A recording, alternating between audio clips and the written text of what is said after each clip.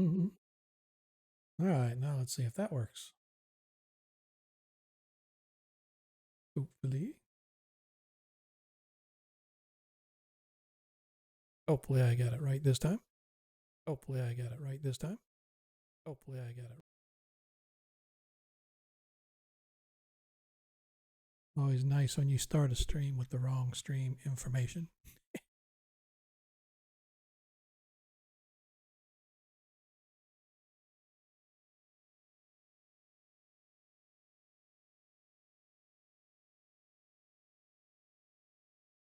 Now let's just see if some of my players start showing up. Hopefully we've got folks out there, as we always start a little bit early. Appreciate y'all showing up early if you are there. If you're not, totally okay.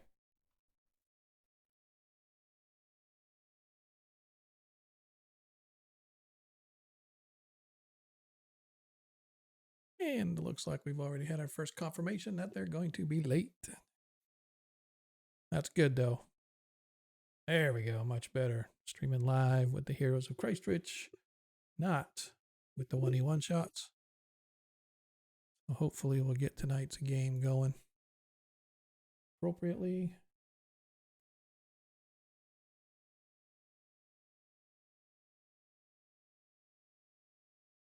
Get some of this hooked up.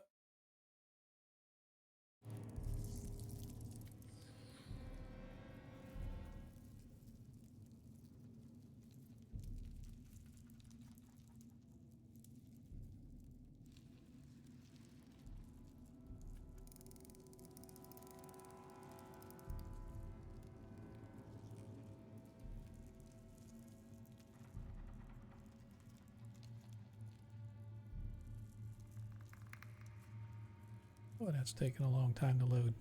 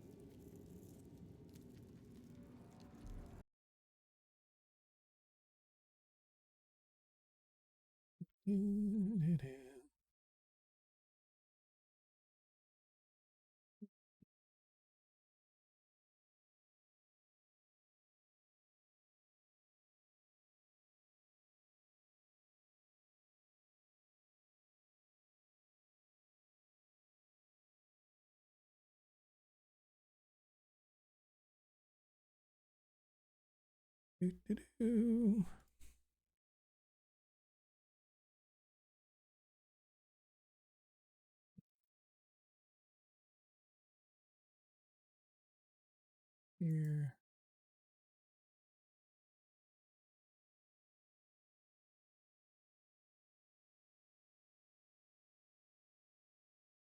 Save that.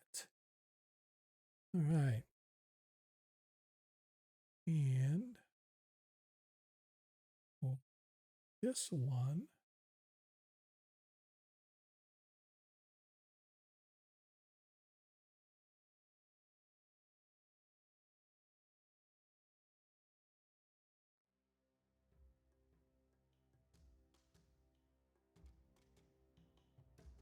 Seems really slow tonight.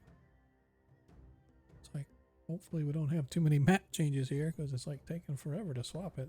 I don't know if it's because my game is slow.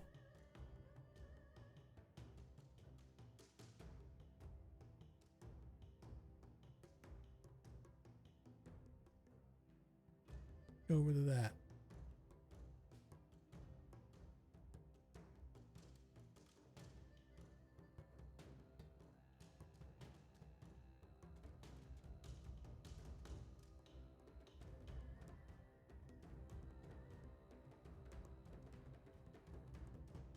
All right, I think that'll work.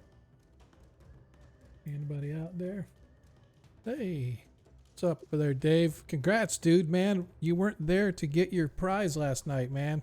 Jay's like, I don't care. Dave's a subscriber and he's a tier 2 subscriber, so I don't care if he's in the stream or not. He's getting this. That was pretty awesome, man. Congratulations on that.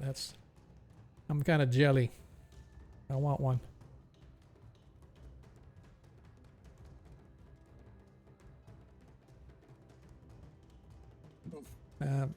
I'm stuck with Monkey trying to make all of my portrait character art and stuff for all my new players that start, whatever. I was kind of hoping I could do it myself, not have to rely on him, but that's all right. Whenever it comes out, I'm going to get a license for it, so.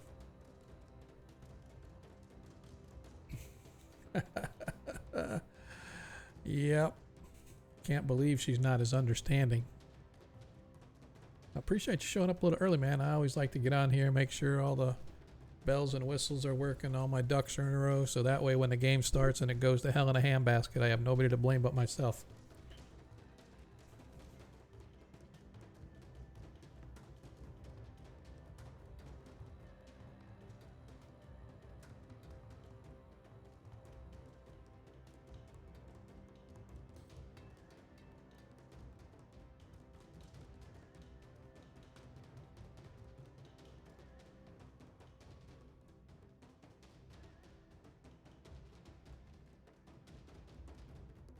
I'm probably going to. I kind of unpacked it and just browsed through it very, very briefly, but I'm going to give it a little deep dive. It's probably going to be a few sessions before they actually get through. Hey, Joik on the ball. What is up, young sir? Appreciate you popping your most famous personage into my stream. And yes, hey, look at this. Oh, Hagar. I dig it. I dig it. So yeah, anyway, Dave, I'm gonna it looks good. Like, I don't know how many sessions it's gonna take these guys to get through. My thought is they're gonna find the guy they're looking for and then haul ass to get out of there because they lost one of their comrades Monday night. So thanks, Troy. I appreciate that, man. But they lost one of their comrades Monday night, so I imagine they're just going to want to, whenever they find who they're looking for, this Macaro fellow, they're going to find him, and then they're going to haul ass. I don't expect them to stick around and try to take on the entire complex, but if they do, more power to them. But I don't think they're going to. So...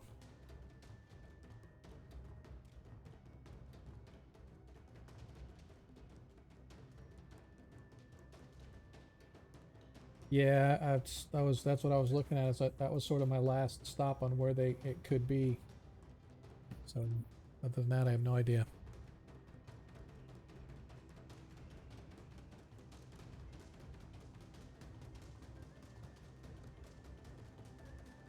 Yeah, I didn't have any cables in that box. The ones that I remember, the ones in the drawer, and I think I put that with. Remember, we got rid of that box of all the electronic stuff. Yeah, I'm just saying we didn't need any of that stuff anymore, I didn't think. But apparently we do now. Well, I wasn't expecting the kids to come in and say, oh, we don't have coax cables.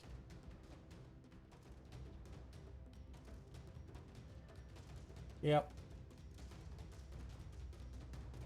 My daughter just moved into her new apartment and we went out and got her own router and all the other stuff, and came into the house and she's like, oh, it didn't come with the coax cable, so now they can't plug it into the wall. So now I'm like, sorry, I can't. I have a game coming up. Can't do it. Nah, you don't have to do that. I appreciate it. I do okay. I think I can afford the $5.46 Walmart's charging for a 6-foot coax cable. I'm pretty sure that the $500 you just tipped will more than cover for it, dude. I appreciate it. So, yeah, I don't know. I used to have all that stuff. I mean, I had a whole, yep.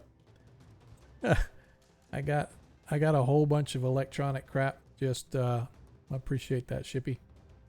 I had just a whole box of stuff, and then it's just been accumulating, and I'm like, you know what? We don't need this crap anymore. So we took it to the electronic dump, and now all of a sudden my daughter needs it. I'm like, son of a bitch. I dug through all my old stuff, seeing if maybe I had an extra one laying around. I know I've got one somewhere, but I just don't have time to dig through my garage to find it. So my wife's heading over there because she was helping them set up their apartment today. So I figured when she gets over there, she can buy them one, and no big deal.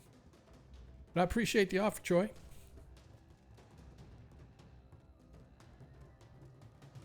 Just trying to get set up for tonight's game. Hopefully my players will show. I know that Monkey's gonna be late. I know that Paviskro said he's probably not gonna make it because he has to work early in the morning again. So one of these days we're gonna get him on a strict schedule where he can actually show up routinely. So yeah, exactly. I had exercise, but I actually got a retweet from Luke Gygax. He, I don't know if anybody follows him on Twitter, but he posted something that one of my followers or somebody that I follow retweeted. And he was at the gym, and he's like, anybody else get their exercise in? And Armin said something about yoga with his wife or fiance or whatever, and I said, I lifted beers, lots and lots of beers. And he's like, I do that too. So I got a retweet from Luke Gygax. So my week is complete. So between Troy Cannonball making his presence known here in my stream and Luke Gygax retweeting my tweet, I think my week is complete. Would have made it better if Dave hadn't won the Jays giveaway and I had won it instead, but you know, we take our battles and our wins when we can get them. So appreciate you guys showing up a little early, whoever thou art may be out there. We will be kicking off the stream here in give or take 11 minutes, 9 minutes. Yeah, you know what, Troy?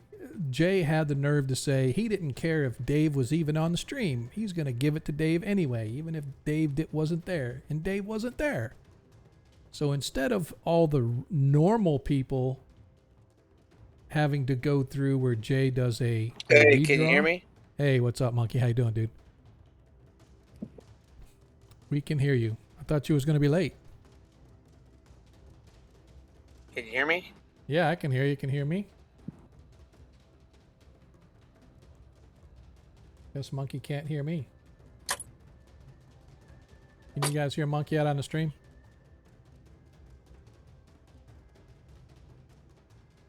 Anyway, like I was saying before I was so rudely interrupted, Dave is like above the normal folk. Yeah, no. I've been telling myself I need to update that. I don't want Jay to get all pissed off at me. Oh, I can hear you now. Hey, there you go. We're just talking about you. Oh, I'm driving. Oh, don't talk and drive, dude. It's not like you know. Okay. I'm not gonna say that. I'm not gonna say I don't care if bad things happen because you're not paying attention when you drive. But now that Dave has a copy of the Portrait Studio, you know what? I don't need your services, man. Now. You're expendable. Oh, dang. But I do need you for music, so unless Dave is artistic enough to go out there on SoundCloud and give us some tunes, then. Oh, dang. Oh, but he's got the basic set. All right. Well, no, I'll just let you know. I'm gonna run behind. Yep. Yeah, that's fine, dude. Back. You know how long it's gonna be because usually we're 15, 20 minutes of talking. And I'm like 15 minutes away, or okay. So it might be 6:45. Oh yeah, no, that's fine. That's usually about the time we usually get started anyway, so not a big deal, man. All right then. Oh, don't get me killed. Troy's out here saying that you owe him artwork, so you better hurry up and get here. Oh yeah. I need to talk to him too because I got some bad news for him. Uh-oh. I got good news, but some bad news because some of the things. We don't do bad news. La la la la la la la la. Yeah, I'll tell him when I get on. I'm plugging my ears. La la la la la la. I can't hear you. All right, I'm gonna let go because I got to park. All right, dude. See People ya. are looking at me. All right. Yep. Chop chop. He says he's got good news and bad news. Which do you want first? It's never good when somebody you commission to do something says, well, we got to talk. It's not you, it's me.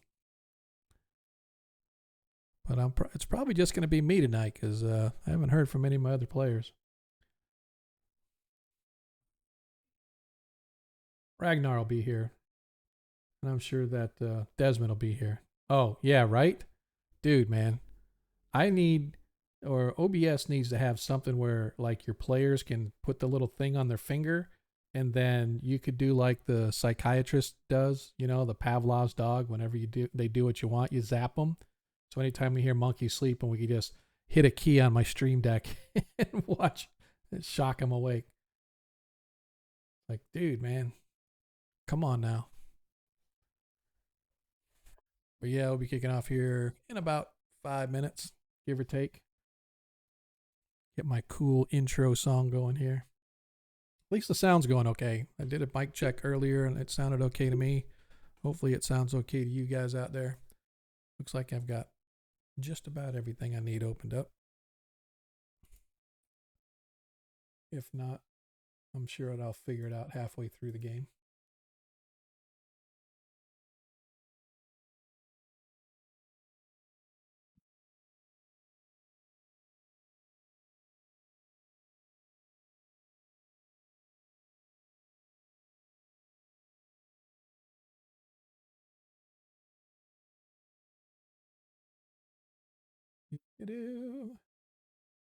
Places of interest. The mines. There we go.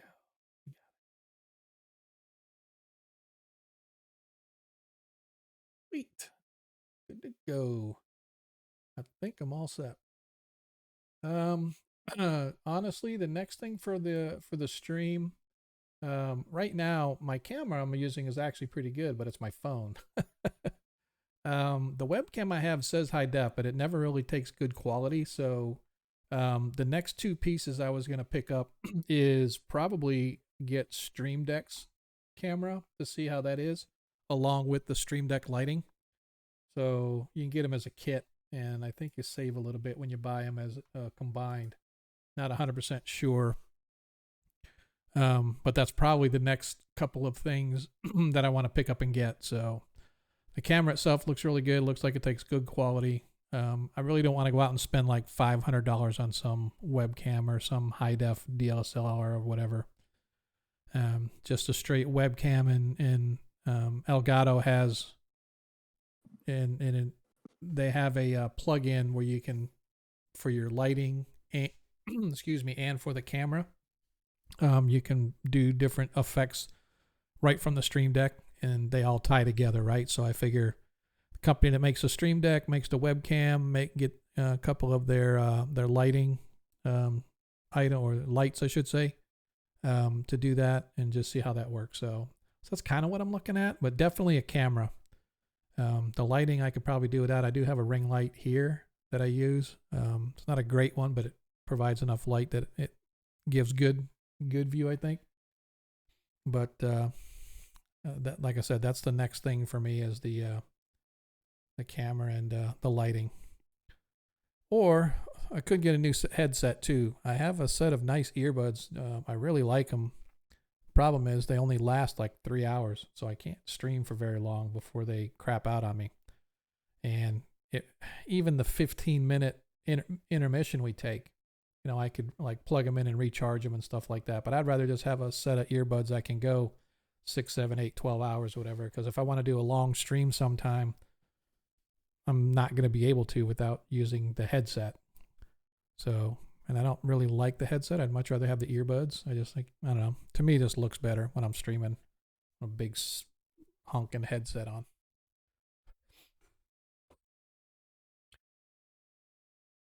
Well, anyway, looks like I am the only one in Discord now. Oh no, Spartan, what's up, brother? What's up? How are you? Not much. Settling in. Just got home. Cool. Well, at least we got two of us here. Monkey's gonna be late. I haven't heard anything from Jacob, but that's all right. Yep. So I'm just going to go ahead and kick this thing off anyway because I'm already behind on starting the music. So wah, wah, wah. Here we go.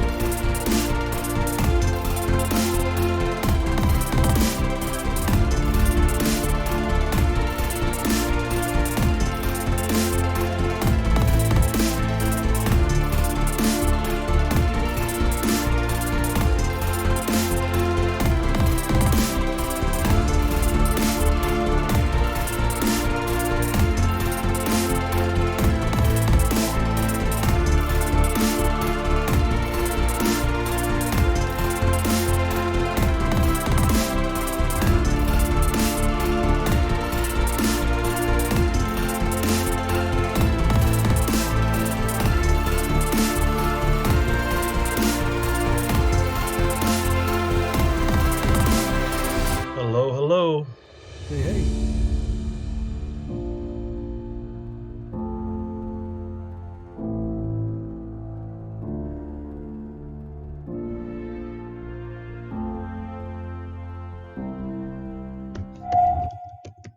And we made it. Hello, everybody. Welcome to the next episode of Agora Quest, our Heroes of Kreistrich edition, episode 24, our 5th edition game. Welcome, welcome, welcome. I am Sean, your host, bringing you together, as always, with the finest gamers that the interwebs has to offer, at least in 5th edition. We would never claim to be better than the first edition, folks. Okay, yes, we are. Yes, we do claim that, and we will back that up with facts. So appreciate everybody that showed up a little early as we walked through our sound checks and just kind of shot the breeze a little bit. Normally, or I should say, we always start at 7:30, obviously, when we kick the game off, but I always like to get on a little early. So if you're bored sometime, feel free to join us just like we do every stream. I'm usually out here about a half hour early. So let's kind of talk about things. I don't know who's that in the background, but don't be playing with your potato chips here while we're trying to entertain our peeps out there. So, if you're new to the stream, please click that follow button. If you love the stream, please click that subscribe button. And if you don't love the stream, just hang out and watch anyway, because eventually you can not help but love what we do here. We are not the greatest stream on earth, but I will tell you that we will entertain you to no end. If it's nothing more than a shit show, at least you're entertained, that's for sure. Every Monday. Yeah, exactly. So we're here every Monday at 7:30 for our first edition game. That is our 1E1 shots, as we call it. And of course, every other Friday, we're here to do our 5th edition game, our Heroes of Kreistrich. Both games are set in the world of Greyhawk. This particular game is set right now in the country of Perrinland, which is the northwest region of the setting of Greyhawk. The 1E1 shots just sort of all over the map, depending upon where we want to be. And if you're into old school D&D, that's where you need to go for your Monday night entertainment, because we are currently going through the Classics Slaver series. They're involved with the Slaver Stockade right now. And that's really what that whole game is about. We just kind of bounce around from adventure to adventure. So if you follow the stream consistently, you know that you can earn tokens for just watching us, because we love you like that. We're just going to throw free tokens at you. You can trade those tokens in to give our players advantages on their roll, in the sense that you can give them a nat 1 or a nat 20. And what that means is if they have it in hand, in pocket, prior to actually needing it, they can swap out any dice roll in the game with that nat 1 or nat 20. So, for example, if I crit them with the nat 20 hit and they have a nat 1 in their pocket, they can say, no, I want to swap your hit out with a nat 1, and poof, that critical damage goes away. And vice versa, if they roll a nat 1 or they need something to succeed, or they're facing a big bad and they know they're close but they just want to finish them off, and they have a nat 20 on hand, they can use that nat 20 to get an automatic critical hit. So, or dice check or ability score, whatever they need to do, they can swap out those dice. But like I said, they have to have it ahead of time. No retconning. So if they're in trouble and then suddenly you decide you want to give them a nat 20 and it's already too late, so bad, too bad, so sad. So yeah, you can give it to the players, you give it to the DM, a specific player, or if you want to just give it to the party as a whole and let the party sort it out totally as well. So let's see. A couple other things. If you're not one who likes to subscribe and get renewed subscriptions, that's totally okay. But if you do want to help support the stream, we now have 2 ways you can do that. You can go to our About page and there's a link to the tip jar, or you can just hang out long enough and wait for somebody to gift you a sub. Hey, Jay, appreciate you showing up, man. Appreciate the support as Lord Kasumba is in the house. He of the Magnificence Lord Kasumba stream. If you haven't checked his stream out, you need to go check it out. No longer 41 years old. It is now 42 years old. Happy belated birthday, sir. But anyway, you can go to our About page, hit that tip jar. A tip goes right to the streamer. It doesn't go through Twitch. They don't get their cut. The payment processor, whether it's PayPal, credit processor, probably has some kind of a fee attached. Well, I do know PayPal does. But if you don't want to do that, we now have a merch store as well. You go out there and buy yourself a t-shirt, a hat, get yourself a coffee mug, whatever the case may be. I am actually going to be ordering some stuff so that maybe I can start doing legit giveaways. Also trying to work on some guys that I know that do stuff that hopefully we can get some kind of a mini sponsorship with little giveaways here and there. So stick with us, man. Come back, tell your friends about us. As I said, if you haven't clicked that follow button, please do so. If nothing else, we want to let people know who we are and what we do. So yeah, all kinds of things you can do to help support your basic streamers. And finally, before we start talking about the game itself, if you are into the Greyhawk scene, if you want to check out some great Greyhawk content, head over to the Greyhawk Creatives page, of which we are a part of, thanks to Lord Kazumba making partner here recently. He set together a Teams page. You go to twitch.tv/team/Greyhawk Creatives. And if you can't remember that, just go to my About page and there's a link to it right there. And you go check out and see the list of other streamers that do Greyhawk D&D type content. You will not be disappointed no matter where you go on any of those streamers. I try to follow every one of them and get to their streams whenever they're streaming. Not just for the fact that they're giving stuff away, because some of them don't, but just because there's some fantastic content out there and stuff. And it's fun, man, to see how other people run their streams and see just how far behind I am in the game of streaming. So anyway, let's talk a little bit about the game. We are the heroes of Kreistrich tonight.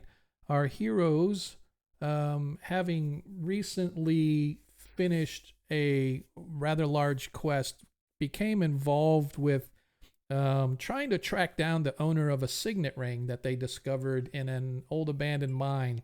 And working back and forth between Traft and Vostrin, they discovered that this family by the name of the Grossmildens were the owners of this signet ring, and they were prominent mine managers, if you will. So they ran mining operations in the Klattsburg Mountains for the longest time. And in a small mining community known as Vermeulen, some calamity happened where the mine collapsed. Dozens of miners were trapped and lost. But worse than that, shortly thereafter, things just started going a little bit awry in the town. People were going crazy. People were disappearing, and people were legitimately just packing up and hauling out of town because they didn't want that to happen to them.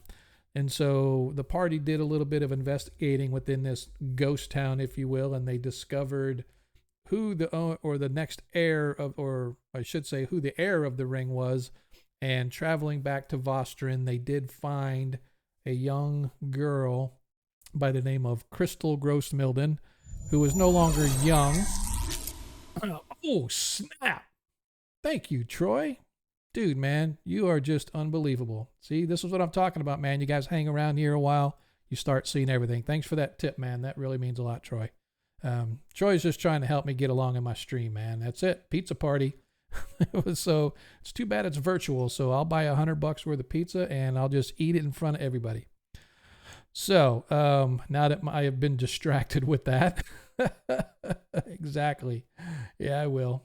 I'll read the note when I get it, dude. So anyway, so once they discovered who Crystal was, they found that she actually had been adopted by the Vermeulen mayor's family. So the Vermeulen mayor actually died in the town, but his family escaped and took the last heir of the Grossmilden family, and Crystal was adopted into that family, and they since have started a logging operation, and they were big loggers in the region still, and they discovered her, returned the signet ring to her, and sort of closed out that small chapter of the story. However, our party, being stout of heart, brave of soul, and strong of steel, decided that they wanted to go finish what they started in the town of Vermeulen. And so they dragged themselves back up into the snowy, wintry hills of the Klattsburg region.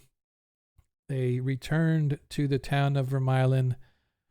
They set up shop in the mayor's house overnight. And then this morning, picked up and headed to the mines because they believe that wherever the calamity started, that's probably where they wanted to end it. And so that is where we left off last episode, as our party had just started moving into the mines of Vermeulen. Let me go ahead and move our map so that everybody can see where we're at. As they moved into the mines, zoom out a little here so you can see they left Desmond's 2 hunting dogs, as well as his 3 hirelings, remain outside the caves and are just sort of hanging out there. What's up? Why are you moving your bird around? Or your owl? Or your pseudo-dragon? There you go. There you go. Whatever, you know what I mean. So it just kind of confused me. I'm looking at this thing fly across my screen. You absolutely can. I was just confused of what was going on. So our party has entered into the mines of Vermeulen. They have... you guys went south a little bit, and you discovered there was a bunch of bats to the south, and so you decided to move your way north, and you ended right here at this little nexus where you have a torch out, by the way, which is lit by, well, it's not really a torch, it's his dagger with the torch-like effects on it that Paviskro has out. And you guys can see that you are currently at sort of this 3-way intersection. There's a branch running off to your left, and your main tunnel continues up to the north. And you will note that you can see probably 20 to 30 feet down the tunnel, just on the edge of the light, you can see that there is the tunnel itself begins to fill with rubble and rocks, looking like some sort of a cave-in or something to that effect to the north. To the northwest, you can see that the tunnel goes for about 20 feet or so, and then it hooks around out of sight to the left. And that is where we are going to begin tonight's episode number 24. Already on the 24th episode. It is. We are on episode 24. Can you believe that? That means that we have been going for 48 weeks, roughly. not counting a couple breaks here and there. So yeah, we actually started last March, so we're a little over a year old, comparatively speaking. So appreciate everybody that's hung with us all that time. Come on, man. We're going through the third trimester. Hey, That's it, Sean, man. Yes, sir. we got a natural 20 from Iger, and I broke your map. How'd you broke my map? Oh, I no, don't that's know. I don't oh, know. somehow you moved your bird outside the walls. It's probably the way the square works with the lighting Yep. effects. Yep. I just slide through it. Roll 20 does that a lot as well. Yeah. So I tried to connect all the dots when I was building walls around this, and so I'm no expert. I did not, as you can see, how the light kind of goes. You can see where I drew the walls. The walls is where the black starts. So if you happen to go outside there, then potentially you could break it. But that's fine. I'm not worried about it. We can get it fixed. Is this confirmed that my dragon is Deadpool? That's your what? Is it confirmed that my dragon is Deadpool? He broke the wall. Oh, yeah. Whatever. All right. Appreciate that, Iger, for giving us that nat 20. Let me go ahead and put that on the dice tracker. So, we have everybody here except, well, I know that Monkey is running late, so he is not quite here yet. And I do know that Paviskro will not be here, so I will play him as fodder. Although he won't run into combat per se, but he is not going to be a leader of this group. So it's up to Desmond, Ragnar, and Nilo currently to sort of run this show. So what do we wish to do, gents? And ladies?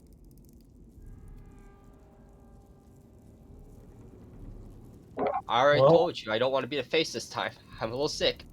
Listen, man. I can't even see what's happening.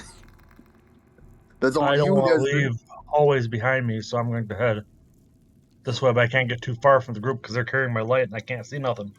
All right, so Would I you like will. a light? All right, I will. I'll move, and I'll make sure that I keep Paviskro second in line, so at least he has the view for everybody. In order for me to do this, though, I actually have two different maps running. By the way, if those that use Foundry or haven't seen Foundry, I actually was talking to some Foundry users, and this is a great idea. On one map, I can actually see the DM's view, so I see everything, and I can move everything and do whatever. But on the view that I'm showing on the stream, I created another player called VTT Viewer. And that VTT Viewer player has viewer rights, or observer rights as they call it, to all the players. So whenever somebody moves, my VTT Viewer map will show where they're moving and do all that stuff. But they see the view that the players have. But it's an aggregate view, so the VTT player can see what everybody sees together. So he can see what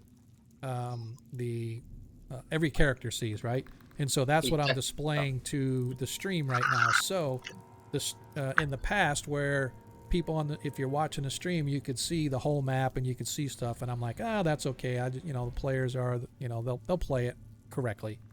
But now it makes it a little easier for me and a little more, I guess, realistic, if you will, where you guys only can see what you can see when you get there. So I thought that was kind of cool. So I'll have to move Paviskro's Eagle as well. Do you want to? Is it possible to give moving rights on tokens without giving full sheet access? What do you mean? Because I'm pretty sure none of us have any problem helping you move the token, helping you move. Oh yeah. So what I would have to do is I would have to go and set the rights for a token. Yeah. So for example, let me do that really quick. So go over here. Where is it? Go to here. Let me go to configure permissions, and I am going to give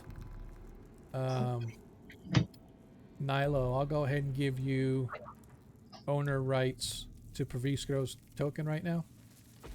All right, since we both use magic, pretty much. Yep. All right. And then I am going to give and I'll give owner rights to his eagle as well. So if you don't mind moving yours as well as Pavisgro's tokens I and gotcha. your familiar tokens, if you don't mind doing that. If it becomes too much, then just let me know and I can switch it back. Or I can do it, right? So, but anyway, so as Pavisgro sort of moves up Can't with the move torch, it. providing a little light, you can see that the tunnel turns and heads back to the south and then bends out of sight to the right as you move south.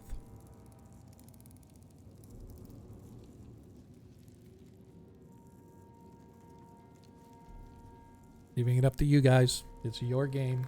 The DM can't drive the show. Yep, I'm just carefully moving forward, Okay?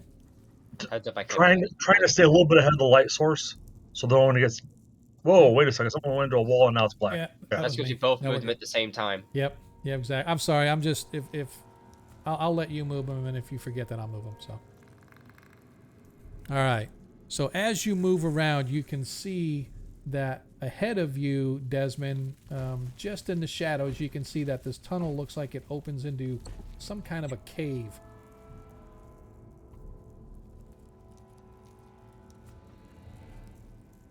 Okay. I have my longsword in one hand and my Okay. shield in the other, Okay. and I'm going to move forward. Okay. The tunnel here, you can see it winds back toward the entrance where you guys came in. However, it ends in several odd divots and alcoves with rocks at various heights.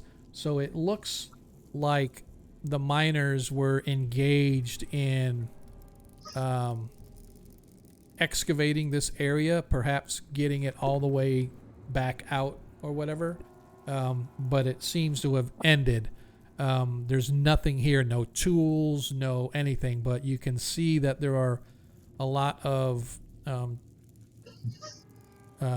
divots and pock marks and whatnot where they were chipping into the wall.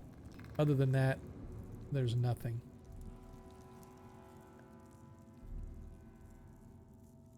Hmm.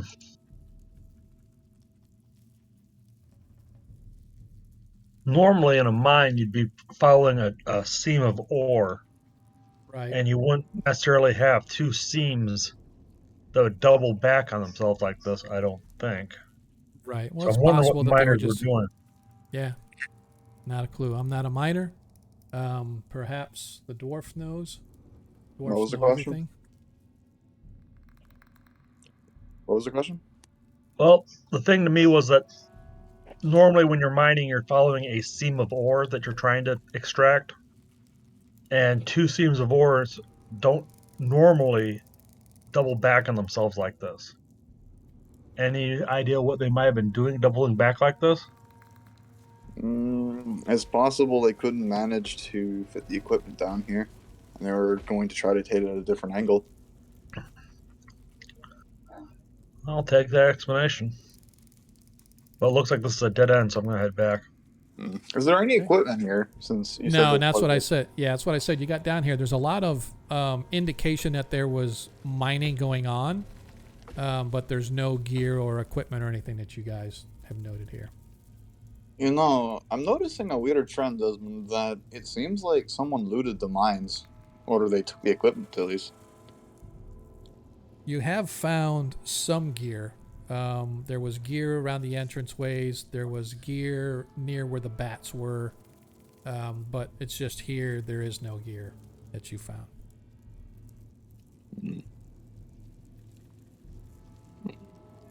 Doesn't make good then. Like if they didn't take the stuff from the town, which would have been the easier pickings, there might be something living down here, outside of the creatures we ran into.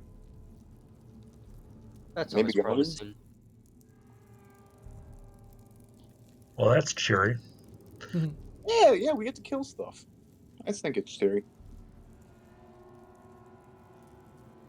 So as you continue to work your way back around, you feel as you guys are walking that feeling that you had when you were in town, as you recall, that uneasy feeling as if something was like watching you. You have this feel of unease that sort of washes over you. You swear that you could hear movement, scraping of rocks somewhere coming from deep within the tunnels and just echoing down the halls. But you can't really place exactly where it's coming from. Probably not from the entry, but maybe. You can hear the light chittering of bats to the south as you begin to work your way to the north. As you get to where you're at, Desmond, first of all, before you go any further, from where you're at, you can see that mounds of broken rock block the tunnel from ceiling to floor up ahead to the northeast. The other parts of the cave-in look like they were passable at one time, or at least it's partially passable for about the first 10 or 15 feet, but after that, as you get up closer to this area up here, it gets completely blocked up there. So it's impossible. You can't go any farther. Nope. No can do. Cannot get any farther. Right there, however, comes the first interesting thing, if you will, that you have found since you walked in here. Okay. Can my The pseudo dragon opening where check you're for at treasure? right here. I'm sorry, what's that? Can my dragon check for treasure in a pile of nothing? Sure. As you get to this spot right here, the opening of this tunnel, hang on just a second, guys. I need you to roll me a dexterity saving throw for your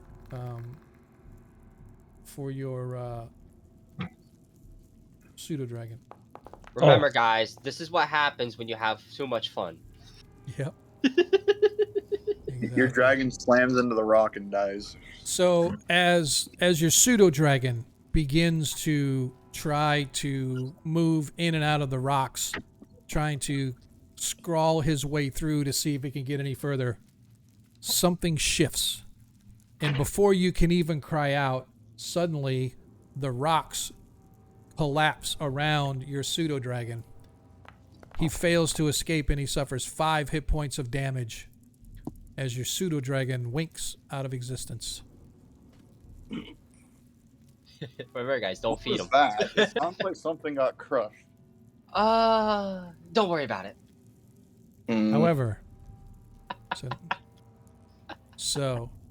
However, as you move to this area right here, the landscape begins to change. And it doesn't change slightly, it changes rather dramatically. The opening of this tunnel where you're standing at, where Praviskro and Desmond are both standing at, is nearly circular. It's not, although it looks like it was carved through at one point, now it looks like it's just been smoothed and made completely round, like the opening of a throat. The opening is, as I said, circular, and black moss covers the entire area, walls, floor, ceiling, as far as you can see in every direction. Looking into this tunnel, you can see that there are numerous branches going off in all sorts of directions. Every single one of them covered in the same thick black moss. It's almost eerie, the way it looks like somebody just sort of put up walls and sheets and floors of this moss-like material. It just sort of has an uneasy look about it as you're walking into a dark, pitch black tunnel. As you step into the zone, Desmond, you realize that your boots are making no sound. It's how soft this and thick that this moss covering is. Desmond, do you know what this is called by any chance? What it does? No. But I'm willing to crouch down and take a better look at it and roll nature check if you'd like. All right. Go ahead and give me a nature check. But that isn't going to get me anywhere. Yeah, looking at it, obviously it's moss of some kind. And you can sort of peel it away from the wall slightly to see that, well, first of all, it's a uniform layer. It's like walls, floors, ceiling, everything. It's just like this thick padded stuff. You can see behind, what's interesting, the walls are completely smooth. There's no pick marks or axe marks or any indication that this was dug naturally through the mining operation. Again, no scratch marks, no signs of excavation at all. And as I said, as you're walking, the padded walls muffle the sound, making it uneasy to sort of stand in here. It just sort of has it's like you're walking through a padded room, and it's almost like it's constricting, a claustrophobic kind of a feel about you as you're walking. And the hairs again on the back of your neck, and you hear muffled sounds coming from the distance. Come on out, you little shit. Things again look like they're like at the corner of your eyes and stuff, and you get a feeling of vertigo after you take a few steps, and then it goes away. And you can see, as I said, the tunnels leading into darkness, and they lead off in all different directions. Guys, just so everyone knows, I think I'm going to stick to this main corridor, hoping that these little ones just kind of bend around each other. Alright.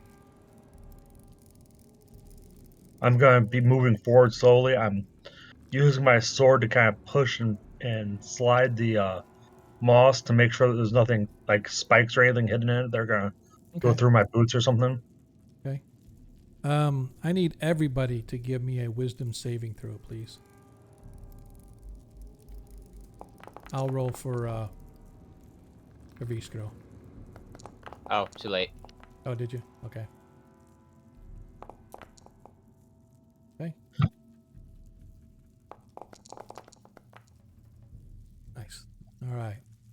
So, as you walk and move, Nilo, suddenly you hear a scream and a pitch of a woman's voice coming from somewhere you don't know where. It just echoes throughout the walls. It's a muffled echo, but an echo nonetheless. You hear "Help me! Help me! They're going to kill me!" You don't know where it comes from, but you can hear it.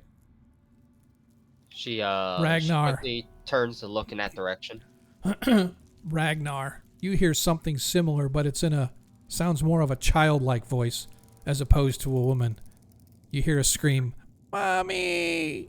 Is it Nina? Doesn't sound like Mina. Mina has more of a gnome sound, a high pitch, but it has a high pitch. Yeah, like a child's. This is more of a child's voice. Perhaps a boy, perhaps a girl. Can't really tell. Still at that really super young age where all the voices sound alike. But the rest of you don't hear anything, but you have this sense of unease, as if the very walls themselves are alive. The little like hair-like things that are on the fungus and whatnot look like they're swaying in a breeze, although there is no breeze in here. I'm going to mutter a brief prayer to the Shalom and cast protection from evil on myself. Okay. What that's going to do... Actually, just a second, I did this wrong. I believe it's disadvantage to attack you. I also cannot be charmed, frightened, or possessed from by good them. and evil. I thought it was just a flat AC bonus. Not in this edition. Until a spell ends, one willing creature you touch is protected against certain types of creatures. So aberrations, celestial, elemental, fae, fiends, and undead. Okay. The protection grants several benefits. The creature of this type has disadvantage on attack rolls against the target. The target also cannot be charmed, frightened, or possessed by them. Okay. If the target is already charmed, frightened, or possessed by such a creature, it has advantage on any new saving throws against the relevant effects. Okay. Basically, having encountered a mean lock, I'm doing Fae. Okay. And having encountered the mean locks once already, my intent is to not fall for their little fright BS again. Yeah. And I think they're using illusion, magical deception to try to trick people. Right. Agnar's just confused because where would there be children here? There's literally nobody living here for miles. It's the But mean again- locks trying to get into the Fey creatures trying to get into your heads. I mean, they're tricksters to an extent, but you think they'd use more logic. I don't know that they're intelligent enough to. To be fair, honestly, what I was expecting them to use was your minions. As We you left them continue to outside. move around, the unease continues to follow you wherever you go. Although you're not afraid, you understand that the meanlock creatures can have this effect. Still, it weighs on the back of your minds as you go down into and deeper, looking for wherever these things may be hiding. I'm going to attack and kill it. Hey, monkey's here. I don't have to move him anymore. Oh, sorry. Yeah. Monkey see, monkey do, monkey got cleric shit. You move down into this completely moss-covered chamber. It is a dead end. As you guys continue to follow your comrade out. Stay alert. Don't Let me worry, know I when the have 10 my minutes is weapons up. already. What's that? Let me know when the 10 minutes is up for the protection from evil. Oh, it's already approaching that as you guys are moving. As you're moving slowly, it's still going to be. I think we lost Nilo. Did we? No, she's under Puppy Scroll. Oh.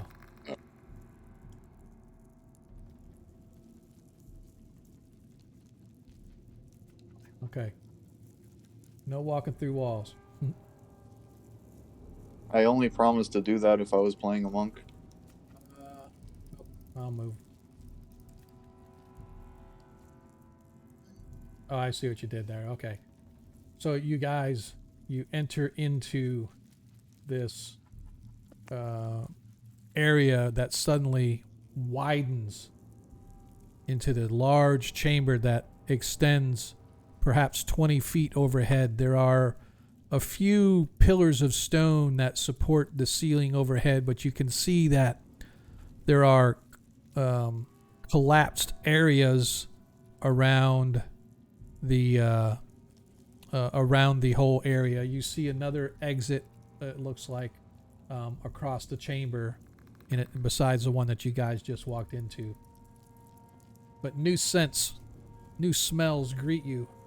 It's a musty, funky smell of decayed fabric, old furs, and the smell of rot lingering in the stagnant air. As I said before, you can see thick pillars of moss-covered stone support the 20-foot-high ceiling, and you see several waist-high slabs of stone sort of dominate the whole central area of this particular room. I'm gonna go and examine the slabs.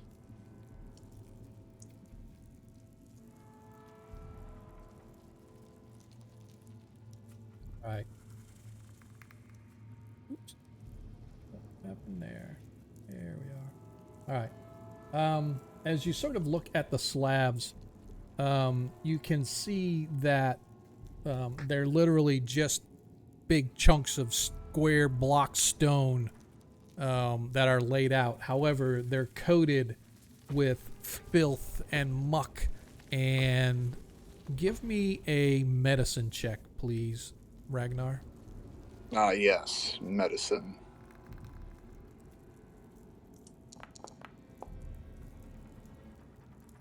As you look, you can tell that the dark stains on these slabs are obviously blood.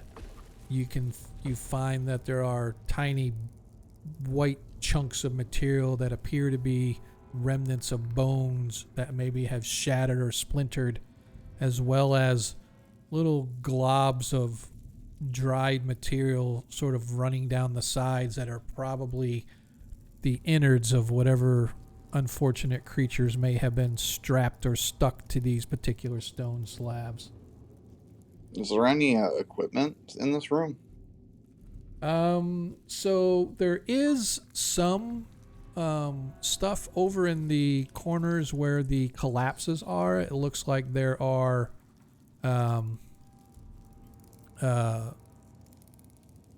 pickaxes and shovels, etc. But what is everybody's passive perception? Passive? That would be Yeah. about a solid 12. Mine's a 14. Nilo's is a 10. Yep. Paviscro is a 11, I think.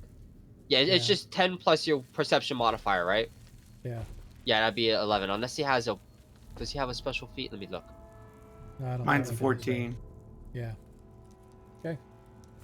All right. Yeah. So or that's- 16, depends. yeah, that is the basic gist of what you see as you examine the or continue to examine and look around these various slabs.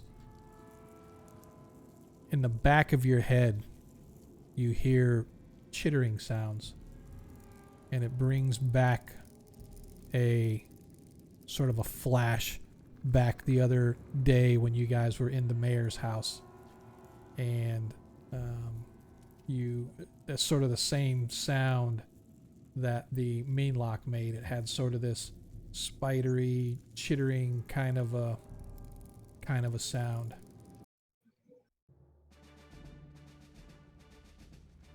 And just like that, you see appearing out of the shadows.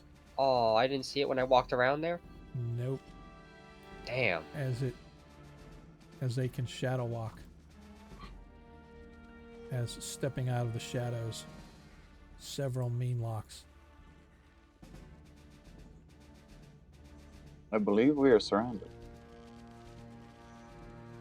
We are surrounded! Oh, we have you surrounded, but not only from this side. I fucked that up. Never mind. Fuck it. No. We're surrounded, those poor bastards. Oh, that was it. We have you surrounded, at least from this side. Yeah, exactly. I cannot do his voice, especially when I'm sick. I'm sorry, any DF2 fans. It's totally okay. I go, Meanlocks, you're here finally, and we can end them. Yeah, these are just the underlings, I think. Wait, aren't those Umber Hulk pictures? Nope. Okay, Yeah. those Those are are mean locks. Yeah, we those were look getting like Umber Umber Hulk. Hulks. That's the time I need to go all out. Yeah. Yeah, that looks scary like Umber Hulks. I'm sorry. Yeah. Yeah, I wish I could send it to the VTT. However, the mean lock here is first as he targets Desmond. I believe they get 2 attacks. Just let me double check. First of all, any beast or humanoid that starts his turn within 10 feet must succeed on a DC 11 Wisdom saving throw or be frightened until the start of the creature's next turn. So just remember that. So before you can do anything, you have to give me a saving throw. And I thought they get... okay. Yep. So they get an attack, and if they hit, you must a DC 11 con save or be paralyzed. So. All right.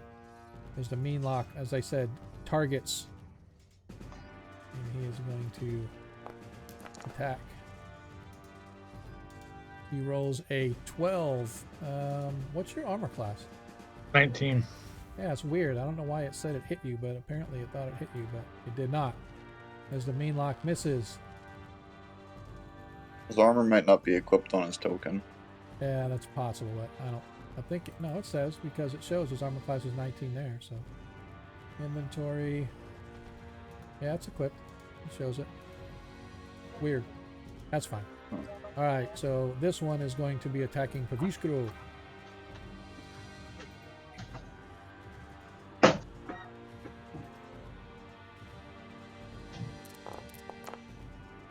Oh, I see it as soon. It's automatically rolling the damage even though it doesn't hit. All right, misses. Yep, that misses him. Yep. Dang it. All right. Nilo, you're up. All right.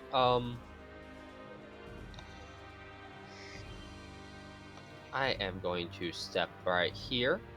Okay. I'm back to back with Desmond here as I bring my shield to bear and smack my lungs. Okay.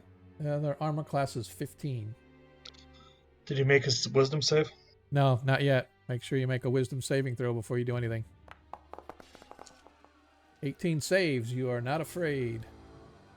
Not afraid. Correct me if I'm wrong, right? But it's Shadow Step is a movement. Its Shadow Step is an action. So But- really quick. Does it count as movement? The mean lock can teleport to an unoccupied space, so no, it's not considered movement.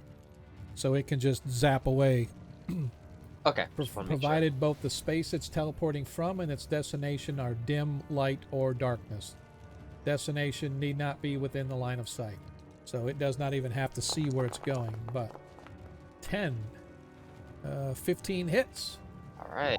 Nicely done. And it automatically, I'm just making sure it automatically clicked off. Nicely hit.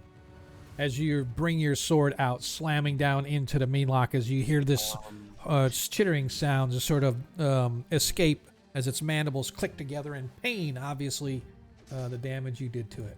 I have no bonus actions I need to do right now, so I'm going to let that go and move on to the eagle, which is All right. Pavistro's turn. Yeah, I am going to actually remove the combatant from there so he's not in the... And that will leave... Ragnar. You're up. And it is just going to...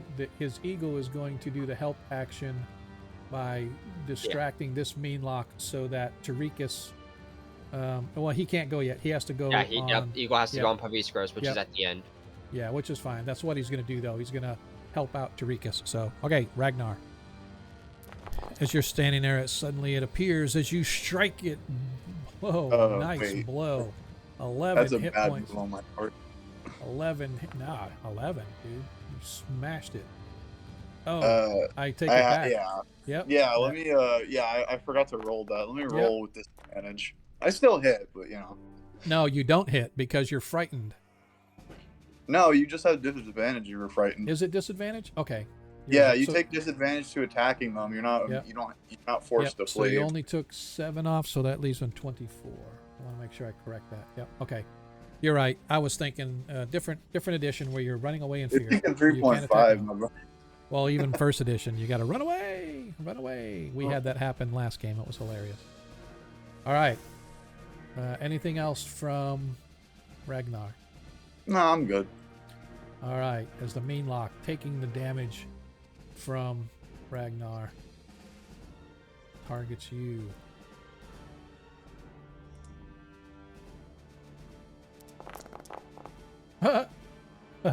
Pretty sure that missed.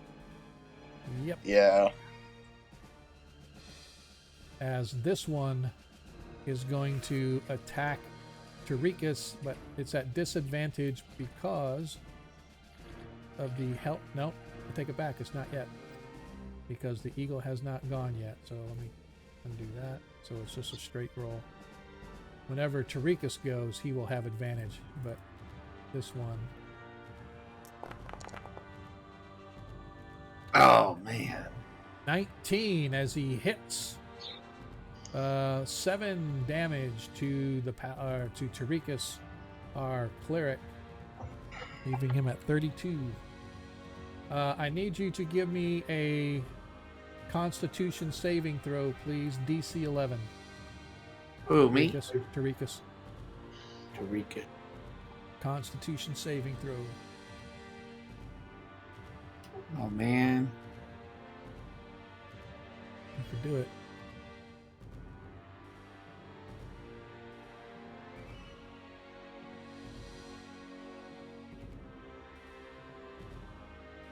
Nope. You can't. They do they get to attack you if you cast a spell in close combat? No. I couldn't remember 5e.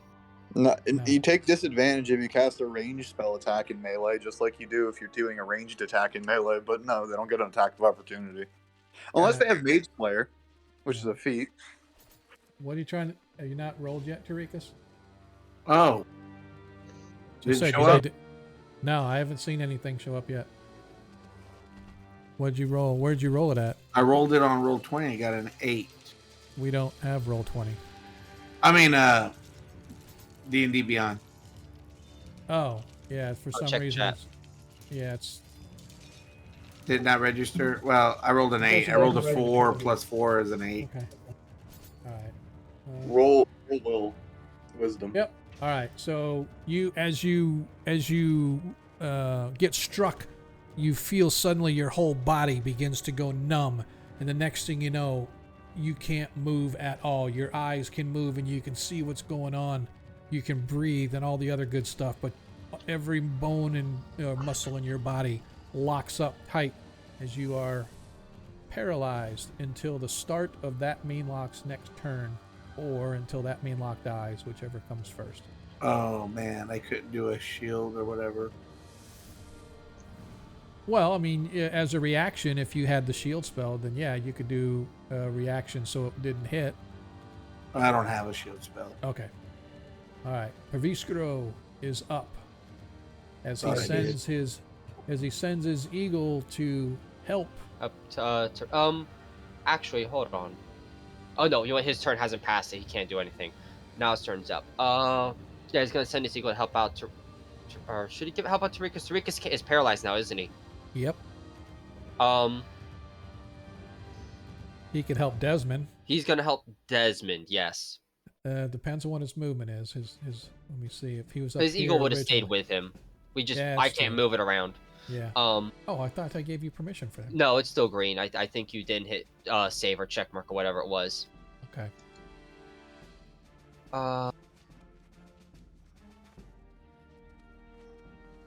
He is Oh. going to try to help out Desmond, though. Not Desmond, Tarikas. He is going to magic missile the one attacking Tarikas. My apologies. I set you as an observer, not as a. All right. Now you have rights to move himself. All right. My apologies. Now, what is he doing? He's dealing 6 damage to the Meanlock that attacked Tarikas. Which, Gotcha. if it automatically took the damage off, it's just going to be another 4. Oh, 'Cause okay. yeah. Gotcha. I wonder if there's a way to customize the script where it does 1d4 times whatever. But then again, you can always just change the Well, I target. thought it should. I don't It know doesn't. why. Because here it said it did 3 darts. Okay, yeah, whichever. Well, I'll actually have to take a look at that because I thought it did it automatically too. Well, the thing is, he can also choose his targets. That's true. Each missile can do a separate person, so it's best to do just I the see what you're 1d4. Yep. Yep. And he gotcha. picks. Yep. Yep. Just a little maintenance afterward. And it's going to help, and the eagle is going to help out Desmond. Desmond. Yep. As the eagle comes over to help Desmond, Desmond will now have advantage on his attack whenever he attacks the next. It doesn't stay Meanlock. next to the Meanlock.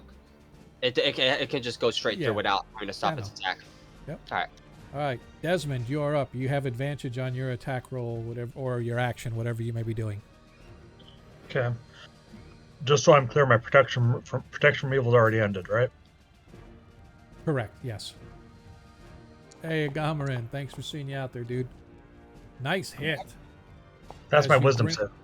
Oh, it's your wisdom save. Okay, even better. Nice wisdom save. Now you can attack. Hey, there you see? Nice. Good I want things to moving. remind us all that we do have a natural 20 for the players still. Yep.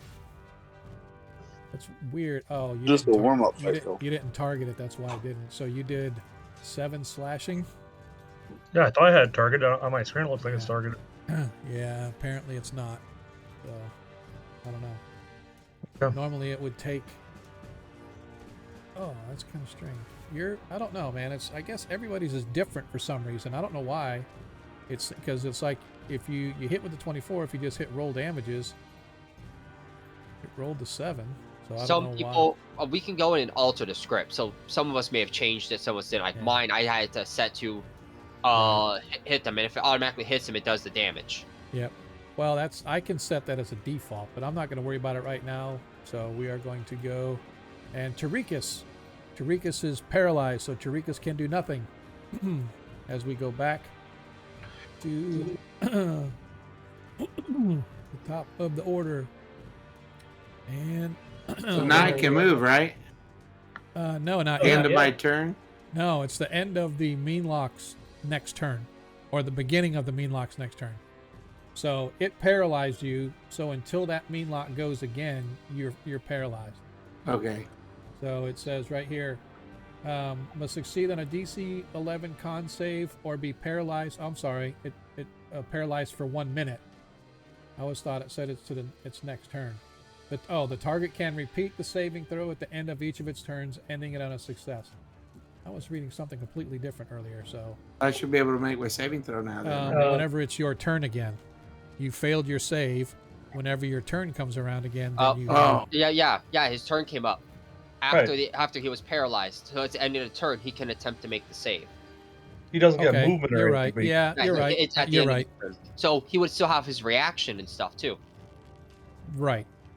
So again, I will give you your yes, Tarikas. You can try again to unparalyze yourself. Okay. Let me try rolling the game. Did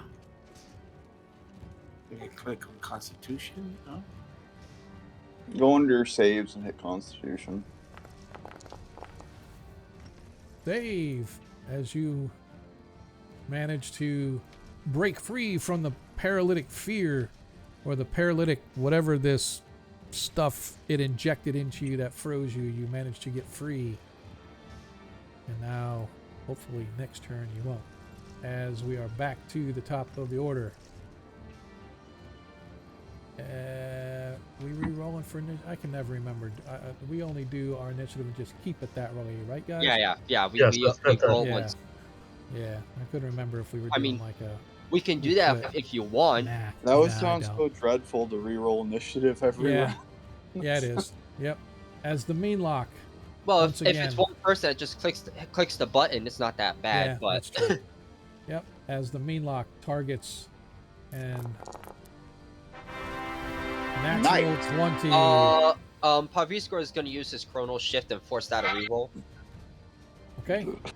I forgot about that. Told you, Sean. They're strong. What? I told you anything from talking. Strong If like I that. see something within 30 feet of me, I can force a reroll. I can do this after I see if it's a success or not. I was just looking and says, oh, suffered an open wound from a critical hit. See, I am going to, and this is just a sidebar, with some of these new modules and stuff on there, they have things like critical tables and stuff, so you can do like critical wound tables, and then basically if you suffer a critical wound, it'll automatically roll and pull something from the critical wound table, like, oh, you lost a leg, or oh, it, ripped open your throat, or something like that. But Can you whatever. customize the critical roll table? Yes, you can. Nice, as I've always loved critical roll tables and massive damage tables, but I did not like the ones offered. Yep. So let's see if I can go ahead and get another. God damn it. Woo! You suck. Just He kidding. turns around, speaks in his accent, I'm not going to attempt, and a little clock just starts winding back up as the swing that would have hit Desmond just goes back up to the top, and then he swings again and misses. Desmond, you feel this solid blow striking into you, and then it's almost as if time stands still and winds backwards slightly. You're almost caught off guard as you realize that. Did that just happen, or too late?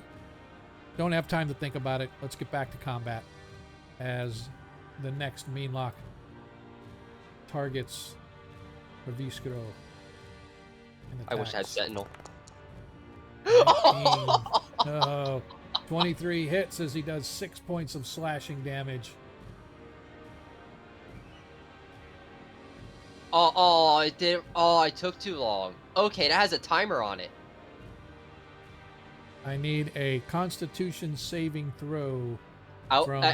When he hit, I had an option to pick a reaction Yeah. when he hit me, and I'm like, should I use shield or not? And it just disappeared and he hit me. That's I was cool. wondering, he already used his reaction with the Chronal Shift. He did, yeah. But it's still cool. The fact that when he hit me, it popped up Yeah. with a timed reaction and it dissipated. That's still That's cool, funny. though. Yeah. All right, you But said anyway, I con need save? a DC 11 Constitution saving throw.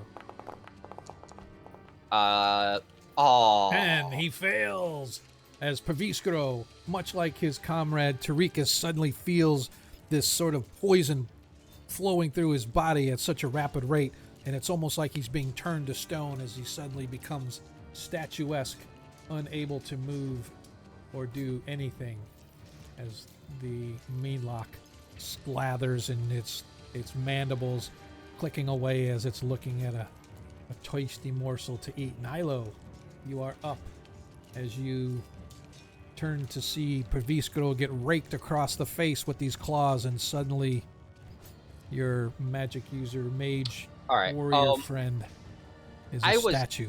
Unaware of certain abilities and actions that you can do in this game until I started looking through a special book. I'm going to try to shove this Meanlock over here. Where'd you get this from? It's a standard action that you can do where you can just shove a person 5 foot. Okay. And everybody has it. I'm going to try to shove him away from Paviskro. Okay. And it's a strength save, if I recall. Or athletics. Let me double check. Yep. Let me know really quick, because I've seen some of these, but I always thought they were optional rules. But I don't mind. Shove aside is optional, but it's an addition that you can do with the shove one. The shove aside allows you to throw them to the side of you. Shove pushes them away. That's what I think. Agamrin. I think something similar. By the way, don't forget, it's folks. It's a special melee attack. Special melee attack? It's a strength check, not a strength save. All right. So is that contested for both of us, or he just has to do a strength? I mean, I'm not sure what the mechanics on this are. I think I have to beat his AC specific, because it says an attack roll. Okay. So attack roll, armor class 15, so you have to do like a strength check to beat a 15? I think so. I don't know that I want to go with that. Using an attack action, you can make a special melee attack to shove a creature, either knocking it prone. Yep. Okay, I can roll an athletics versus their athletic score as well. Oh, okay. So two athletics going after each other. Yeah. Okay. You know what? I'm going to do a contested. No, do athletics. Contested athletics checks. I'm fine with that. Well, the thing is that for the target, the athletics check is either dexterity or strength, their choice. Right. The shover, the person doing the shoving, has to use strength. Right. Gotcha. Okay. All right. So I am going to. I'm actually going to use his acrobatics because his dexterity is higher than his strength, and so. You can't do anything about that. Yeah, as you succeed in shoving him. Now, how does the mechanic say? It says you can shove them back or prone. I can shove. I can do either or. I'm going to shove him away from Paviskro, which is I want to put him right beside the rock here. Yep. As you get a hold and you shove him away, as the Meanlock is, they are small creatures, they are small fae, so it's not like he's like able to defend, but you do manage to overpower him as it tries to wrangle with you, but you basically shove it backwards, slamming it backwards into the rock. It shakes itself slightly and then see its claws begin to once again. I'm going to move up afterward because it is an attack action. Okay. And I can actually use other attacks if I have multiple attacks too. But you But I don't have multiple attacks, so I'm gonna. You have You know what? second wind or anything like that? I do have a second win. Well, not second wind, but is that yeah. what it is for? I have action surge, yeah, but I'm That's not what I going to meant. use it Thank yet. you. Okay. That's it. Okay. Nicely done. Nice find too. Ragnar, as this tiny little thing in front of you that you can see its outline of its shape as it. Tiny little weak thing. Here's the question: the fear effect, is that still a thing I have to roll for every round? Every round, everybody has to do the save. Just checking before I do anything. What was the DC? DC is 11. Does matching beat or lose? Matching beats. Okay, so now I have my full power, and I'm going to cronk him. Okay. I did not cronk him. No, we're not. Exactly. I need He's gonna to walk see, over here.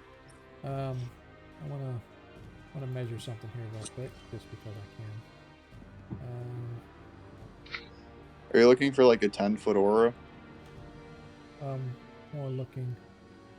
All right, so every mean lock, except for the one up on Tarikas, is actually going to be at a disadvantage on its attack rolls because of the light being given off by Praviskro's torch.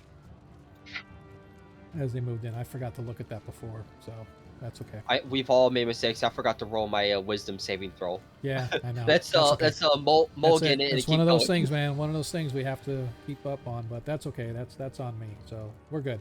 So anything else that you want to do, Ragnar, since you did miss? I'm good. I use up my actions. All right. As the mean lock goes to attack against you, although it is. What would you like to do, tiny man? Let's see.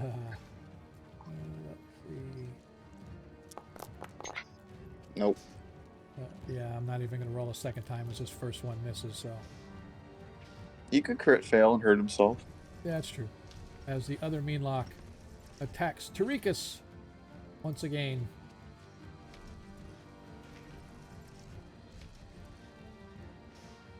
This one is a straight up roll. Yay. Not quite. 13 misses.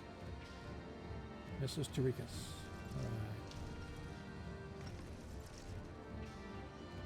Yeah, I think you're right, Agora. Mean locks can be pretty tough. Praviskro, need him to roll a Constitution saving throw, please. See if he overcomes. As he overcomes the paralysis of the. He has reactions again. What's that? And so he has his reactions again. That is correct. Does he have to physically order his eagle, or can his eagle continue the same command? No, his eagle can just continue to do. All right, he's going to continue to give advantage to the one Desmond is fighting. Okay. Desmond, you are up. You have advantage on your attack roll against the mean lock before you. Okay. Just a second here. I'm trying to decide exactly what I'm doing. I guess. I'm going to target it with my Slayer's Prey. It's going to give me an extra D6 damage. Okay. And I guess I'm going to attack. So, okay. Finding my... Natural 20. Nice. Oh, shit. Natural 20. Wait, who got that? Desmond hit with a natural 20, did 11. He just rolled he rolled 2 8s right off the bat. Oh, there we go. Now the chat's catching up. Yeah. And now it's an extra 8 also on top of the double 6s or the double 8s. That's all right. As you slam down on top of this, the mean lock, it tries to avoid your blow, but unfortunately, it's such a powerful blow. It cleaves through, and the mean lock screeches as it sort of puffs into just a puff of smoke as it gets sucked back to whatever plane of existence it came from, and it is no longer eligible for combat. Oh. Plan to move or do anything else? If not, it's Tarikas. I'm going to move. Oops. Over here. Okay. All right. And that'll be the end of my turn. Tarikas, you are up as this Meanlock before you. You have felt its powers surge across and cause your bones and your muscles to freeze. You finally now have it in your sights and you're able to attack it freely. Okay. I tell it, you have made a mistake. And I attack it. Hey, creep. What is up? Yo, creep. Outside. Yay. Mhm. Alright, so Tricky's gonna kill it. What's that? Tricky's gonna kill it. It's going to try.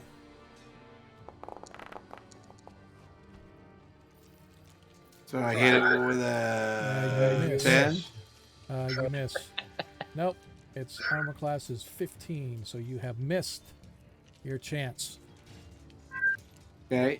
Don't worry, help's coming there, Tarikas. Help's coming. Just don't get hit again. My bonus action. What bonus action do you have? Spiritual weapon. You didn't cast it. You have to cast it first. I have You to can cast bonus. Yeah, it's a bonus action. What's You're that? paralyzed the first turn. Yeah, you have to cast it, and then as a bonus action, thereafter you can move it and attack and stuff. The casting time of spiritual weapon is a bonus action. Okay, so you can cast Oh. it, but you're not going to be able to attack again this round, I don't think. Yeah, it's supposed to be able to It attack. attacks the first round it appears. Really? Oh, Yep. yeah, you Even pop if he's it already in, attacked? Yes. Yeah. you, pop, Okay. you summon it next to what you want to attack and it swings. That's Okay. pretty much what happens. I Alright. think it's like, what, a move action to move it afterward or still bonus? Yeah, no, it's a bonus action to move it. But I would always, because to me that means that now he gets 2 attacks. Functionally, yeah. Okay, I didn't think they could have 2 attacks, but if I'm wrong, I'm wrong. I have Yeah. another character built directly off of that. Okay, no, I'm fine with that. I always thought that it was still just a 1 attack. I knew you can move an attack with it, but that's fine. Wait till he gets cherubs. Yeah, exactly. All right, Sure, go ahead since and they go sure. ahead and go ahead and attack or cast your spell and attack.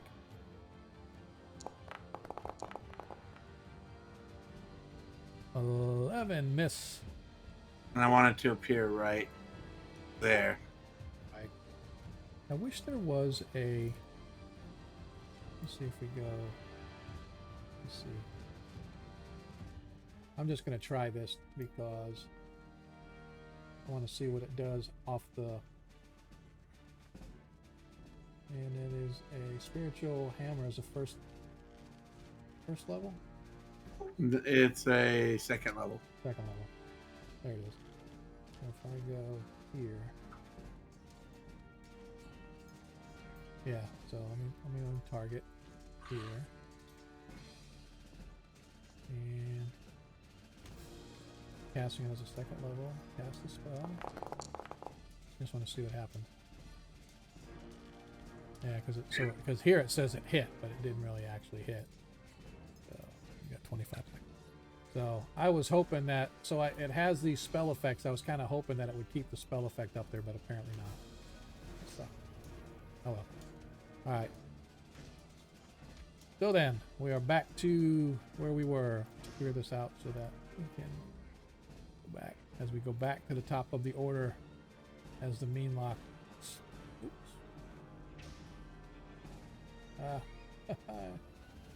DM needs to figure out what he's doing. As the Meanlock slides over once again. Thank you, darling. What'd she give? Natural 20 Nat 20 for the party or for you? for the Tarikas. Nice. Appreciate it, creep. She felt sorry about you missing so many times. Yeah, exactly. All right, as the Meanlock slides over, its claws raking out once again at Praviskro. 19, 24, or 23 hits as he suffers 9 hit points of damage. And I need him to give me a DC 11 saving throw, or Constitution saving throw, please.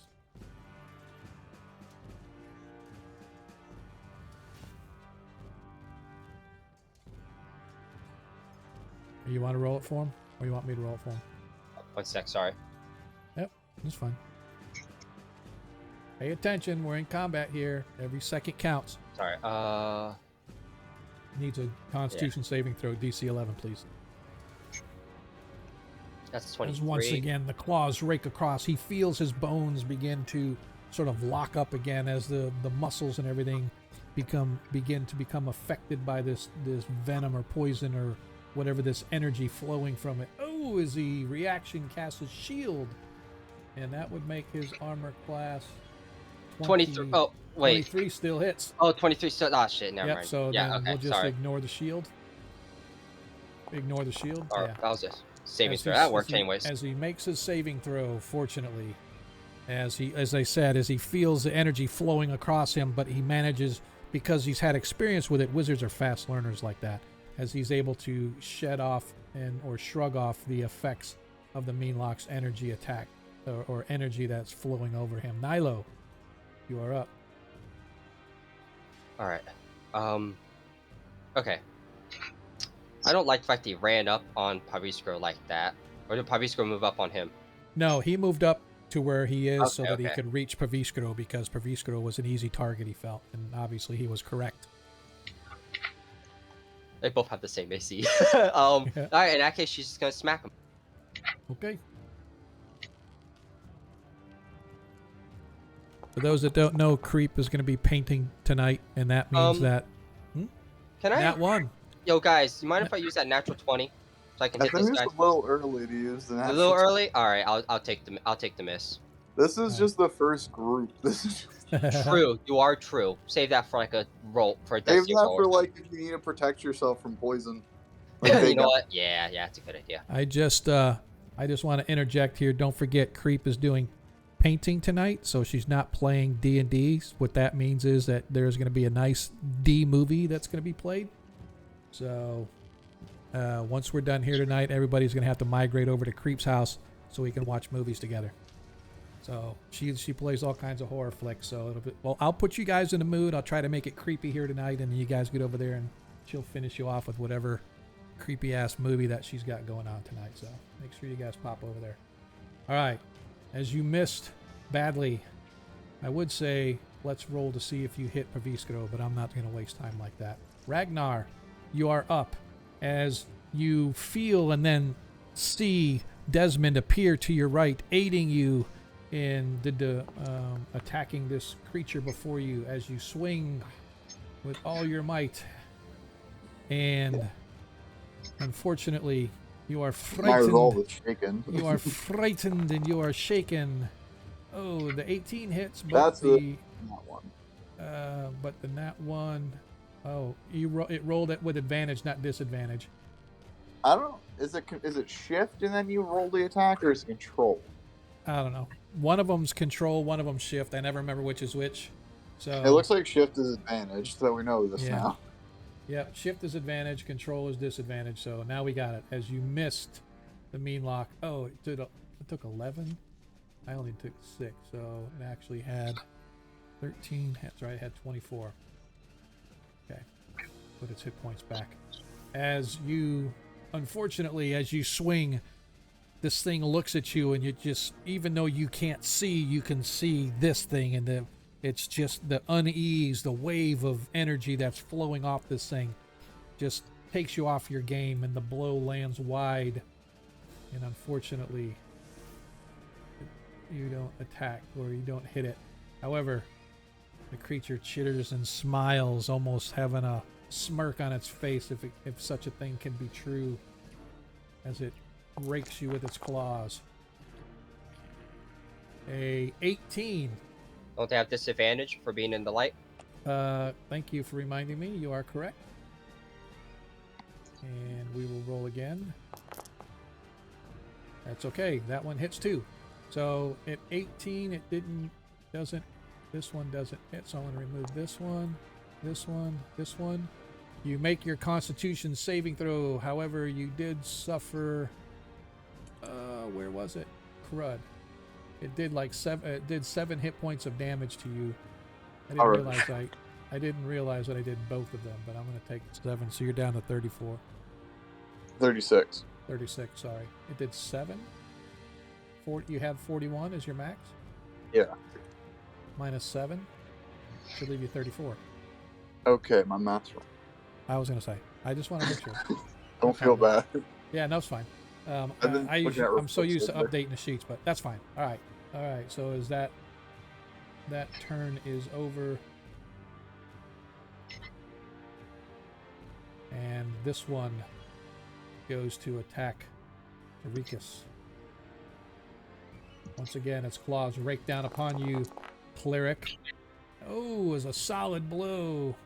As a 23, as you suffer 6 hit points of slashing damage, Tarikas, and I need you to give me... Did someone say that it has a disadvantage in light? Not this one doesn't.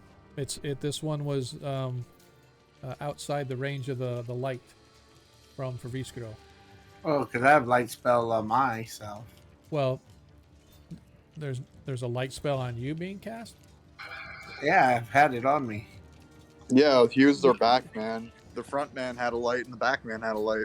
I don't remember you having a light, but Yeah, 'cause how it long was- does the light spell last? Because you guys have been in here for like forever. It's a Yeah, cantrip. it's a cantrip. Okay. All right, so I did not know you had the light spell on you. I didn't see it. Yeah. The only one that I I knew think it was brought up last session and we just forgot to mention it this time when we started. Yep, so you have to remember, if you right-click on your token and you select the light spell or torch or whatever, it'll illuminate around you, and then at least I'll know. All right, so you are correct in that. It does have disadvantage because it is now in the light. So I will re-roll its attack. So the first one hit with a 23. This one attacks with a 12. And then a 12, I think, misses you, does it not? Yes. Yeah, your armor class is 18. Okay. All right, so that one actually missed. All right. Good to know. Yeah, I didn't know if it's advantage, so I would have said something. Alrighty.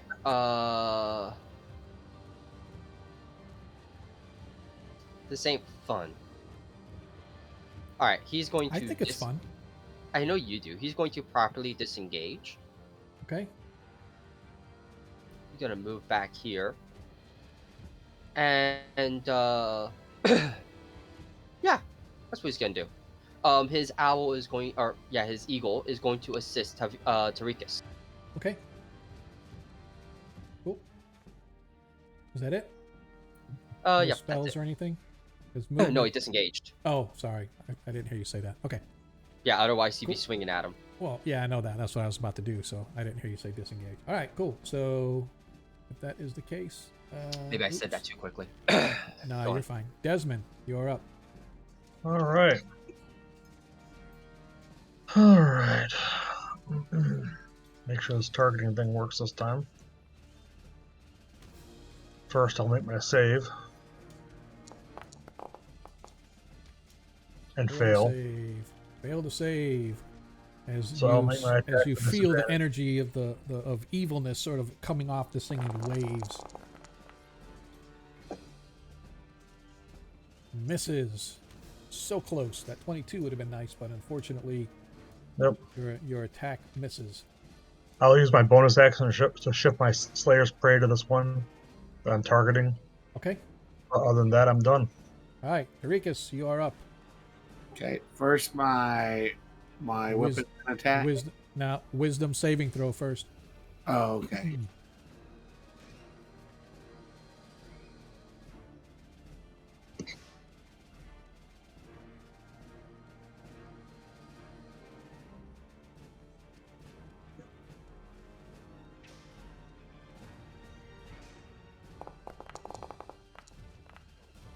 Wisdom save easily passed, as you now can move to your attack mode.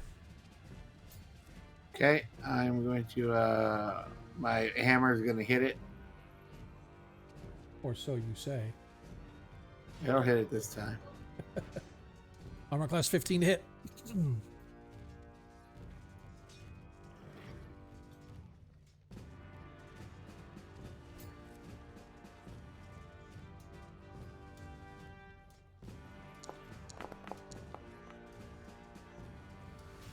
Okay, maybe not.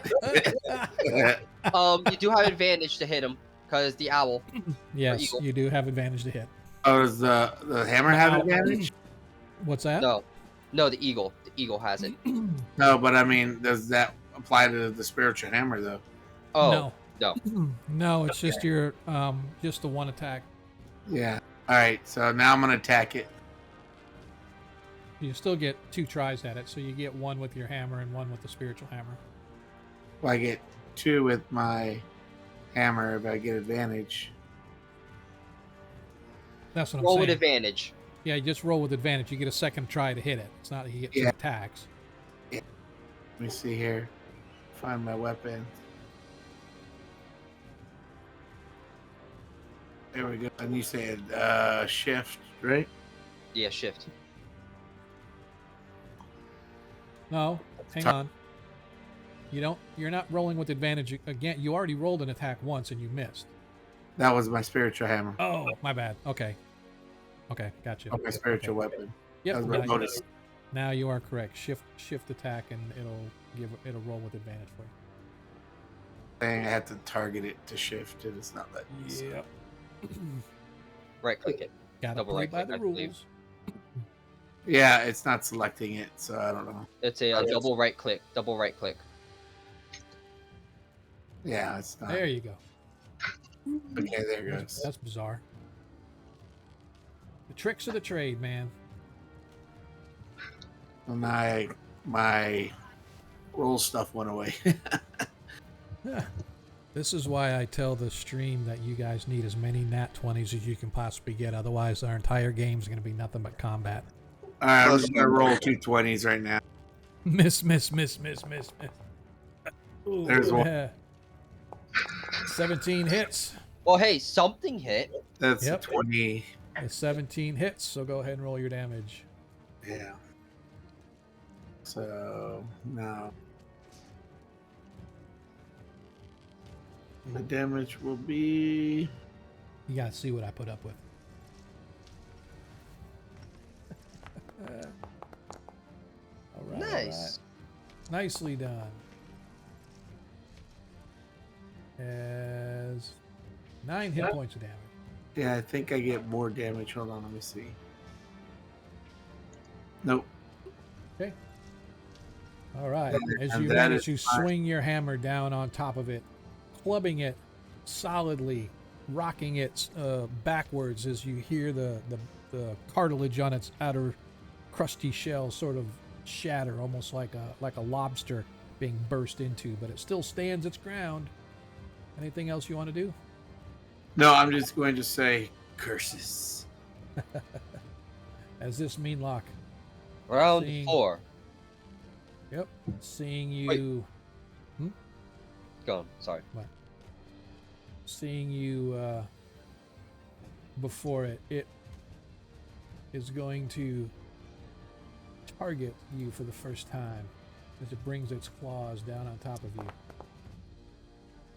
Oh, so close to a nat Miss. 20, but unfortunately it misses. All right. Nilo, you're up.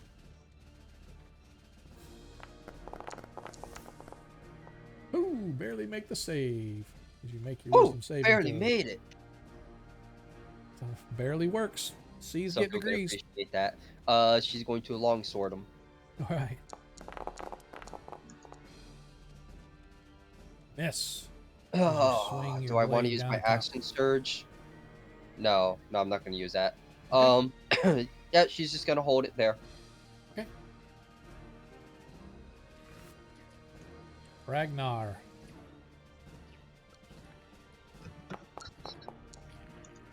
Finally passed the save again. That's good. Yay, you made your save. All good in the hood. Let's see if I can touch him.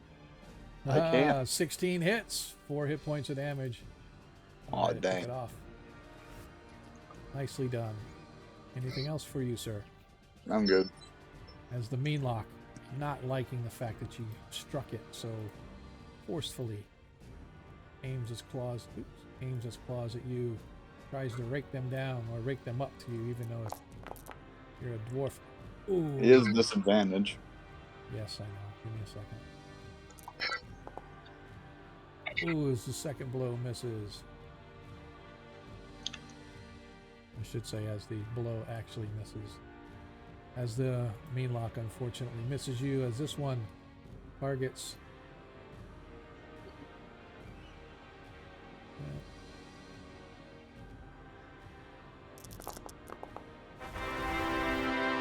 Disadvantage.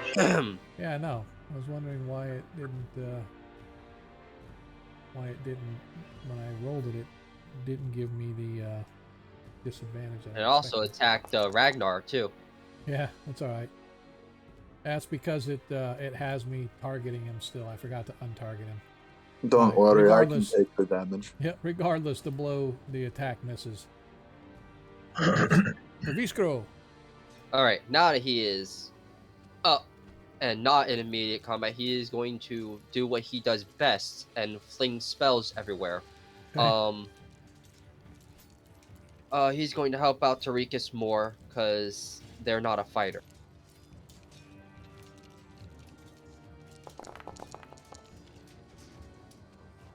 And I think that misses, sadly. Yep. His eagle is going to assist Tarikas. Okay. All right. Correct. That does miss.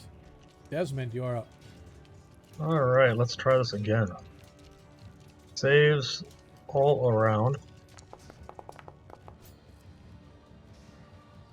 Made it that time at least. Yes, sir. Okay, longsword attack. Hits. Hit. And there's an additional d6 coming. Okay.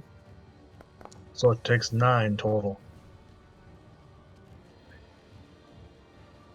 And that will be my action this round. All right, Tarikas, you're up. You have advantage on your attack against the mean lock. Okay. Well, first I'll use a spiritual weapon and Okay. let it attack. First roll your Wisdom. wisdom save.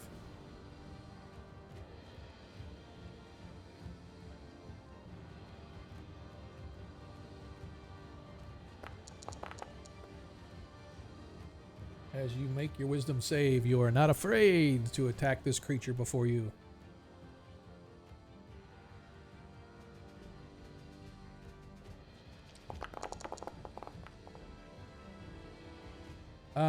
Go ahead. You know what? I think I am wrong. I think that you should get advantage.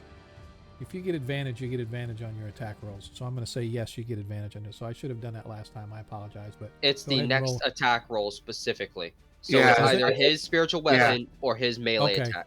I got Yeah. you. Okay. Yeah, and Okay, I got you. All right, Yeah. go ahead and roll advantage with your. now I'm gonna attack it with my action.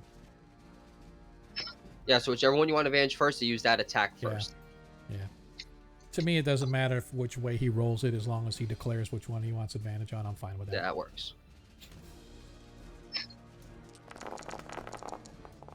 Natural 20. Look at that. Oh, and he does 10 hit points of damage to the mean lock. You slam into it, slam it into the wall. You see its cartilage and its outer shell crack. What'd I miss? Oh, Troy. Troy going to town. Thanks, brother. I appreciate that. I don't know what to say, but other than I appreciate that, I am at a loss for words, man. That's all I could ever tell Troy is thank you. DM. So thank you very much. What's that? I was just wondering. I don't know what. Did I roll a 1 on my 6-sided? Yeah, looks like it. Yeah. You rolled a 1 on your 6-sided, so you did a 6-sided crit. You did 6, crit of 6, and then whatever you rolled a 1 plus 3. Right. I was just So you making got sure. Yeah, you got the 4, and then your crit was a max. So we always max our crits. Yes. So yeah, so you got it. So you did a total of 10. You max your damage die and you roll Yes. the crit. We made that distinction because of me specifically. Yep. No. I just was curious if it was just if I rolled a 1 just to make sure the program's Yes. working right. So as you slam into this thing, suddenly the mean lock begins chittering and chattering, and the other ones begin chittering and chattering with him. I need you watch as the creature just quickly moves away from you, Nilo. Teleport or need- run? No, it's moving because it can't teleport when it's in bright light. It has to be in dim light only. So it runs to the back side of the pillar where the light is more It moves around. It's the back side of the pillar where the light is mostly dim. As you roll and you hit it. 7 hit points of damage. It already took it off. Okay. Also, the one up around that Tarikas just hit, it moves to take off as well. I need Tarikas to roll an attack to see if he hits it. You get a Your spiritual weapon doesn't get it. Doesn't get that. yeah, the spiritual weapon doesn't. Just the one attack. A natural 20 again. Boom! A bit of max damage. Ow. As that Meanlock begins to run away, Tarika says, "So fast!" slams his hammer down and crushes it as it screeches out in its chittering language, whatever it's saying, and it disappears back into the aether. This Meanlock as well begins to run away. Critical hit. I need Ragnar and Desmond to both attack of opportunity on the escaping Meanlock. Okay. I don't have the fear effect now. I don't think. As Desmond misses, however, the Warhammer attack hits with a crit as he does 16 hit points of damage, and as this Meanlock begins to run away. Unfortunately, it doesn't get far before Ragnar says, "Not so fast!" and slams his hammer down upon it. Nilo, I need you to give me a perception check, please. DC 13.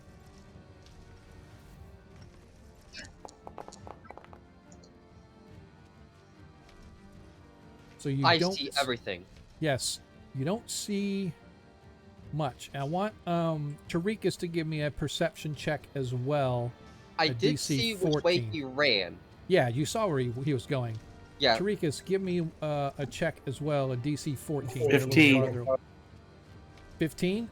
Yes. So, Tarikas, as you slam your hammer down on this Meanlock and you whip around to see what's going on, you see the Meanlock that was being engaged by Nilo runs. Nilo swings and misses it, unfortunately, and you watch it get to the side of the pillar away from her.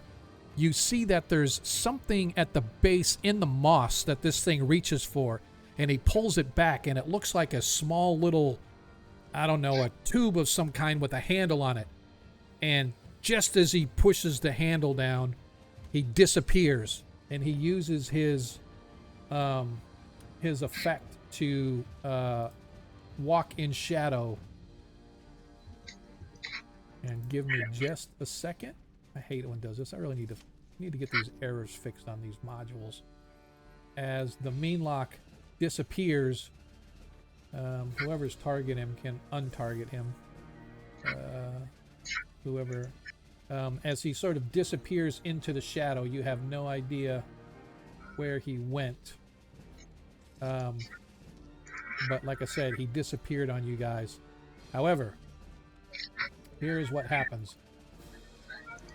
As he pushes it down, you see that there is, along the base in the moss, you can see what looks to be large threads running, and they all lead around to where the pillars are. I need, let's see, anybody in around? Nilo, I need you to give me a DC 12 dexterity saving throw. First of all. No. Natural 20. Oh yeah, so you still take half damage. That's fine. And I need no, so that, yep.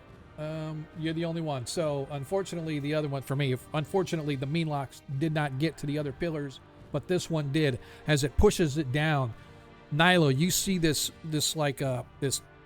thick thread winding around the base of the pillar, and as it comes up, you can see that it's stuck into some kind of a large candle-like looking device.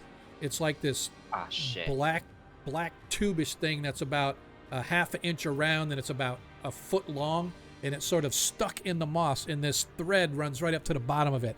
And you watch as the Meanlock pushes down the plunger, and there's this bright flash, and suddenly there's this little flaming smoke that goes running along as this thread is consumed by fire. It hits this little thing that's stuck on the pillar, and there's this loud explosion, boom, knocking Nilo back 10 feet. Nilo suffers 7 hit points of bludgeoning damage as she's knocked backwards, and the rock above where the pillar is just collapses down where she was standing. The room itself is sort of rumbling and tumbling for a second before it all comes down to a halt. Fortunately, nothing else happens, but Desmond, as you look, you can see that there's another one of these devices at the base of this pillar, and Paviskro finds another one at the base of the southern pillar. The pillar at the far side of the room you're not sure about because nobody has checked it, but you see that they have these other plunger devices that run with these like a long wick from a candle that runs up to a candle itself that's stuck, and that candle is some kind of an explosive device or whatever that caused the explosion to happen. But whatever it was not good. If all of them would have gone off, it could have potentially collapsed the entire room on top of you all. But luckily for you guys, you find yourselves alive. The Meanlocks that were in here have appeared to have been disposed of. At least all of them but one. You know there's at least one remaining, although you're not sure if there's any more in this place. So Nilo, when she heard the sound, looks over. She sees the wick spiraling up, goes in. She was a soldier. She was at the pass, so she probably moved equipment around. So she probably knew vaguely what it was. Maybe not the specific item, but she knew it was explosive. Yep. So she crouches and hides behind her shield. Not a whole lot, but the shockwave sends her flying back, and she picks herself off slowly, grunting a bit.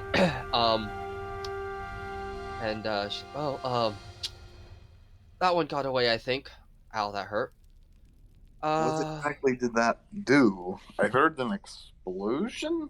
Yes, I believe that was it. I believe that was some type of, I don't remember what they called it. They moved around a couple of them when I was in the past, but it was some type of, explosive. Was it the gun, was it black powder? I don't know. I don't know that stuff. I just know what some of it looks like and what it does. Don't they have something like dynamite for mines typically? So never heard it called dynamite, but not dynamite. Would it be like a you guys know of explosive sticks that they've used, but although most mines don't use them too much because they tend to cause collapses more than anything. But you guys are definitely aware of this powder that can cause explosions. And that's what happened here. As I said, Desmond and Paviskro both found two of these devices. And if you guys want to record that, you now have 2 sticks of dynamite, does 3d6 damage, half, or for half as much if you make a dexterity saving throw. Alright, either the Meanlocks are super smart or they retain memories. Either way, out of character, I gotta go help my family with something, Sean. So I don't know how long I'll be. Okay. It could be 5 minutes, it could be 20 minutes. Totally okay. Sorry about this, guys. I'll be back. Yep, we are okay. I guess I have to take care of 2 characters now. So as Paviskro comes back, bringing his torch with him. There is... Oh, yeah. Tarikas as well. As you guys look, you can see that there is a tunnel leading out. It goes for perhaps. I'm gonna actually move Probistro up front here, just so we have more light for you guys to see, Desmond. That would be appreciated. Yep. As you guys look, as I said, you can see that there is another tunnel leading out of here. Again, the walls, floor, and ceiling are all contained or wrapped in this sheet of moss-like material that muffles the sound as you guys move. You go for perhaps 20 feet or so,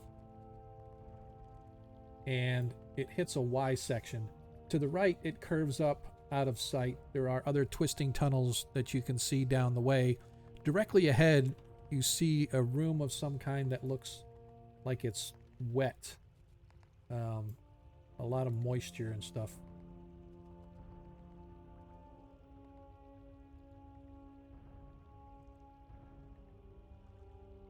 What to do? What to do?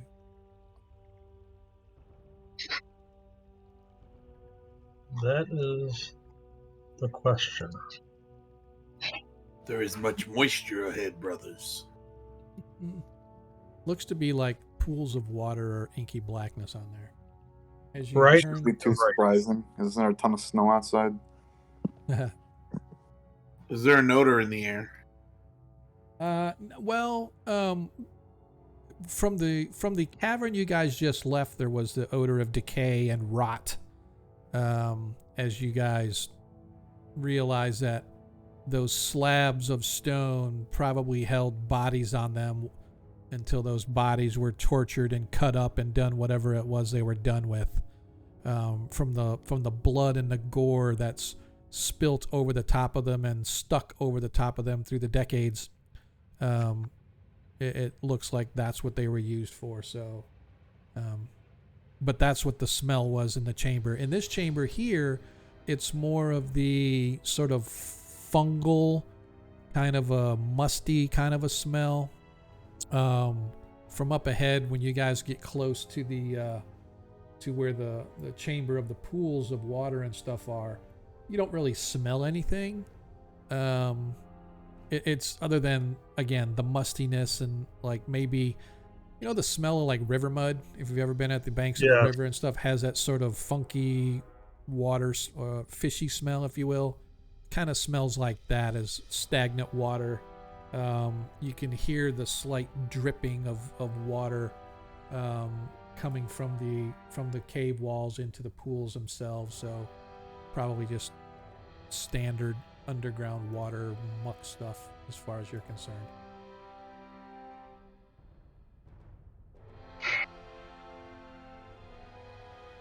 Well,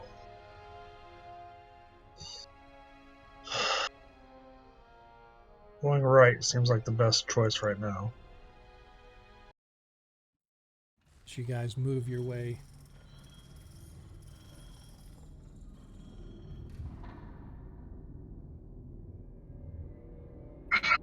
kind of moving everybody here. The hall or the tunnel narrows slightly, forcing you guys into a single file, sort of a pattern of walking. You come up perhaps 30 feet or so, and you hit a little nexus of tunnels. There's a branch tunnel leading off to your right, and there's a T intersection coming up ahead.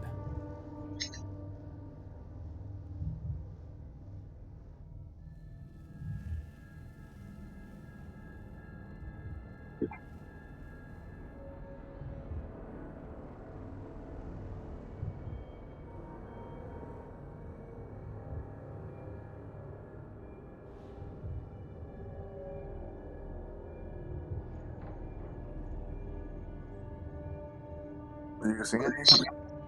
What's that? I said, do you see anything, Desmond? Not anything I'm worried about yet. No. Well, that's Everything good. looks the exact same as you guys continue to move. I will stay a little behind and look behind. Okay. Or not. Well, I was just going to move you just a little bit so you're at least up by the party. That's fine. So you get up there and you see that the tunnel that you've elected to work down Desmond sort of widens up into an area up ahead, but there's looks like it curves around to your right. All right. Then we're going to keep going forward. I'll stride into this from here. I'm gonna look at the walls as we're walking Okay. and the ground and just see if there's any odd, like blood splats or anything odd that looks different than the caverns we've been traveling before.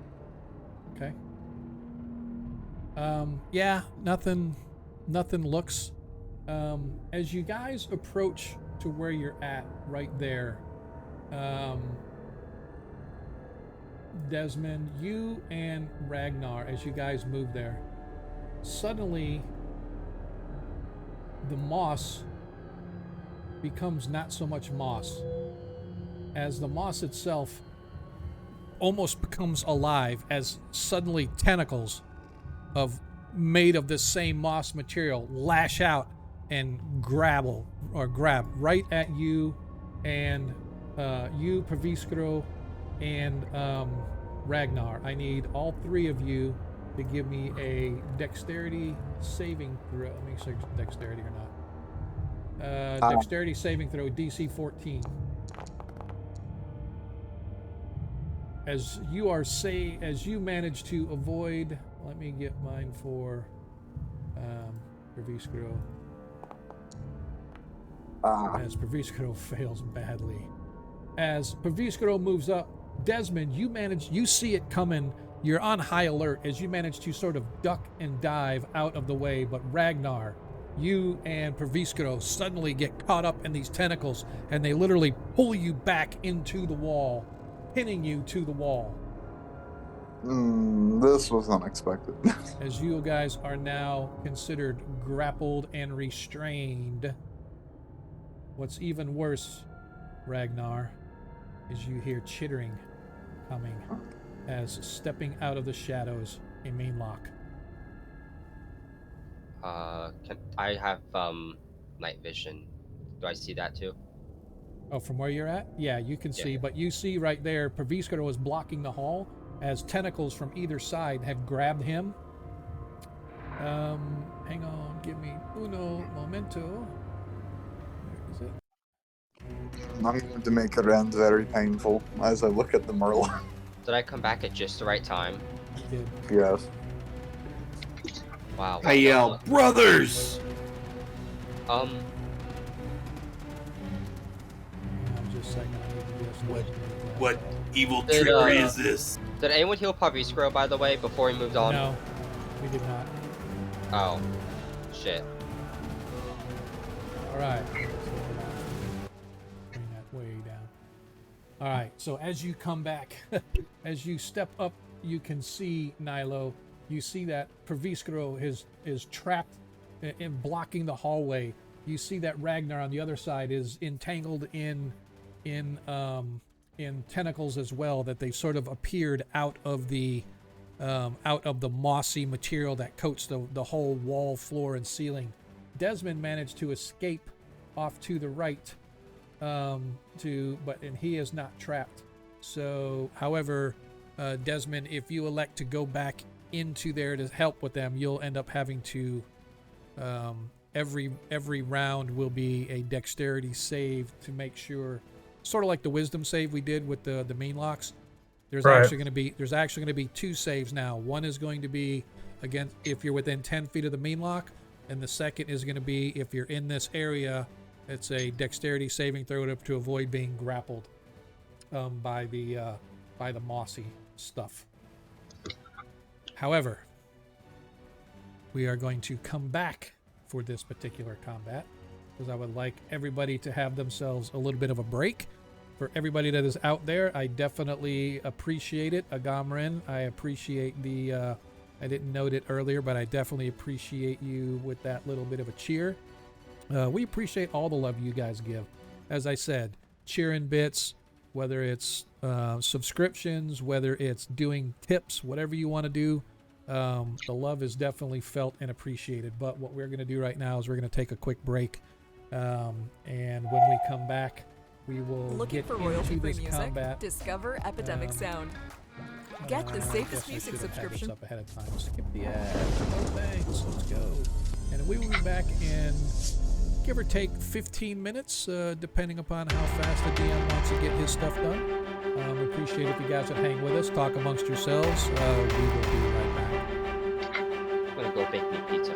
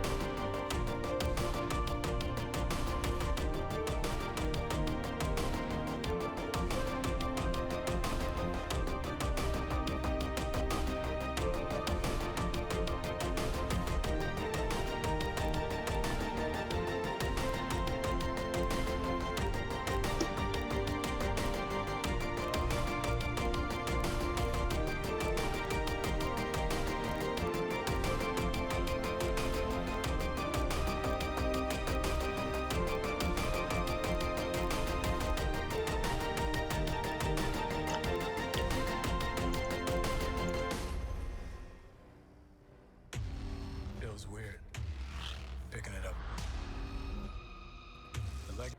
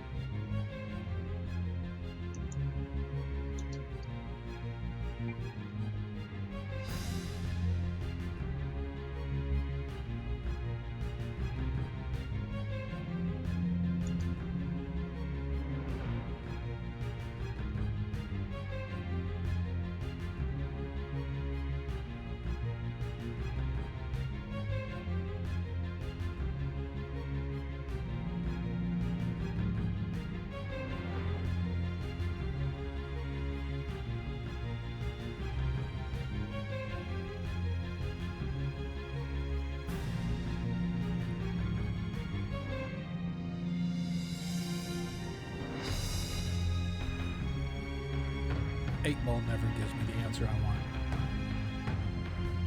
Garbage software.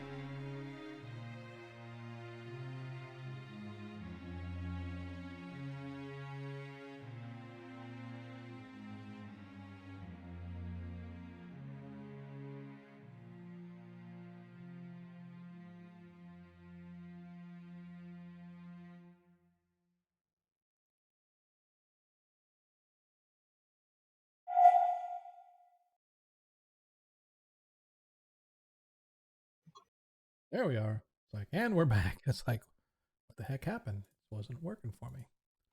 All right, folks, we are back. For those that don't know, I am Sean, your host. Welcome back to tonight's episode of our Heroes of Kreistrich, our 5th edition 5e game, Dungeons and Dragons, set in the World of Greyhawk campaign setting, particularly in the country of Perrinland. We appreciate you guys sticking with us through the break as our party stumbled across something heinous here in the moss-filled caverns of the Meanlocks as they're trying to hunt down and eradicate these wicked little fae that overtook this mining town apparently and basically caused the mining town to become more of a ghost town all these decades ago. Now the party is hell-bent on going through and clearing them out. But before that, I just want to reiterate that we are here every Monday night, 7:30 to 11:30-ish for our 1st edition Dungeons & Dragons game. If you haven't caught that, please do. That's what we call 1E one-shots. They're one-shot adventures. Although they may take a few sessions to get through, it's literally do the adventure, then move on to the next adventure. It's not campaign. It's kind of campaign-ish. If you haven't checked us out, we appreciate you stopping by. And as always, every other Friday, we are here for our 5th edition game, just like we are tonight. We appreciate you guys, as I said, sticking through the break and sticking with us for the whole night. As a matter of fact, if you haven't clicked that follow button, I will encourage you to do so. Go out to Twitter, follow us on Twitter, hit the little bell thingy. Check out our YouTube as well. ! Socials will tell you where you can go. It's pretty easy. Right now, all I am is on Twitter and YouTube. In addition to Twitch, I don't do the whole Facebook thing. I don't do Instagram or TikTok or any of that other stuff because that's just not me. I'm an old fat dude. I've been doing this too long and I am too old to get involved with all that new stuff. But I will do a few things to keep you guys informed on whenever we're going to be streaming or when we're live and whatnot. So I appreciate it if you would give us a follow.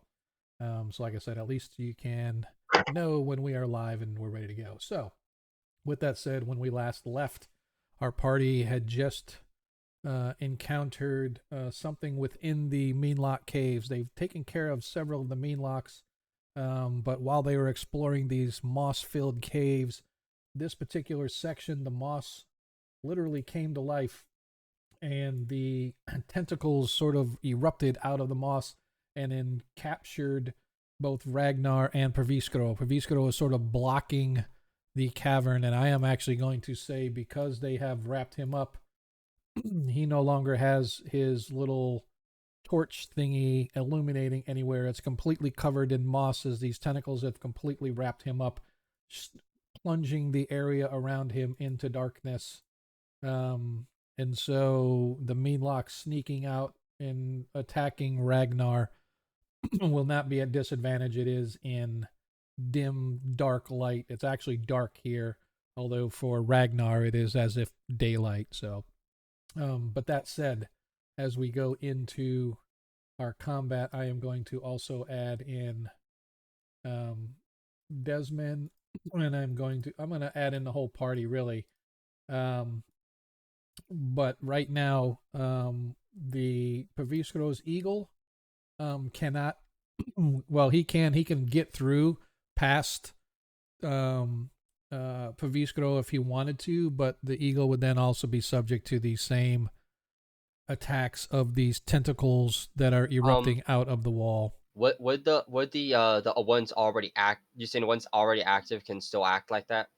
Yes, because it's not. I only have these tokens here to show you that there are tentacles here. Gotcha. Okay, so they're not actual characters. They're correct. It's like the whole walls, the whole area is all nothing but tentacle, right? So I could put one along the entire set of walls around here, right? No. If I wanted to, but I just put a few there just to indicate that there are tentacles here. But just consider it from right here where Paviskro is, yeah. all the way around to right here where Desmond is. This whole zone is nothing but tentacles, wall, floor, and ceiling. Well, not ceiling, but walls and floors, basically. And they've just sort of erupted out and captured these two and pinned them. And now, excuse me, and now the mean lock has sort of snuck out of there. And so with everybody here and the one mean lock, I am going to go ahead and just put us into initiative because that is sort of how we go. Does Paviskro's initiative? It does not. Hold on. What's that? Adds 8 to Paviskro's initiative. Why is that? Because he has his ability to roll an extra D8 on his initiative check. Okay. It won't let me adjust his, but I can. I don't know what his. It didn't say what his score was. Was it? Oh, 630. Yeah, it does. It's weird. It doesn't tell me what anybody's actual. Oh, you know what? It's weird because it didn't roll. So, it's. I guess that was a mistake on my part. So, if you guys all want to roll your, go ahead and roll your initiative. Actually, you can't actually do that because it's an at will and it requires somatic components. Never mind. Okay. All right, that's fine. So, we just. Oh wait. Oh he. What? I'm confused. Is it?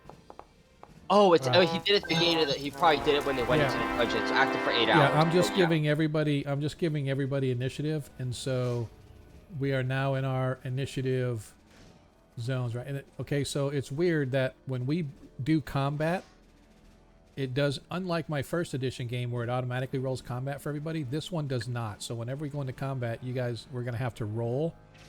Because when I roll, it'll roll for all of the NPCs.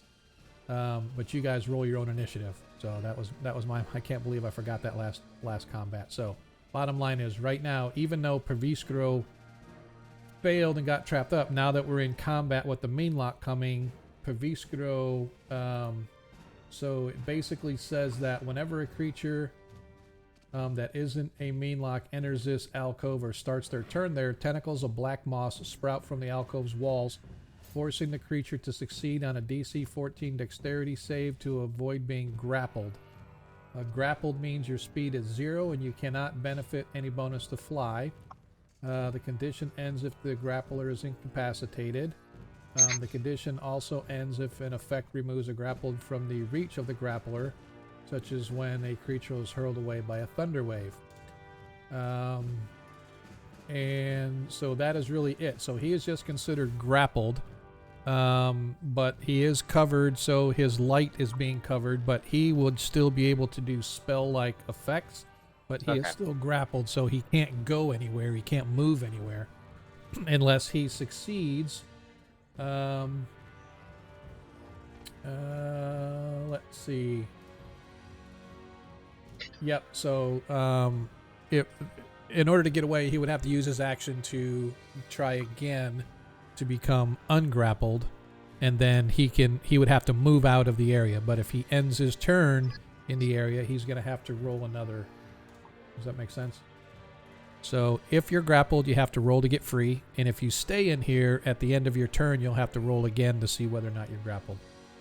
So right now it's Paviskro, who is grappled currently. And so what does Paviskro want to do? Oh, there's the carousel. Pavisco is grappled, but he can still cast spells. Yeah, it's He's basically going effectively to. your movement is reduced to 0. Yeah, he's gonna. I'm not gonna worry about getting out of it right now. He's just going to magic missile the mean lock. Okay.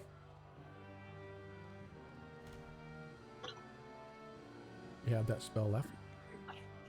Yeah, he does. I'm not sure how many spell slots he has left. So go ahead.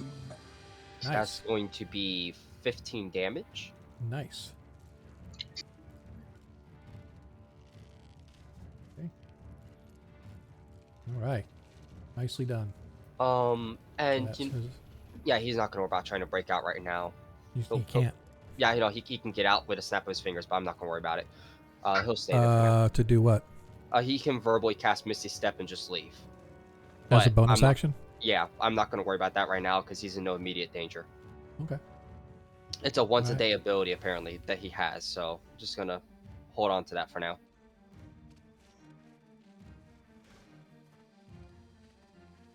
And his eagle can't go in there, so yeah, that's it. Pass it.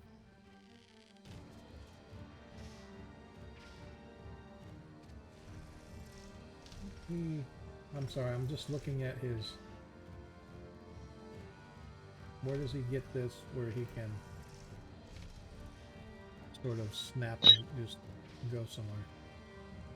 It's Misty Step. He's using Misty Step. Yeah, but he said it's like a once a day thing that he could do, and I don't know.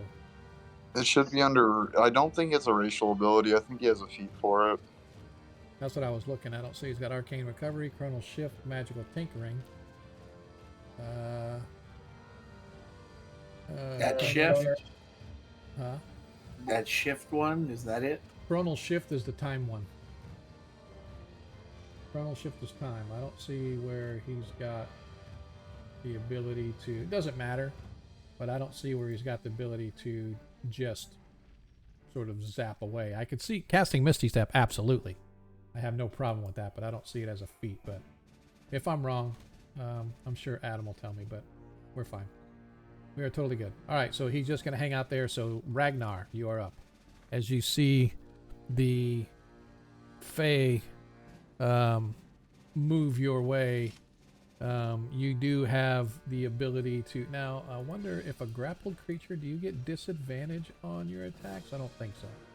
I have disadvantage. I have... Actually, no. I think it's disadvantage, I think, to attacking within the grapple, but you don't get advantage for being grappled. Right. Against you somebody. don't. No. So you're able to attack this thing if you so desire. I thought I was restrained though. No, you're not. You're just grappled. That's what I said. I thought it was restrained, but it says the rule book told me you're just grappled. Oh, okay. So if I'm just grappled, I'm gonna turn and look at the creature. I'm being held by the tentacles, correct?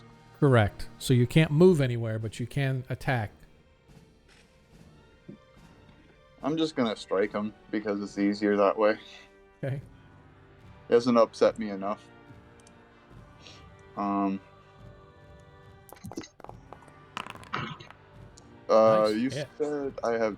I'm trying to remember if I have disadvantage to hitting other targets. You don't have disadvantage, nor do you have advantage. So your first attack hit is a critical. Is he alive? What's that? Is he alive? Oh yeah. Yep. I think. Let me think. Did 15? Oh yeah, he's pretty damaged. He is way damaged. As you manage to slam down on... What's that? I'm just yelling at it. Okay. I told you I would kill you, you little scum. Tadikas, as you see your friends engaged with these moving tentacle walls that are grappling and pulling them into themselves, they appear to be restrained or unable to move. Is there anything that you want to try to do or do anything, or are you just going to pass your turn off? You are dead. I heard you said that one, Tarikas. You might want to come up with a better one-liner. Man, it's wounded. It's actually a D12. Yeah, if I heard it, you roll a D12 in the necrotic. Yeah. It has to. Yeah. That's Well, fine. I just used the spell here. That's fine. It has to what- roll a DC 14 Wisdom You save. can just click the button, Sean. It'll roll it for him. Yeah, I know. Oh, as he Damn. saves. Takes no damage. He takes no damage, even if it was a D12. That's okay. Nice. To Boogers, maybe you should make a secondary toll to dead on your sheet that says wounded. No, I'm just gonna use the D&D Beyond from now on. Yep. For that. I mean, it should do it here too. I don't know why it didn't do it, but I think if you, Might be an API delay. Yep, that's fine. We're good. No, it probably just didn't know it was damaged or whatever. I'll just roll the regular die here. Yep, we're fine. All right, go ahead, Nilo. You are up. She's going to aim her sword as it glows and fires a magic missile at him. Okay.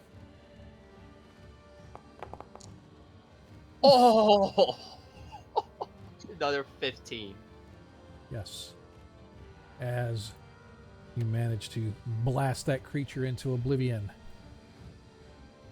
leaving your friends still there, but as you watch, suddenly appearing behind Desmond. Oops. No, Desmond, look out. Appearing behind Desmond, a Meanlock appears. Great. Nice. A 21 hits as Desmond suffers 8 hit points of damage, and I need Desmond to give a Constitution saving throw to avoid being paralyzed, please. As you manage to shake off the ill effects of the heinous Fae, as you're just getting ready to go to defend Ragnar and help Praviskro, if that's what you were in fact doing. I'm taking poetic license here. Desmond, make your way back out. As you sort of look, you feel before you see this movement behind you, and as you whip around, too late, the claws come raking down across your chest, ripping open part of your armor and slashing deep into the flesh, causing, like I said, slashing damage. And you feel your muscles begin to tighten as the unholy Fey energy flows over your body, but being the skilled woodsman and hunter that you are and how in tune you are with nature, you manage to shrug it off.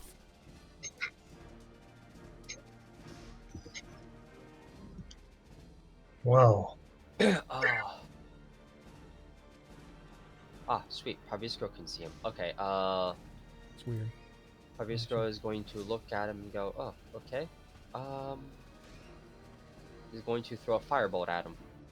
Okay. You have a captivated audience, Sean. Do I? Why is that? Nice hit! 7 points of fire damage. Boom. He's gonna chill here for a little bit still. Why do you say I have a captive audience? Because of the tentacles. Oh, yeah. I gotcha. Start see what stick you to did your there. names. Yeah, I see what you did there. But still funny. Alright. Yeah. That's it. He's gonna pass it off. Oh, actually, no. He's gonna call it. Desmond, perhaps you should start to pull back a bit. No, just let me at him. I got him. You are stuck in the tentacles. This is true. I require a DC 14. Does he have to roll twice because he's grappled by 2 things? No, what do you mean? Oh, Desmond. Or not Desmond, Pat Parisco. No, he only has to roll the 1. So he can, yeah. He did the firebolt though, but now he can't try to get free. Once you do an action, it takes a full action to break free, right? So there's no attacking, no anything. If you have a bonus action, you can do that, right? So unless Praviskro has a bonus action, it's going to be Ragnar's turn. So Nilo, anything that you want to call out? No? Okay. Ragnar, you are up. I would like to leave. No. As you go to pull away, It just seems like more of this moss comes out of the walls and just sort of snatches you back and pulls you against the wall. Fortunately, your arms are free so you can battle, but it's got you around the legs and the waist, completely preventing you from going anywhere. So, sucks. Milo, you might want to do something. Tarikas. I'm Tarikas moving the up cleric. here, Okay. and I'm gonna attack the moss. Okay, so basically... The one that's not holding him. Okay. And I'm gonna attack with a bonus action of radiant. What's it called here? Word of Radiance, which everything around me that's 5 foot that's not friendly gets radiant damage if they. Okay. Okay. Go ahead and roll radiant damage. You guys all watch as the what is it, a Constitution? Mm-hmm. You guys all watch as the radiant light sort of illuminates this area, blinding you briefly, just ever so briefly. There's this flash, and it does not appear to have any effect on the moss whatsoever as it continues to grapple and hold tight your friends. Okay. Nilo, you're up.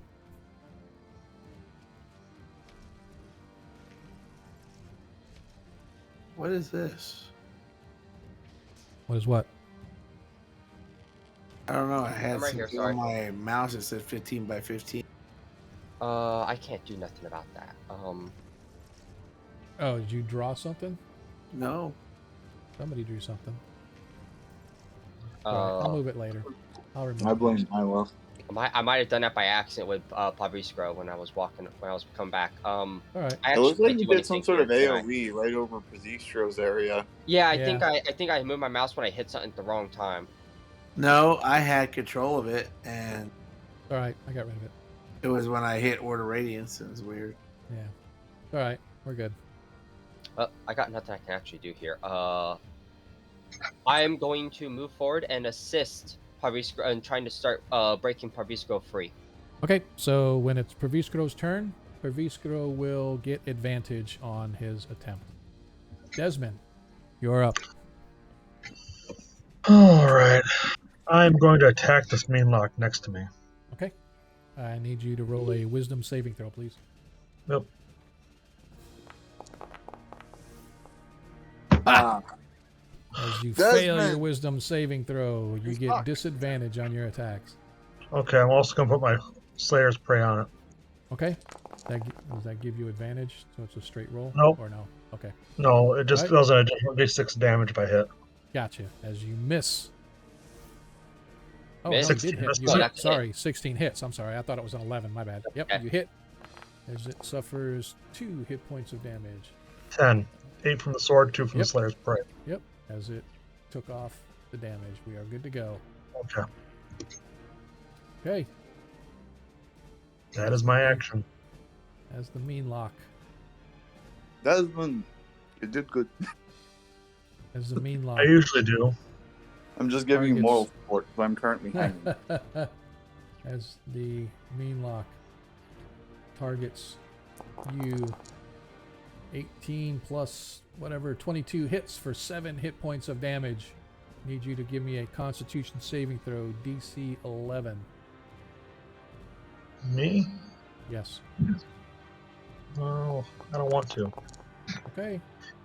Unfortunately, you save, as once again you feel the Fey energy flowing over your body, causing your muscles to knot and lock up.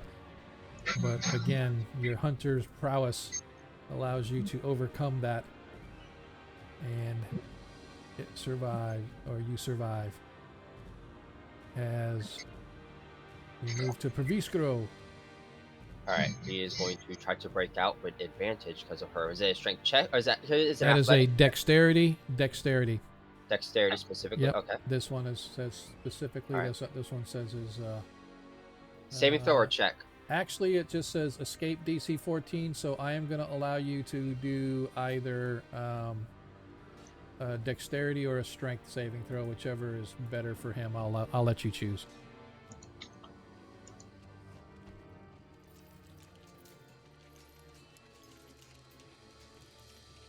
But it's not athletics, it's not acrobatics, it's just whichever.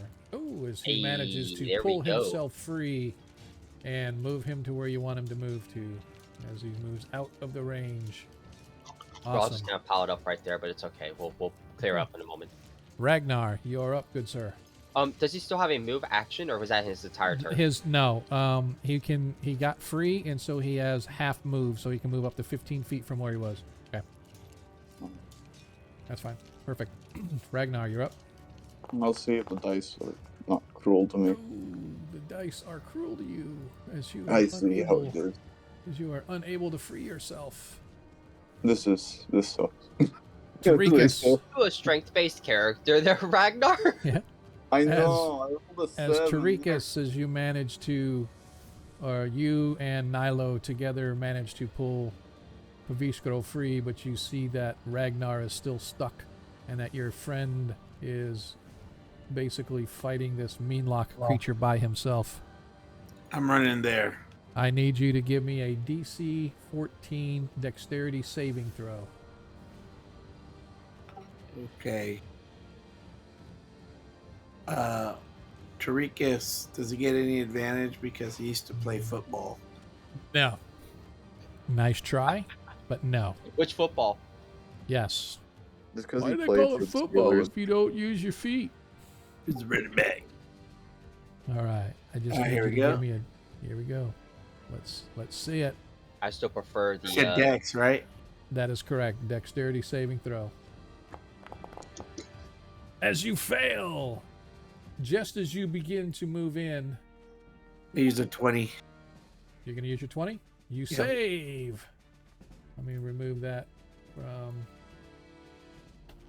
As you manage to make your save, as you burst free, as the tentacles sort of wrap around you, you're like, not today! Ripping your way through. And even as you're ripping the tentacles off the wall, the moss coming with it, more tentacles appear, but you manage to burst your way through, and you get to where you're at. Go ahead and roll your attack. Just watching Sean. Don't mind the eagle. As the mace misses the mean lock.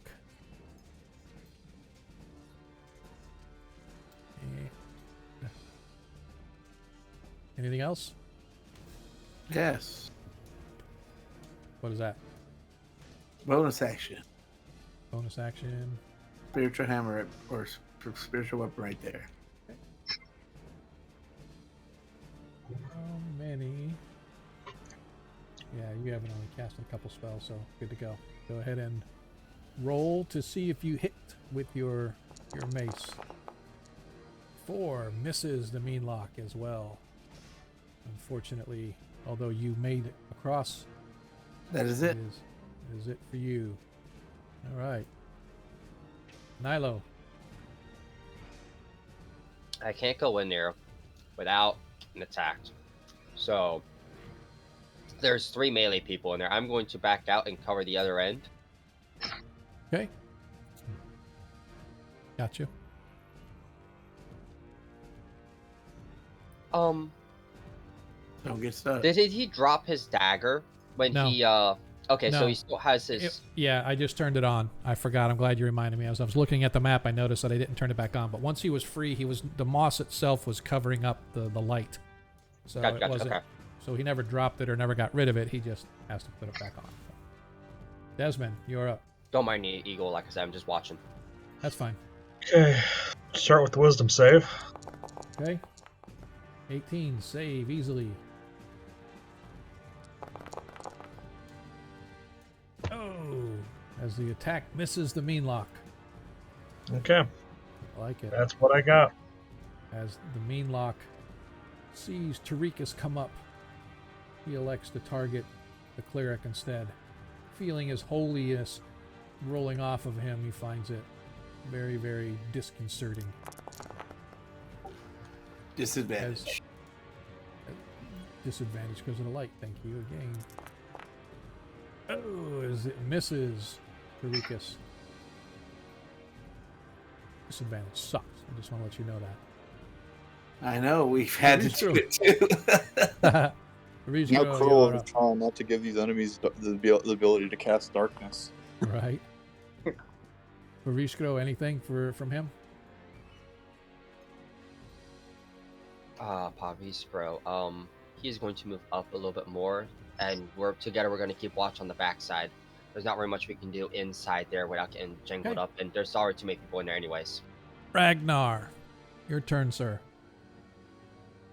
Let's see if I can break these tentacles. I think you can do it. I should be by all mechanics. I should be, but let's see the dice. Hey, as you manage to break free, where do you wish to go? Run into another set. I was thinking about it, then I remember I can pass through Desmond. Yep. Go ahead. As you get up there, you can't roll an I can't attack, do but you can at anything. least move up there. The Yep. eagle's grabbing another slice. Okay. Tarikas, you're up. Okay, what I'm gonna do is I'm gonna cast light on the mean lock. Okay. So it can't. It can go disadvantage wherever it goes. Okay.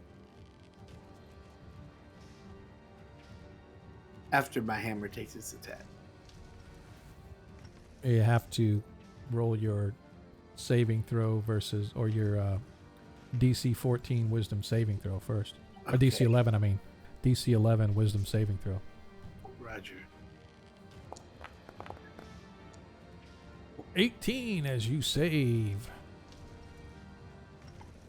Nice. Now you can attack with your two attack thingies.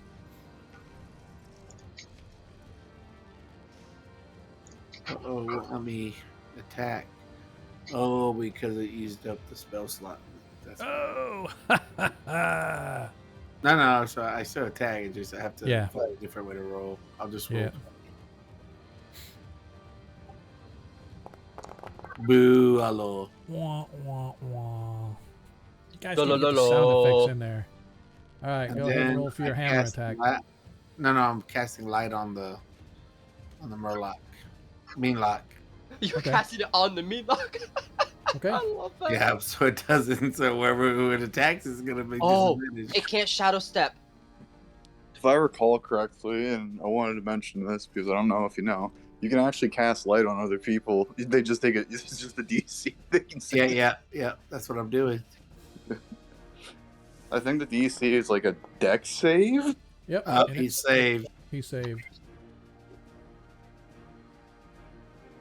Ha ha ha. That's all. That's it. All right, that's it for you. Then it is Nilo. You're doing nothing, so we'll move it up to Desmond. Prepared action to swing if something steps up close. If a mean lock steps in close to her. Gotcha. 19. As the blow takes down and gets rid of. That was my Main save. lock. Yeah, that was his save, not his Oh, that was attack. your save? Okay, go ahead and roll to see. If not, I can put the main lock back on there. You have to pull him back on there. It's not letting me attack. Oh, okay. Hang on. Just My, roll a my 20. apologies. I was so excited that you rolled and hit that I was like, oh, yeah. All right, let me... There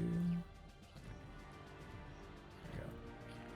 And let me just do this because I hate these. I don't know why they always do that, but...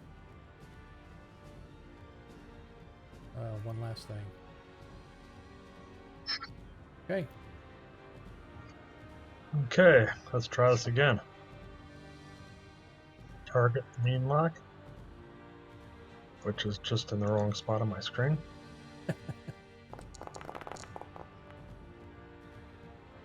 Oh, Aw. and a 14 just misses. Well, that sucks. Ah, Don't worry, Desmond. I'll kill my him. apologies. Doesn't he get advantage or a +1 because he's next to me? No. Oh. No, that's an optional roll too. Alright. I need to re-roll him. That's fine. Okay. Next, Paviskro is just standing there. Ragnar, He's going you to are- ready his hammer in case somebody steps too close, in case another mean lock comes in. I'm not going to Okay. ready his spell. Oh, as you fail, so you are attacking at disadvantage. Oh, I that's don't a mess. think you get much worse than that. As your attack fails, as the fear begins to come over you, as you're like, this thing just won't die. As he now once again targets Perviskro because he doesn't like the holy feeling that is emanating from this guy. As Perviskro? badly You mean misses. Tarikas? Tarikas, I mean, sorry. As How he dare badly you, misses Meatloaf? anyway. As he badly misses anyway, I'm not even going to bother to re-roll the second time. Tarikas. Man, this combat with you guys is lasting a long time tonight. Mr. Meanlock, you shall die. If I had a great axe, I could probably finish this faster. First, I'll roll my save because I'm an honest player. Yes, sir, you are. I appreciate that. 13 as you manage to save your wisdom save. I'm going to take my hammer and hit him in his groin. Okay. He uses those I don't finger danger quite think touchables as so. well. Okay. As your blow misses. Now I'm going to cast light on him. Okay. Another spell. Oh, I got a...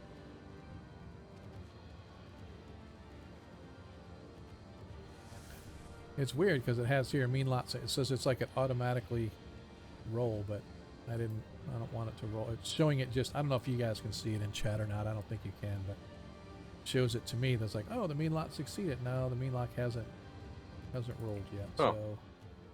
So, it Well, is. it's succeeded from this last roll. Probably it's updating from last roll.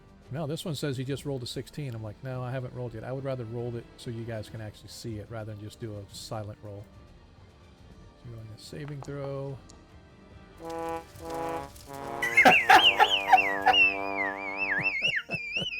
Did it really just do the Yup.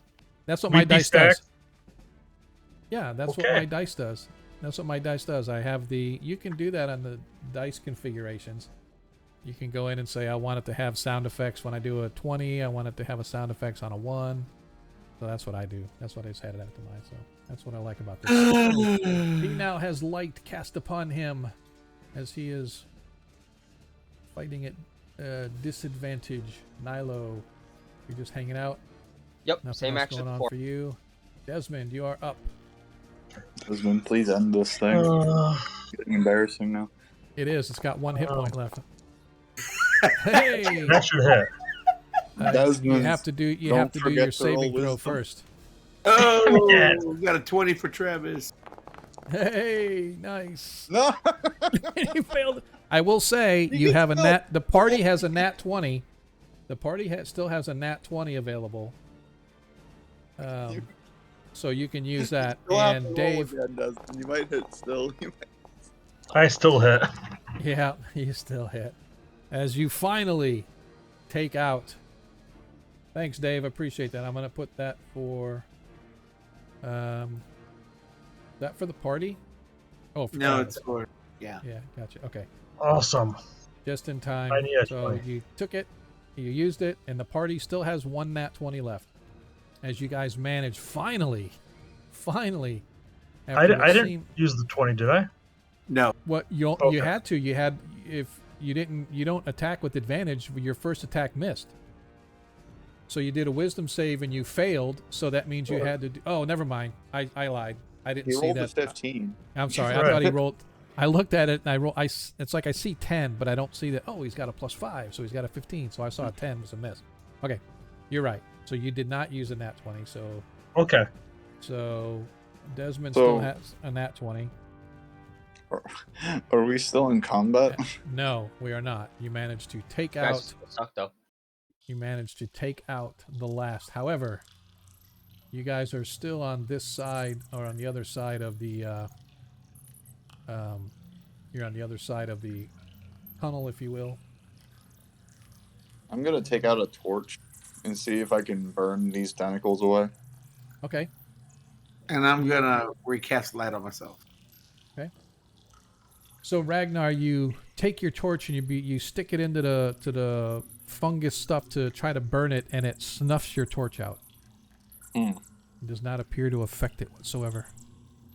This fungus stuff is really weird. It's like nothing you guys have ever seen before. Give me a whoever wants to check, give me an. If you're gonna move down there, I need you, Desmond, to give me a Oh. DC 14. Oh, I misunderstood what was going on. All right, never mind. Cool. Yeah, Go that's the long way around. Yeah, the tentacles and stuff are still in this alcove area. Okay. The entire set of walls and floor and ceiling are covered in the mossy fungus, but here in this alcove tunnel, whatever you want to call it, there's tentacles that spring out of that, right? So I want for those that want to, give me a nature check.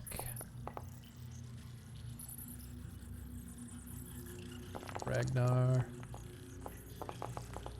Rikus. Ah, yes. The ranger is showing his Ranger. stripes today. So I don't know if Nilo, do you want to or have Paviscro roll as well or no? I'll have him roll nature.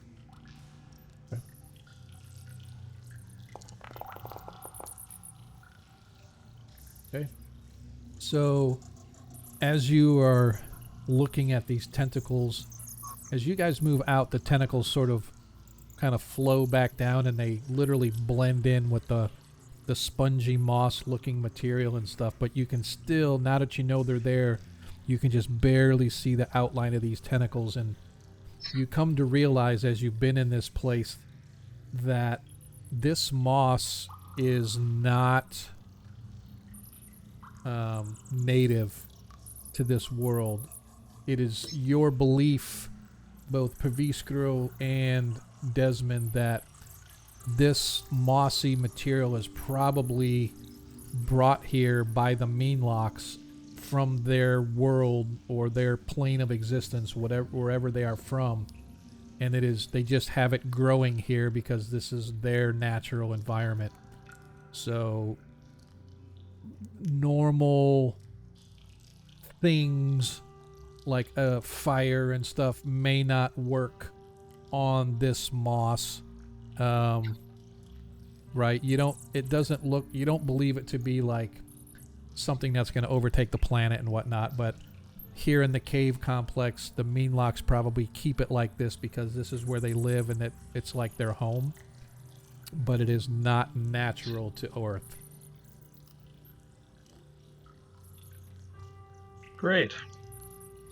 So attacking and cutting and burning the moss and the tentacles probably won't work. It's probably takes some magic of some kind to destroy at least the tentacles and whatnot, but the moss is just moss. It's like, but it's very spongy and very thick padded moss. Vivian, this moss is probably not from this world. If I had to guess, probably the Feywild. I don't suggest we try to fight it. Just avoid it. No. We can avoid it by going this way. Okay. Okay. You guys watch Nilo as the rest of your group leaves you behind. Oh, alright. We gotta go. Bye, Nilo. Have fun with the tentacles. Oh, you know what? I'm gonna use my my investigation skills. Actually, I'm gonna use Pavisco's investigations. Okay. Okay. 20. I know that path goes all the way through and connects to the other side. Yeah. Not necessarily that it connects, but it's quite possible that it leads back up toward the entrance where you guys came in. He's going to send his eagle to go check it real quick. Okay, send him where you want to go.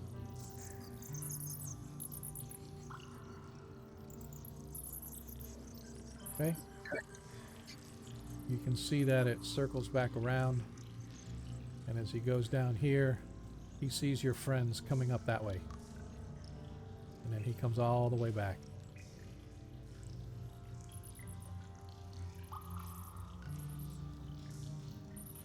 Right, where you guys want to go now to, Desmond? You guys can go ahead and move yourselves. I gotta reload. Give me a sec. Okay. Oh, wait. Are we back here? Hello. Hello. Welcome back. Well, we kind of circled around that area. Did we miss any tunnels? Yeah, we did. We didn't go down the Mm, tunnels with all the water. Well, let's look at what we have so far. We traveled past those areas. From what we understand, we found the ritual site where they're sacrificing people. I'm going to assume by the water is probably more important to them than the other tunnels, just because it's closer to that site. Hmm. You think we should check that out next? Uh, Yeah. we came just by going down to the south, then we dropped into a room full of tablets. They blew me up, and then we went to the west. Went to another one on a tunnel on the opposite side. We came up, and we had the little tentacle fight there. We could go left back down this fork and stick to the left, or we can go get to the left on the other path. Um, once again, can everybody give me a perception check as well? Really quick. I apologize. I should have done this a little bit earlier.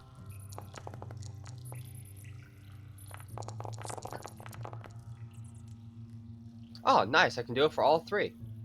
All right. Oh, I rolled deception. That means Deception? All right. Wait, didn't you say perception or did you mean I did. deception? No, I said perception. He just rolled deception. Okay. Gotcha. Okay. What are you Yep. hiding from us, Nyla? it's actually the exact same mods. And it's up to Sean if he wants to use the originals. It's all right. It's all right. We're good. Okay. I just Did wanted- But we'll Tarikas just roll? follow that mean lock. Just No, shadow step Tarikas through did the not hallway. roll. No, Okay. what do I need to roll? Perception. Okay, I Perception. will.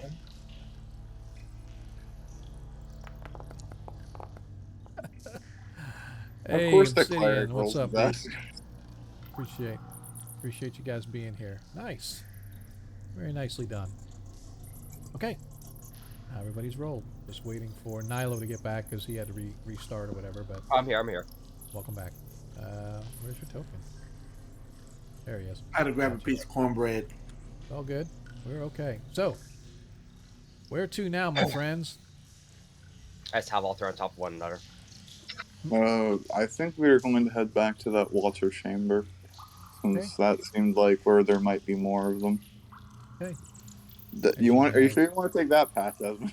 Well, I thought you could just go over here. We're not going in. Absolutely you can. Absolutely you can. Oh. Oh, okay. I see what happened. I thought that I missed that. I thought that path was leading right to where they were all sprouted. That's my bad. I do kind of like that you guys are actually moving your own tokens. That's kind of nice. I try.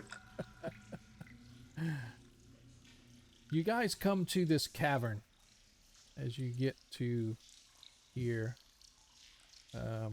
Oh, it doesn't let you run past your dash. Yeah. Try to go over 60 feet and it won't let me move. Yep. That's because you're going through a wall. Yeah. No. All right. Go ahead and Nilo, if you could just take Pervisco's eagle and just move the eagle all the way across the room here. That way you guys can just you'll be able to see the whole. All right. You guys enter into this pool-filled chamber. The dead-end chamber, or the cavern, opens wide, and the lingering dampness of the tunnels is pronounced here. Moisture leaches through the moss ceiling above, forming fat droplets that fall into pools of dark water around the chamber. A sharp scent of minerals fills the air and mixes with the earthy smell of the moss. The sound of dripping doesn't echo, but is immediately dulled by the moss-carpeted surfaces.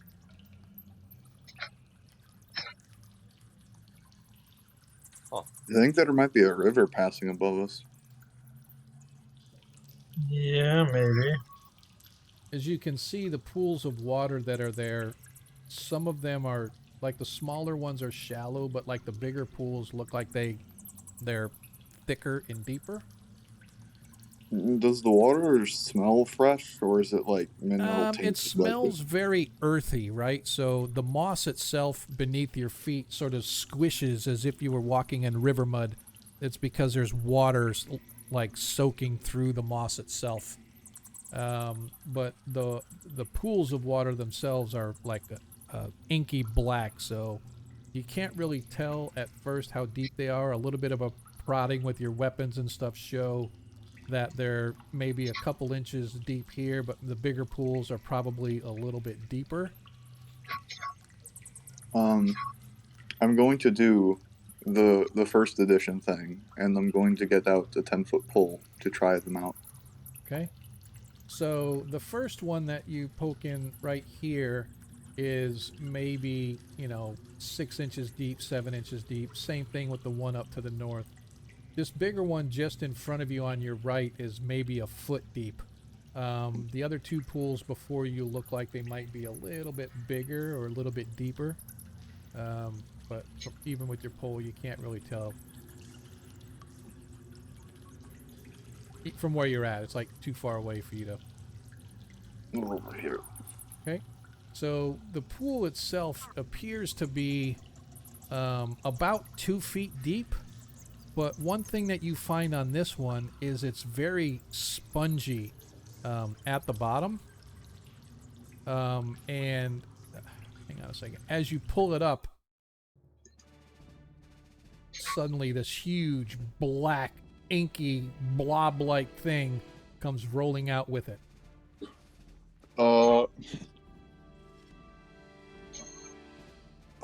Do I get a reaction, or are we rolling initiative? We are rolling initiative. Everybody roll initiative, please. Okay. Ah, hell yeah.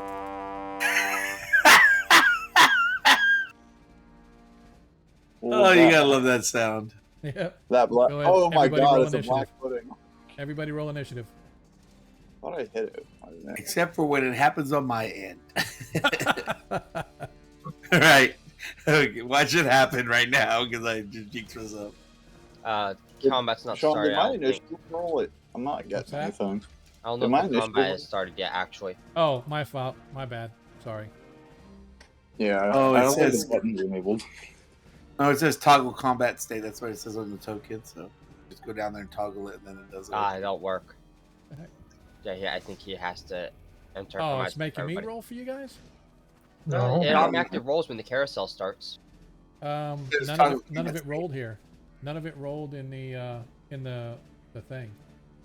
So as I said, in this one it doesn't automatically roll. It doesn't show any initiative. So does it if you roll go to your anymore? character sheet and roll initiative, or if you open up the combat tracker, or do you guys have the combat tracker? Yeah, on we your do. view? The carousel's not showing for any of us. For me, Yeah, it's not. I can't open it. It won't let me. I got a Hang on. utility here, and it says roll initiative. If that's what you're talking Oh, about. there it is.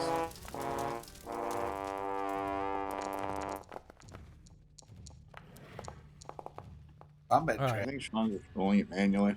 Yeah, that's what I did. It's like if you open up you see, you don't have to do the combat utility or nothing. You open up your character sheet, go to where your initiative is, click it, and roll it, and it'll automatically track it. But I just rolled it for everybody because I didn't want to have to Alright, keep can going you through. add 8 to Bobby's Bros? Or add 1d8, which... Yeah, yeah. Roll 1d8 and I'll add it to it because Alright, I can.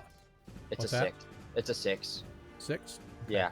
Because I rolled after your roll because it happened Yep. the same time, but I just dropped down to see what he rolled for the d8. All right. So there we go. So now we have the order. Now I gotta. I'm missing something here. There it is. Okay. All right.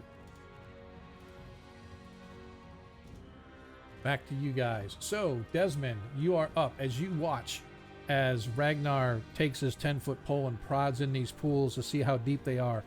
His pole goes into this other one for about 2 feet or so, and as he pulls it back, sort of gooped onto the end of this is this big, thick, gelatinous pudding-like substance, and these pseudopods come bursting out of the water, swarming up at your dwarven companion.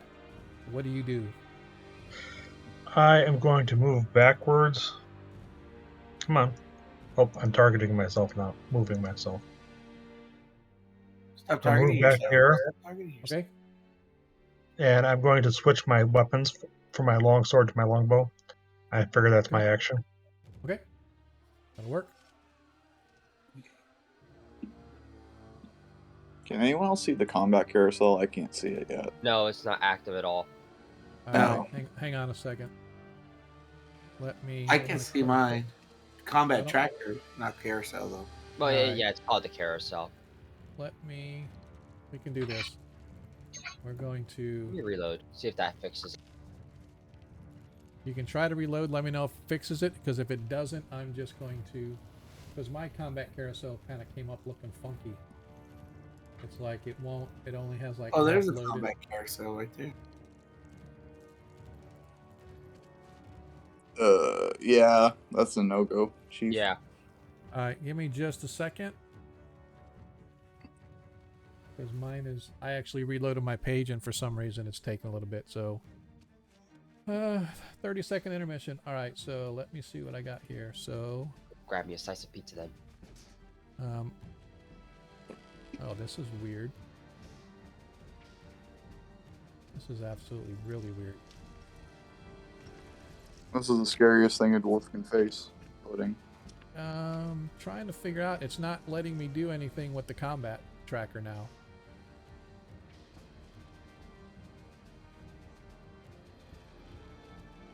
It's literally, I can't end combat. I can't do anything. It's just literally just sitting there. Let me try to refresh this again. Which is kind of bothering me. Ay, ay, ay, ay, ay, ay, ay.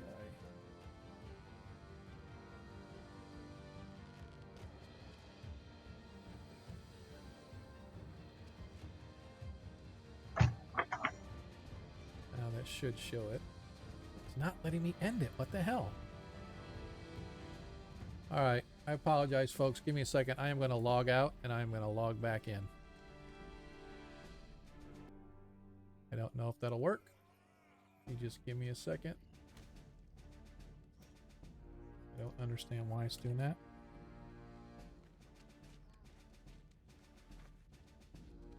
So literally all my controls for the combat are gone. It won't let me end combat and restart, or it won't let me continue into, because it's saying we're in round 2. I'm like, we're not in round 2. Why is it showing round 2?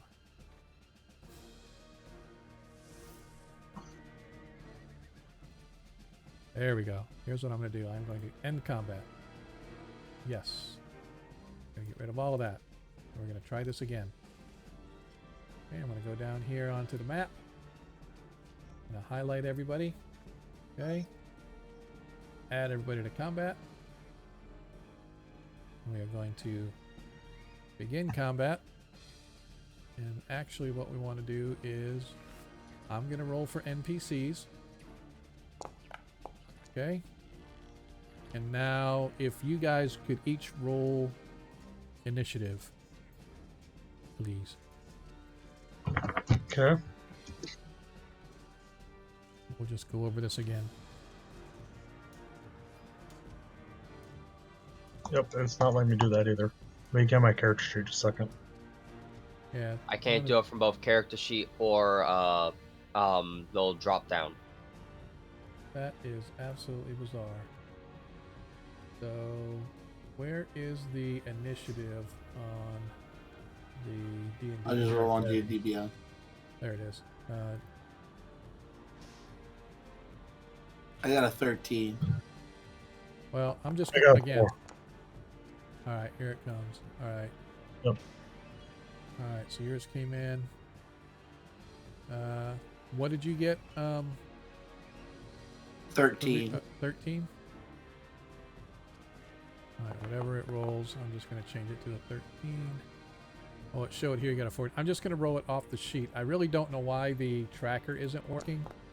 I'm just going to roll everybody. And we'll just go with this. Combatant. All right, so now It's another Desmond's going 3. last. Harvey gets another 3 to his 13. Okay. I really don't know what's up with the character tracker. This is bizarre. Okay, so under do settings. It might be my character. It's too powerful. Yeah, it's just weird. So right now, Ragnar, you're up. So we're just gonna go with what we got here. Ragnar, you're up. Considering we'll just- that this thing, I have no way of knowing what this thing is. I'm just gonna let it have the 10-foot pole, Okay. and I'm gonna back up for now, taking the disengage action. Okay. Oof. As you go, Tarikas, you are up. I am gonna cast. Spells. I can't even pull up my character. This is I don't know what's going on. Suddenly it's like All right, that's all right. I'll look on my. I got both character sheets up. So. I've been doing pretty good tonight as far as our stream though. We haven't Yeah, the stream's been going good. I just thought maybe something was dying or something somewhere, and that's why it was locking up the forge. But anyway, go ahead. Okay, well, I'm not sure how many spells I have left. Oh, well, I guess this is accurate. I am going to cast Spare the Dying Moment. Yeah. Spare the dying? I mean, Toll of the Dead, sorry. Okay. Give it some hit points back. And who knows? Down there getting poked. Okay. So a Toll the Dead is a saving throw on the creature, right? So it has Yes, to 14. Ooh, did you see that? Oh, that was awesome. Yes. That is awesome. I never even noticed that it did that, man. That is badass. Yeah. It means it dies. Or will die. Why is it not? You can just click on Toll the Dead. I and save I did. I mean, no, I clicked and saved, but it's not rolling for me. So I'll roll for you. no. Oh, thank you. It saved. Well, without the +6. This token references an actor which no longer exists in the world. What the fuck? Let's just delete that and go put him back. The Black Pudding saw the Heroes of Kreistrich, and he's like, you know what? I don't need to deal want with to this mess today. with him. He's more like, I want the munchies. All right, so I am going to put him into combat. I'm going to roll what he had. That was about what he had anyway, so we're good. 15. Okay, that's good because he went after Ragnar, then the Black Pudding. No, then Tarikas. So I'm going to minus. I'm going to make this a 13. All right, so Tarikas went. He did Toll the Dead. I just want to make sure that I can do it next time because it really bothers me that. And let's go back here. Take it, and now let's see if it'll work. There we go. Okay, now it's up. That's fine. Oh, it failed. Yeah, but you rolled a save for me, so we're good. No, it doesn't get my bonuses. Yes, it does. What? Okay, fine. How much? It took 3 points of damage, so we're good. All right. Thank you. Now that we got that squared away, folks, I do apologize. This is what we talked about, man. You don't come here for the entertainment. You come here to see when things just devolve into whatever kind of a shit show we can make it. And so I apologize that this hiccup in the combat tracker is suddenly happening. But Praviskro, you are up. All right. So the this is would he be able to recognize this right off the bat, or is that still beyond his range of knowledge? I would say if you give me a nature check, you could. You guys are aware of different slime, huh? Would that take his action? No, nature check. No, I mean technically it should be an action, but I'm not going to do it. So he knows that this is some kind of an ooze or a pudding that lives underground. Obviously, they are very dangerous, particularly if they get split up, they become multiple creatures. So you have to be very careful when attacking with sharp-edged weapons and stuff like that. Gotcha. So use blunt. Just the general. Blunt weapons are probably best against creatures like oozes and slimes and whatnot. Okay. Yes. Praviskro backs up as he says, I suggest you don't use anything with a sharp edge. Well, thank And God he's it is a going- warhammer. He is going to magic missile it. Okay. Actually, no, he's gonna fairy fire it. Fairy fire? Okay. You know you can target spells with fairy fire. So if you target it and cast fairy fire, there you go. It is now fairy fired. It takes a DC save check to try to pass it.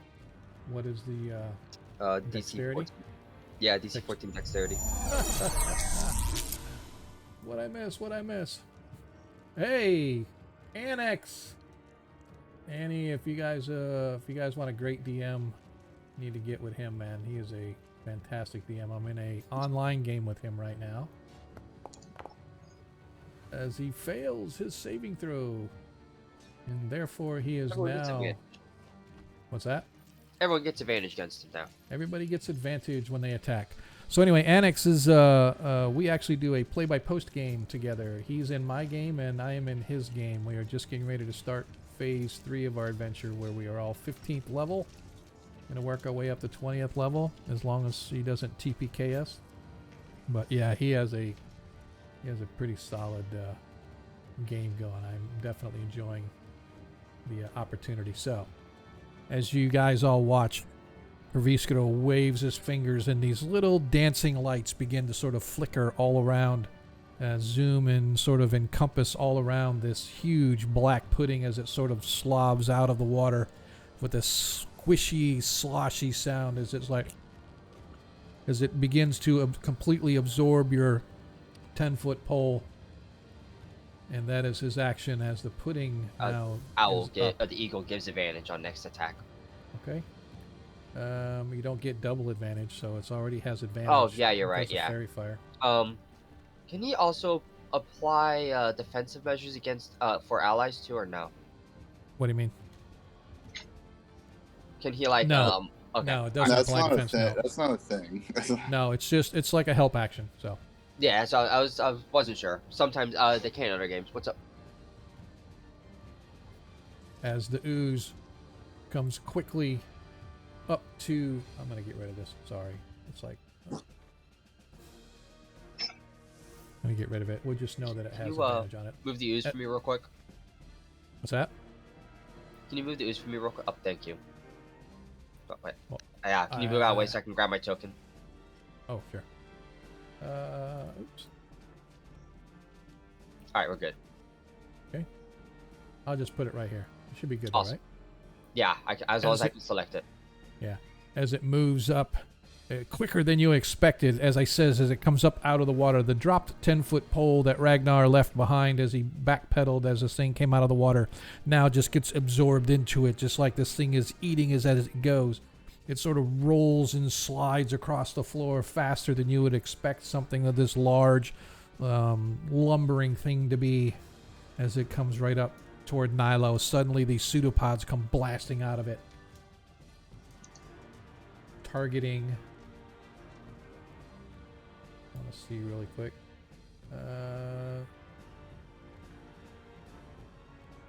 Cool. I just wanted to double check one of those features. Okay.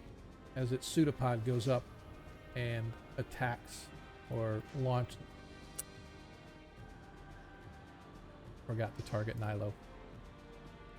As the pseudopod comes up, lashing out at the barbarian half. Ooh. I believe that 20 hits. You suffer 4 hit points of... No, I don't.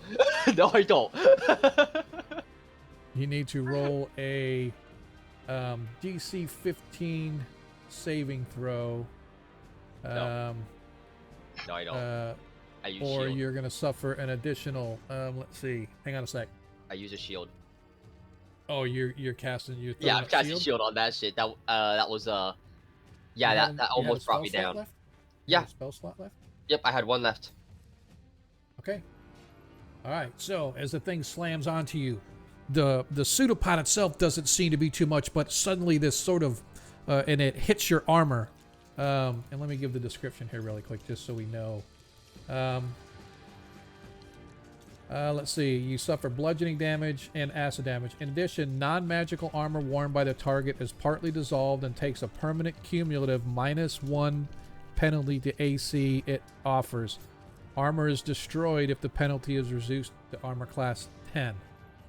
So, as you throw up this magical shield before you, the pseudopod slams onto it, and you watch this sort of sickly black liquid spray out, and you hear a sizzle and a pop as some of it sort of drips and hits the ground next to you, as you realize that this thing is literally giving off a flood of acid whenever it strikes. Fortunately, though, your magic prevented you from suffering any damage, and it is your turn. Okay, so I'm guessing melee attacks against it also damage the weapon too.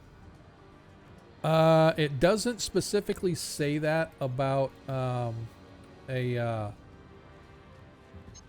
me see though. Maybe a creature that touches the pudding or hits it with the melee while within 5 feet takes 1d8 acid damage. Any non-magical weapon made of metal or wood that hits the pudding corrodes. After dealing damage, the weapon takes a permanent and cumulative -1 penalty to damage rolls. If the penalty drops to -5, the weapon is destroyed. So yes. So as you hit it, you can do damage, but you will suffer 1d8 of acid damage as it sprays onto you, and your weapon takes a cumulative -1 every time you hit it. So I'm going to call out hit it at range and go full defensive, which I believe is a disadvantage on attack roll, right? On its attack roll, if you take Yeah. if you have to it's that, isn't that a feat? I don't think that is No. It's an action where instead of using an action, I just go full defensive. And what you might be thinking of is Sentinel, where I can apply disadvantage on an allied. Well, there's other ones. There's other ones where there are feats that you can do stuff to. So all right. So you are. It will have a disadvantage when attacking at you. So if that is yours, Desmond, you're up. All right, I am now going to shoot my bow at it. Okay. So I've targeted it. I'm also going to make it the target of my Slayer's Prey. I don't know if that hits or not.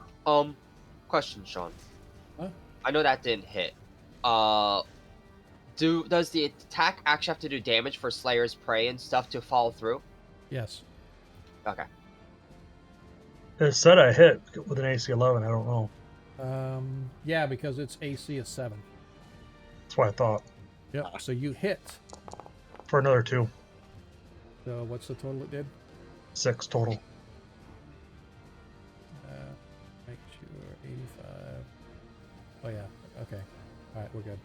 Okay. As you watch as your arrow kind of buries into it, and you hear the sizzling and popping sound as you watch as your arrow sort of just melts away from the acid being given off by the form of this creature. Ragnar. Ragnar's gonna get his full kit ready, and he's gonna walk up there to slap it shit, because that's all he can do. Okay. Roll it to hit. Here's my there it is. I'm gonna also use my bonus action to rage. Oh. Because this would be a worth enemy to kill. You upset I had advantage? That's a crit. Okay, so... And it's a bludgeoning weapon. Yep, so you do a total of 13 hit points of damage to it. And I need, well, first of all, as that happens, the acid spray from this sprays across you, and you suffer 3 hit points of acid damage. Your weapon now does a -1 penalty to any damage. So any damage you do with your hammer is now at a -1. Okay. Makes sense? Okay. I'm gonna use my action surge to attack again. Okay. And can I use that party crit finally? You've already hit. You only get the 2 I attack. thought that was something you could call after you roll.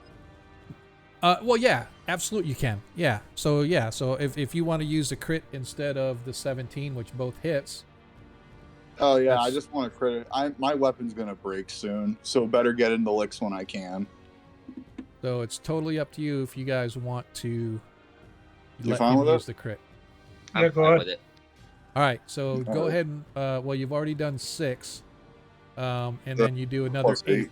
So it'll be a 14 total. So we'll do another 8, and now your weapon is down to a -2. Yep. Okay. Is that it for you? Oh wait, Sean. Add an extra 4 to that because of my strength bonus for my rage. I don't think that gets calculated into this. So for Okay. my 2 hits, that's 2 apiece. So that's an extra Gotcha. 4 damage. Gotcha. All right. All right. Is that it? Tarikas. Don't I take more acid damage? Oh, I forgot the second hit. Thank you for reminding me.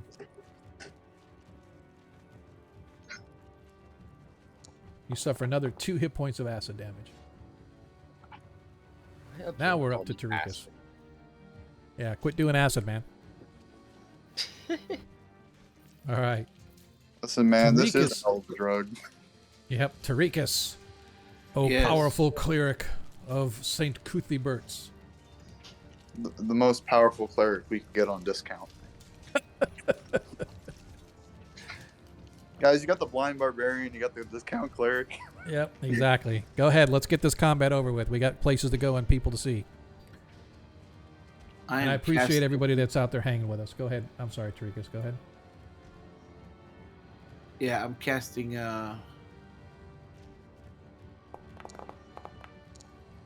Oops, I rolled the wrong dice. It's a D12. Just roll a D12 in the chat. It might be easier.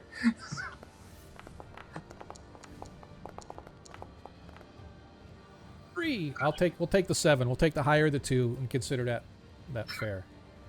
And it has to roll a 14. 14. Is that a wisdom or is it a dexterity? Wisdom. Sorry. Wisdom? Yes. Seriously? Yes. Come on, man. Come on, See, man. You know, it's funny. I should really go with whatever they say because I get private chat here sent to me that says the Black Pudding rolled a 16 on a save, but the save was never rolled. I'd rather you guys see the save, so I don't know why it does that, but we're gonna roll this bad boy. So close as he fails. Oh, and I His get wisdom's- -2. Oh, that's nice. It's got it's 3 hit point. Oh yes, it was 7, right?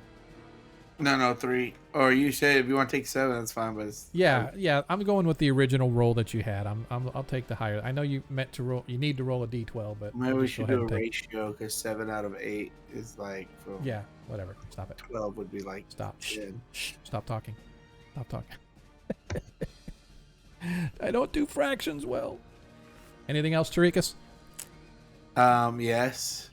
What? What is it? Run Say your away!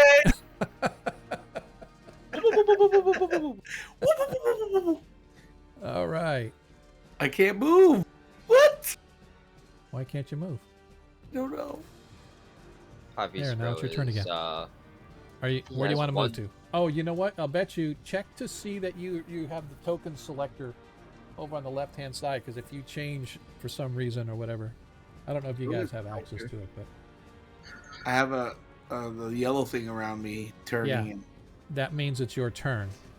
yeah, Right. I'm trying to move and it don't let me. Okay, over on the left hand side, there's that little left hand navigation or the left hand toolbar. Do you have that on your guys' view? Yes. At the very top is the one that looks like a person. Yeah. Click on it and make sure you select Oh, got it.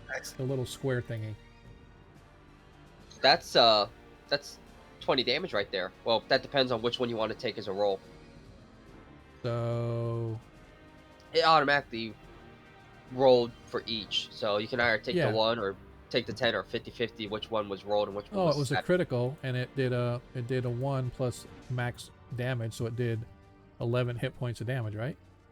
Well, yeah, but both were rolled. That's what I'm saying. Wait, oh, what? What do you mean? I completely missed what you said.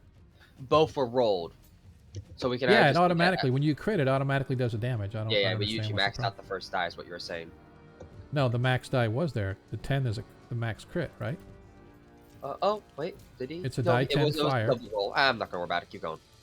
I was going to say, you rolled a 1, and then it maxes with the 10, because we always max the crit, so it did an 11.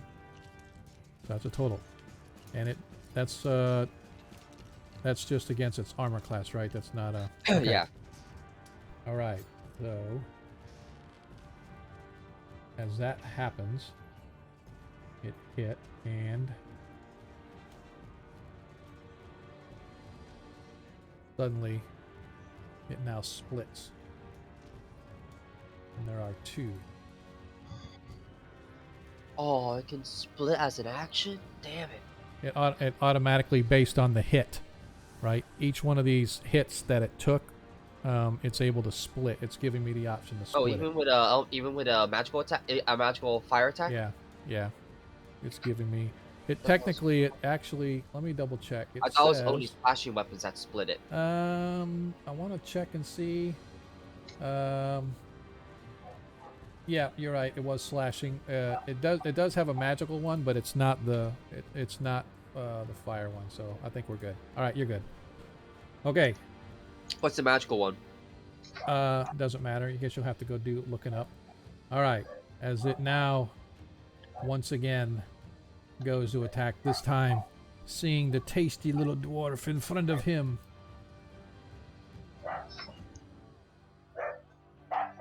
As a pseudopod lashes out at the dwarf. 23 hits. I need you to give me a DC 15. Javier is gonna chrono shift that. Thanks, Praviska.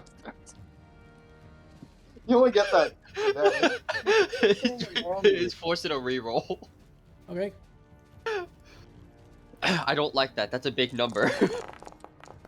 Hey! And he misses. So is that's just a reaction that That's he a gets reaction on it, right? that he can do twice a day. Okay, well that was the second time then, so he can't do it anymore. Nope, no more chrono shifts. Quit getting splat with Alright. enemies, please. Alright. Nilo. Ah, yes, me.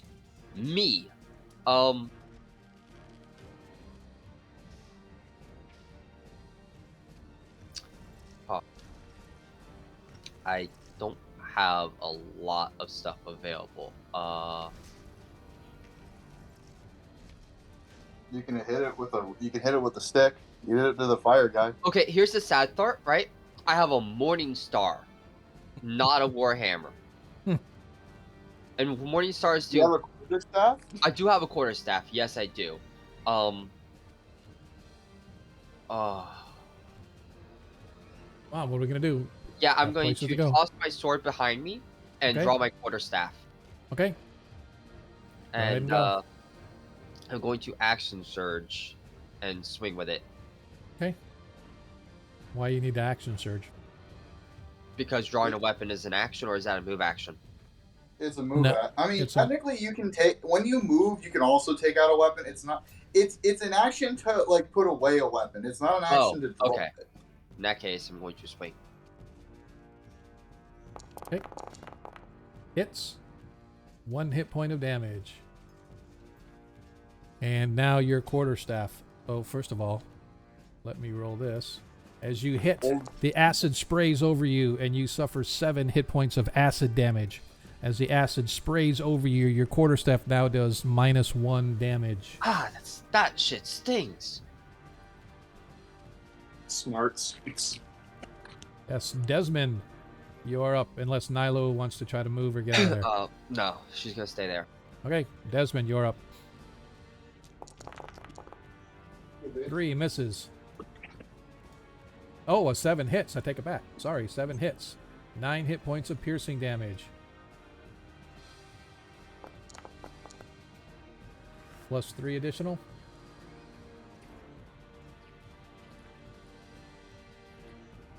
I am going to... I am going to do this. Oh, oh, shoot. I forgot. Oops, wrong one. Before I go any further, Ragnar, you also suffer 7 hit points of damage because you're within 5 feet of the creature when it got hit. So Features, corrosive. Hits with a melee attack while within. Is that Hang everybody on. in 5 No, foot, or? I'm just looking. I thought it said anybody within 5 feet, but it's only the person attacking. I don't like that. I think I'm going to create a creature that it does it everybody in 5 feet. So I take that back, Ragnar. You don't suffer any damage. Because we'll play it as raw, but I think a black pudding, I think if you hit it and it sprays acid everywhere when you hit it, I think that anybody within 5 feet should take it. But that's not how the book says it right now, and that's not what I'm going to do. So You could call it a Sean pudding. yes, we're going to call it the brown pudding. Which there are those out there too. Maybe we'll have to do another. I think Sean pudding is better. Give me a change of pants for a code brown. Yep, exactly. All right, Ragnar, you are up, good sir. Remember, your weapon now does -2 damage. Yeah, it's got a good. Did I take a lot more damage? You haven't taken any more damage, no way. Oh, it probably I'm at auto 1 counted. HP for some reason. The first Oh. attack still hit you, even though I forced a reroll on it. Oh. So it took damage off. So Like, just why refresh am I it. at 1 HP? What happened? Yeah, hang on. Oh, and I got rid of that too. I don't remember how much damage you took. I was at like Hold on. 20 something, 29, I think. All right, that's fine. I'll go with that. Yeah, thanks for bringing that up. I forgot. It automatically, when it hits, it does the damage off of you. So you got to make sure that if we reroll, we get it back. All right. I'm gonna hit it again. Okay. Again, it's when on I'm target. +7. You can do it. I have advantage. Yes, you Is that do. another- That hits. Warhammer hits for 6 hit points of damage. That 7 probably went through, by the way. Huh? That 7 probably went through. Oh, yeah. It Oh. did. All right. I need my acid. Yep. Oh, just reflect the 7 back. As you suffer 3 hit points of acid damage, and your weapon now does. Oh, I need to add 2 more hit points back onto it because the damage needs to be -3. Okay.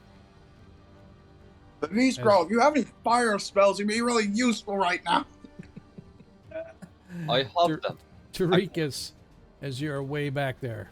All right. Well, I was just gonna mention that you're all talking about the draw weapon. That's actually interaction, which is a turn. Or Dropping it's the called weapon, one simple I act. don't believe so. Yeah, Has to be dropping the yeah. weapon. Dropping the weapon is just. Yeah, dropping a weapon's not, but like a simple act. One simple act, like Yeah. drawing a weapon would be, or open a door. Yeah. Right. All right. We're good. All right, here we go. I'm going to. Well, Tarikas is going to. He's going to try and illuminate the black pudding with his Toll of the Dead. Oops. Okay. I'm gonna do this.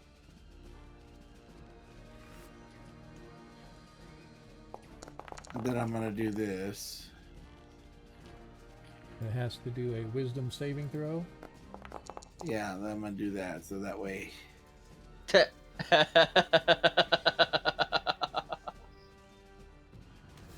So you can read That's it. funny. It fails its save. As it suffers its 5 hit points of damage. Necrotic. Yeah. Okay. And then I say, and then I move up and I say, Beast, go back to the pudding pool. Don't worry, brother. Viskro. I believe this thing should just burn right about now. Hits. 2 damage. That's all we needed. All right. I thought we did. Shit. Nope. Nice try. As the Oh, pudding I now forgot to roll once an again. advantage for that. Oh well. Once again, the pudding pseudopod splashes out.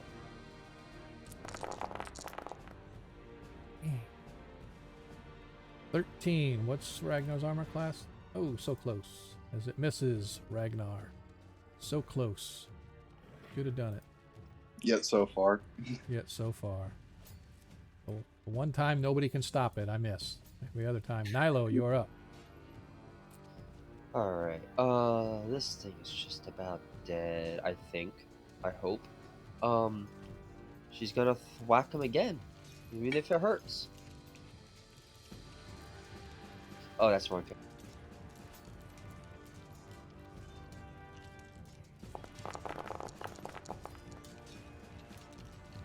Hits for 7. 5. But yeah. Or 5, yeah. No. As you suffer 7 hit points of damage. Ah, fuck! Not again. As you hit it, and the creature shudders and lays still as it appears to be dead. Suddenly you hear cries from behind you. Tarika, this would be a good time for some of those healing potions, for some of those spells if you don't. Ah, shit. As from behind, a Meanlock appears, striking Desmond from behind for 9 hit points of slashing damage. I need Desmond to give me a DC 11 Constitution saving throw, please. Say it as you save for no paralysis, but you did suffer the 9 hit points of slashing as you hear the chittering sound coming from the thing like... So, it is still my turn. I know I didn't do anything else with that, but I moved You up. just moved. Yep. Yeah, I saw you know. move. And I'm going to, as I move, I'm going to toss my my quarterstaff to the ground and summon my long sword back to my hand using my bonded weapon ability. Okay. Yep. So I'm ready to fight this thing when my turn rolls back around. Desmond, you're up. I'm going to drop my bow, switching to my longsword. Okay. And as a bonus action, put my Slayer's Prey on the Meanlock. Okay. 5 And misses. I missed it. 5 misses. Well, it's actually like a 9 or something like that. But still Or misses. 10, yeah. Alright. That is my action. Ragnar. You hear shouts coming as you realize that another one of those horrid Meanlock creatures has assaulted the rear of your party. Although you can't see it, you know it's there somewhere because you can hear them. I think my thing crashed. Oh wait, no. Do I have enough movement to go over there? 5, 10, 15, 20, 25, 30. Yeah, you might be able to have enough to get around Nilo and end up to the right of it. I have only 25. Oh, you only have 20, yeah. 25, I mean, yeah, so no. You would not have... From here? What's that? I would be able to anyway. I can't see him. Never mind. Yeah. I'm just going to move here, and can I shoot him with my crossbow? Sure. So I need to be at point blank range. Mostly. Oh, is it hits? Is that a 16 or 20? It's hits for 6 hit points of damage as a Meanlock lets out a hissing sound of pain as its mandibles click back and forth like...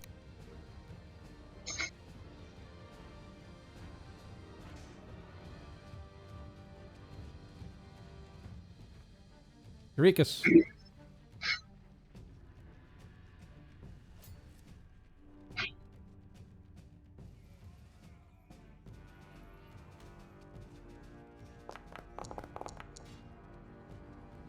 Hits for 8 hit points of damage. As you slam onto it, the creature once again lets out a hissing and clicking sound as its mandibles, as it's whipping around back and forth, trying to see who to attack next. Scroll.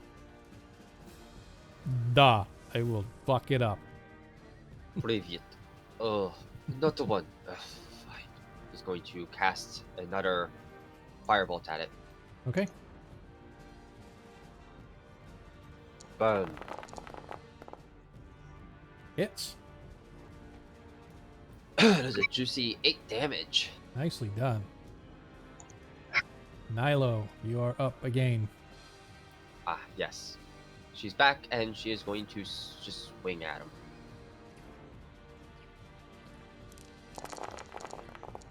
What the hell just happened? Oh, I critted. Okay. Oh, nice. Oh, yeah, it did my auto crit. Yep. Before the creature has a chance to do anything after its initial attack on your comrade, between the 4 or 5 of you as you would descend upon the creature and obliterate it off the face of the earth. The creature... She lets out a very orcish roar. As you guys are standing there, the Meanlock, as I said, it just... Oh, hang on just a second. Something crashed on me here. Let me find it. I have to find... That's what I get for reordering everything. There we are. As you guys are standing there, the Meanlock sort of lets out this hissing, screeching sound, and it evaporates and disappears into the ether, going back to its fey place wherever it was. And as you're standing there, suddenly the ground beneath your feet begins to tremble. You watch as the walls begin to shake ever so slightly, as the moss itself begins to fall off of the walls. It begins to drift down off of the ceiling. You see that on the far side of the where you guys are, way over here, you can see everything beginning to drop and shake and rumble, as apparently the Meanlocks have been eviscerated and removed from this plane of existence, and whatever it was that was holding this place together is beginning to frail and get frayed and separate, as you guys find yourselves trapped deep within the depths of these caves. Will you make it out in time before the caves collapse? Let's find out as we begin to exit this place. Your lights suddenly wink out.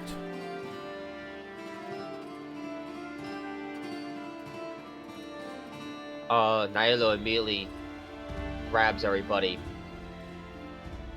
First, one person on my shoulder, everyone else follow behind, because she can see, and she's going to start trying to lead him out. Oh yeah, go ahead. I just want to make sure we still have light here somewhere. Yes, me. Yeah, no, I actually turned your light off. That's why I was saying this. Something has light somewhere. Pavisco has light still. Oh, I found it. Was it Pavisco still has it? No, I turned his off. I have complete night vision. Yeah, I know. I'm not worried about that, but there's somebody giving off light somewhere, and I need to look at their tokens Ragnar? just to see. That's it. It's me. No, it's not. It was Ragnar. Somehow he had light on him still. Alright. Why is it still showing?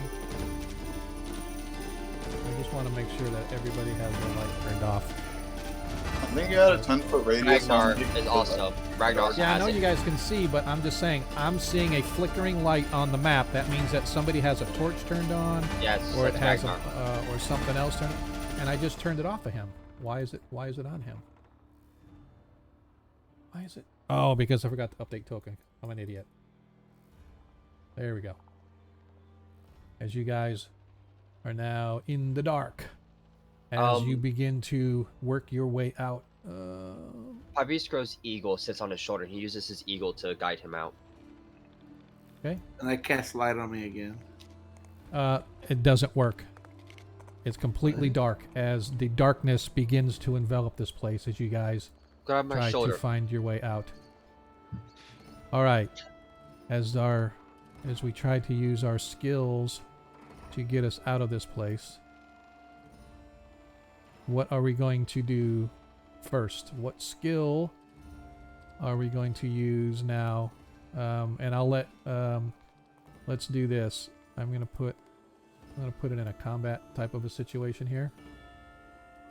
I'm gonna roll everybody initiative.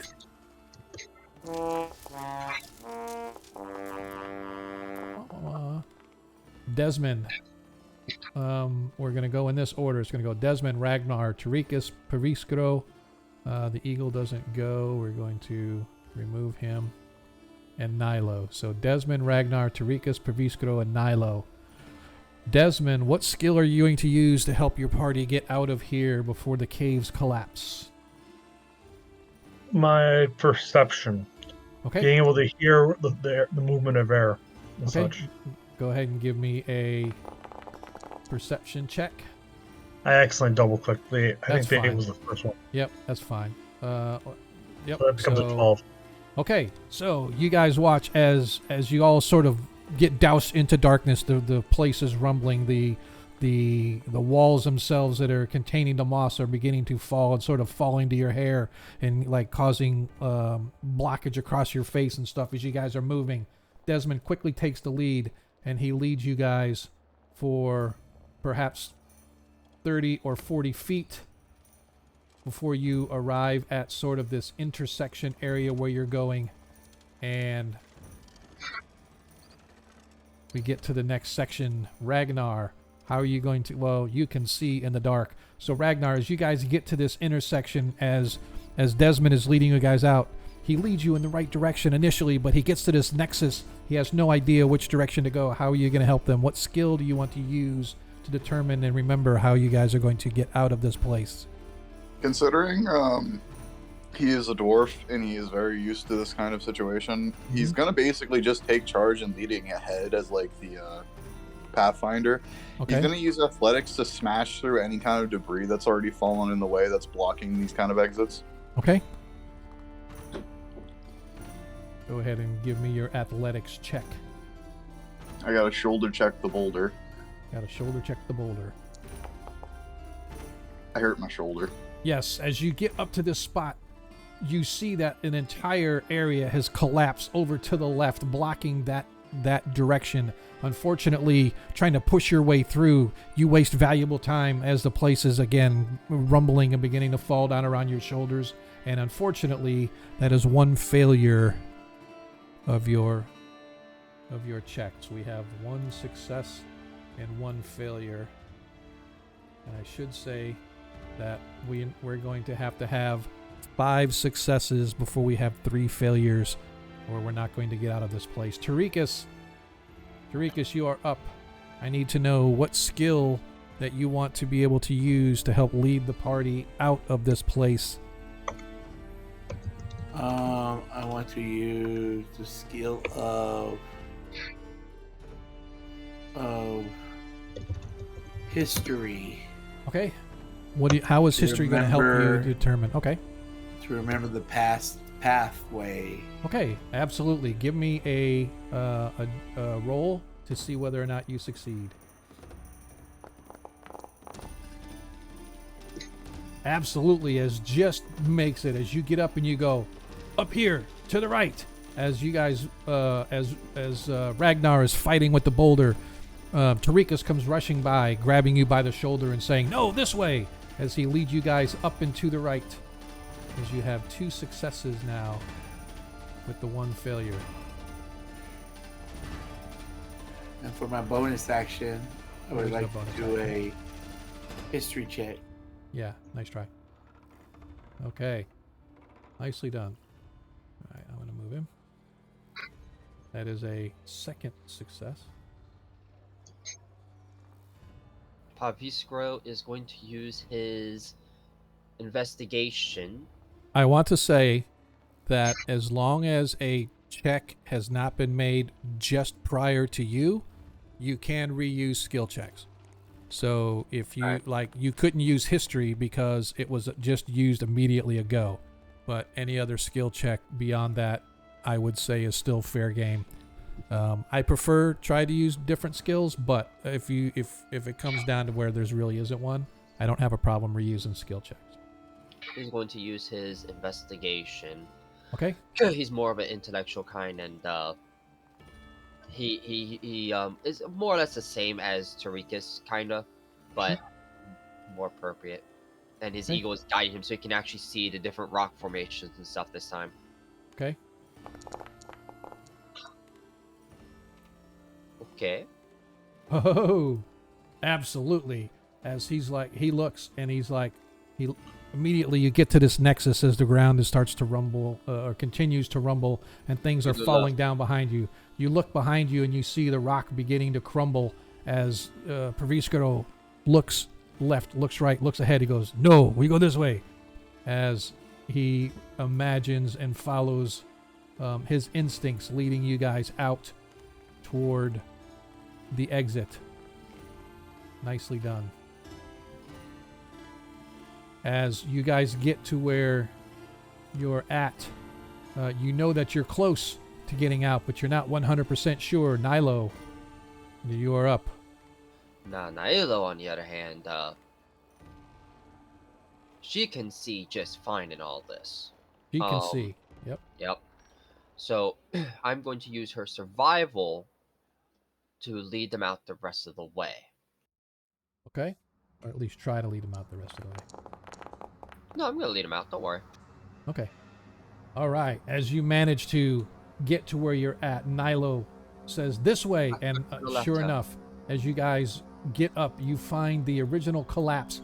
As the chambers behind you collapse, it's almost as if somebody is behind you is like forcing you down a tube of toothpaste, right? As everything behind you is collapsing and the rocks are sort of pushing you guys along. As you're rushing headlong, you find yourselves once again where the original collapse had happened all those many, many years ago, trapping those miners and beginning this entire Meanlock infestation.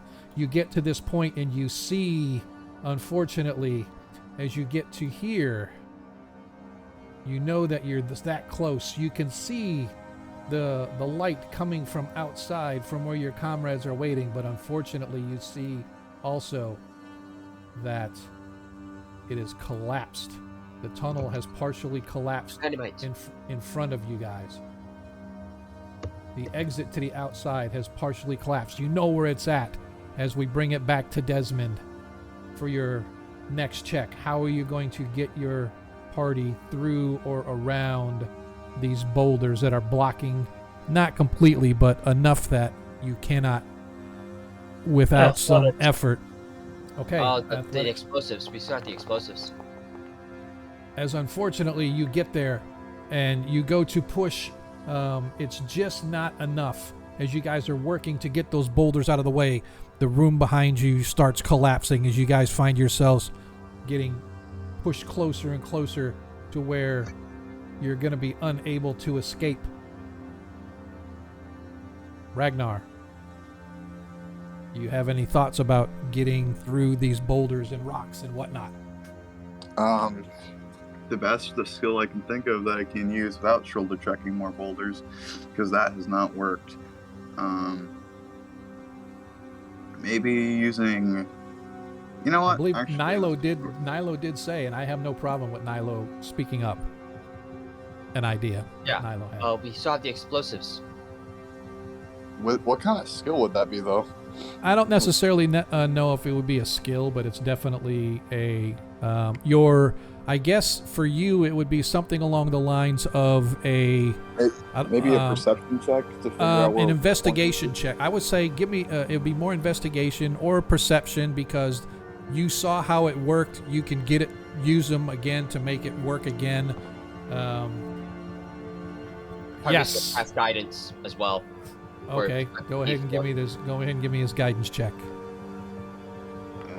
Absolutely, a 15 will be absolutely enough. Ragnar, as you quickly look, you're like, Nilo's like, use the explosive, and you guys put them together, and your dwarven mind quickly goes through. You saw how these were set up. You've seen things like this in mines before. You've seen it in the war, under the war machines, and you quickly set them up. You all back up into the passage. You quickly spark a flame. It lights this little candle wick, and like it starts hissing and popping all the way down along the thin little wire as behind you more and more of the cave begins to collapse. Suddenly there's this huge explosion.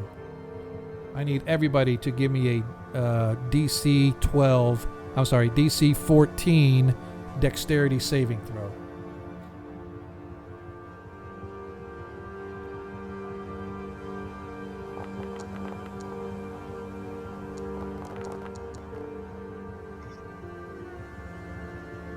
Save. Oh, Nilo fails. Who are we missing? Dexterity. I'm still rolling, Desmond, but I Ragnar, Pravisco. Waiting for Tarikas. Yeah, I can't find my character thing again. It's not showing up. All right, I'll roll. I'm gonna roll a 20 and give you the. Want me to roll it for you? I can roll it for you right here. Sure, go ahead. That's up to you. If you want to roll it, you can. Okay, I'm gonna roll 20 here because I can't see the thing here. Unless you like me. I'll roll it here and give you the bonuses that I get. Okay. Oh, no wonder this is like this. I didn't know this. Haha, as he fails Total also. fail. Why is... Sorry. I apologize. I'm kind of Could have been a disappointed. 3. Yeah, I see that. Hang on just a second because this really bothers me that this... We'll just do this one.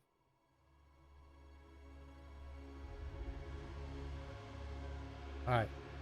So, you guys failed. So... Oh, I rolled it for Tarikas, duh. So, everybody suffers 2 hit points of damage, except for Nilo and Tarikas. You suffer 4 hit points of damage as the explosion goes off, blasting rocks everywhere. You guys all don't even bother to hesitate unless anybody's down. Anybody down? No. As you guys escape out of the tunnel, finding yourselves out in the daylight. As the mines below you collapse, a huge tower of dust and smoke comes billowing out the mouth of the cave as you guys find yourselves standing with your friends out there in the fading twilight as the sun is just now going down over the horizon. But you are safe. You have escaped, and you find yourselves once again standing outside in the fresh air. It is cold out as a light breeze is blowing, but you have escaped successfully, having rid the world of the evil fey meanlocks that were infesting these caves that belong to the town of Vermeilen.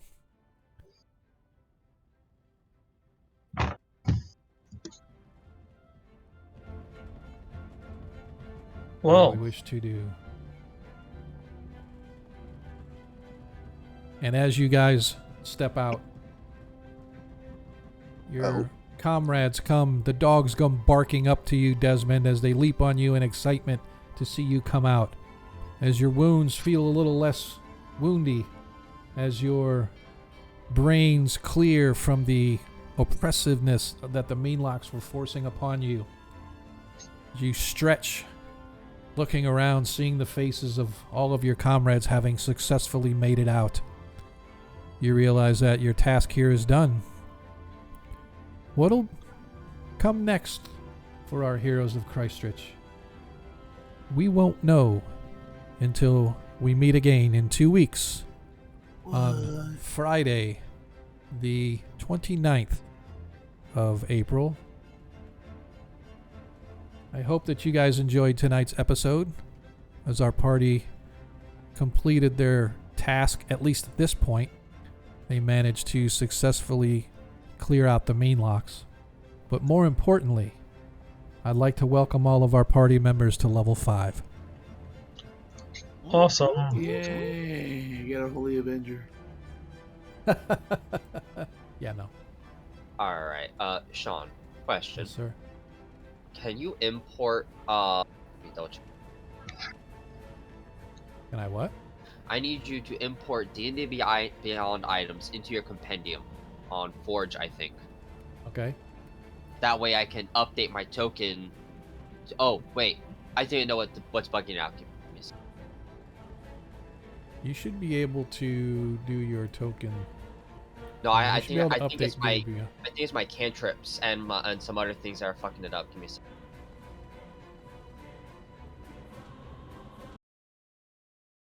All right. So, dear readers, or dear viewers, I should say, I appreciate everybody that hung with us tonight as we managed to end just in time, as our party has completed this latest round of adventure, bringing themselves up to the 5th level. As I said, we will be here again for this group on the 29th. That's 2 weeks from tonight. This game is every other Friday night. If you want to get more D&D, a bigger fix, on Monday night we play our 1st edition game. I would appreciate anybody and everybody that would join us then. I appreciate you all hanging out with us tonight. As always, the goal now is to figure out who we're going to raid, first of all. Second of all, I'm going to move us over to the after party so we can kind of discuss things. I hope that you guys would be willing to join us and hang out with us as we sort of Shoot the Breeze here. For those that don't know or that are relatively new here, after every D&D game that I play, I always like to hang out with the players a little bit. Sometimes it's before the game. Most times it's after the game. We just kind of hang out and talk and shoot the breeze about anything, whether it's the game, Dungeons & Dragons, other things that we want to come up in conversation. But we would appreciate if you guys would like to kind of hang out and join us. I am going to close down my Forge right now because it's in my headphones in the background. But anyway, I definitely appreciate if you guys like to kind of come hang out with us. If you join us over on Forge players, I'm going to switch over to the open channel. If you guys can join us, great. If you can't, that's great too. But I'm getting ready to bounce over there in 3, 2, 1, go.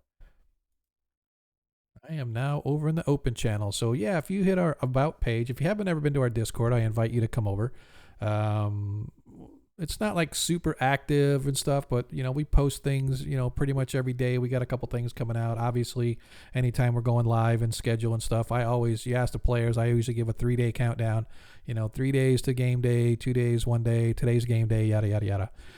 If you don't want to do that, hit us up on Twitter. You can follow on Twitter and just go to twitter.com/AgoraQuest. That's us.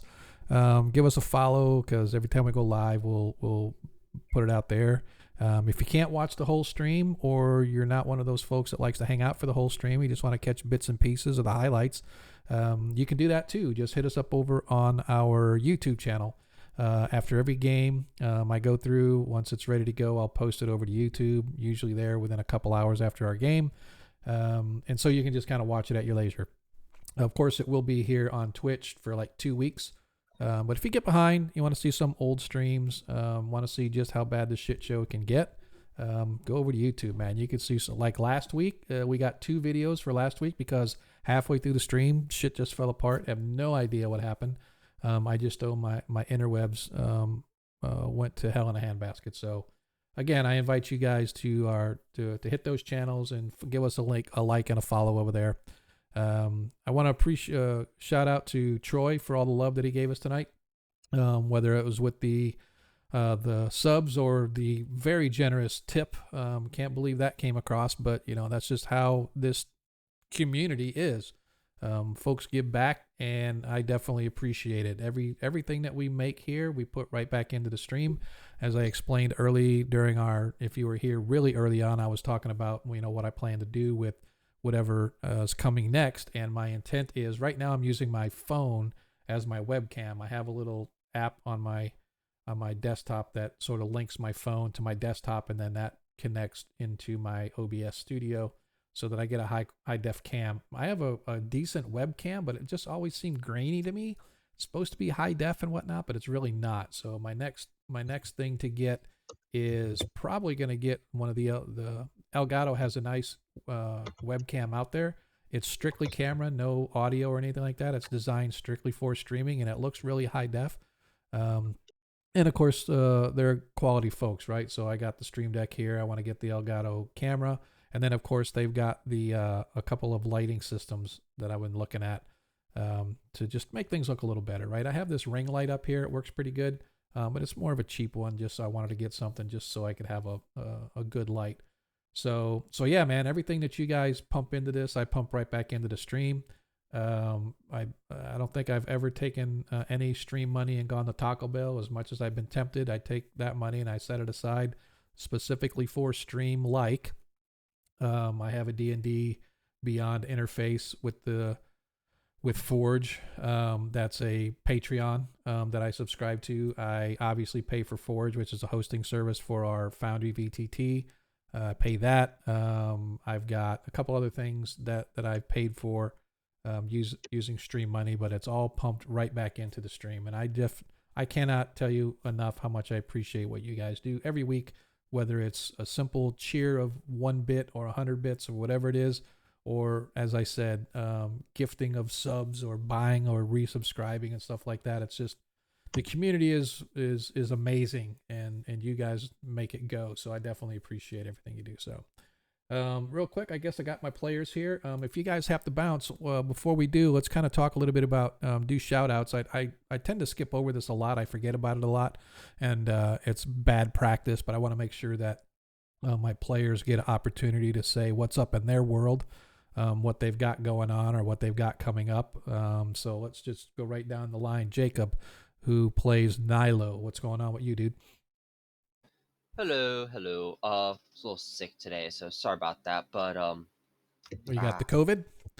no. I think it's something in the house. Plague? specifically. Bubonic plague? Yeah, we'll go with that. Okay. Like I think it has to Leprosy? do with the mold in the house. The Leprosy. black It's mold, probably leprosy. yeah, He's we'll go with he's that. got the AIDS. I do. Let's Him? not go there. do. Let's not talk about stuff like that. That's not nice. I don't want anything to kill But him.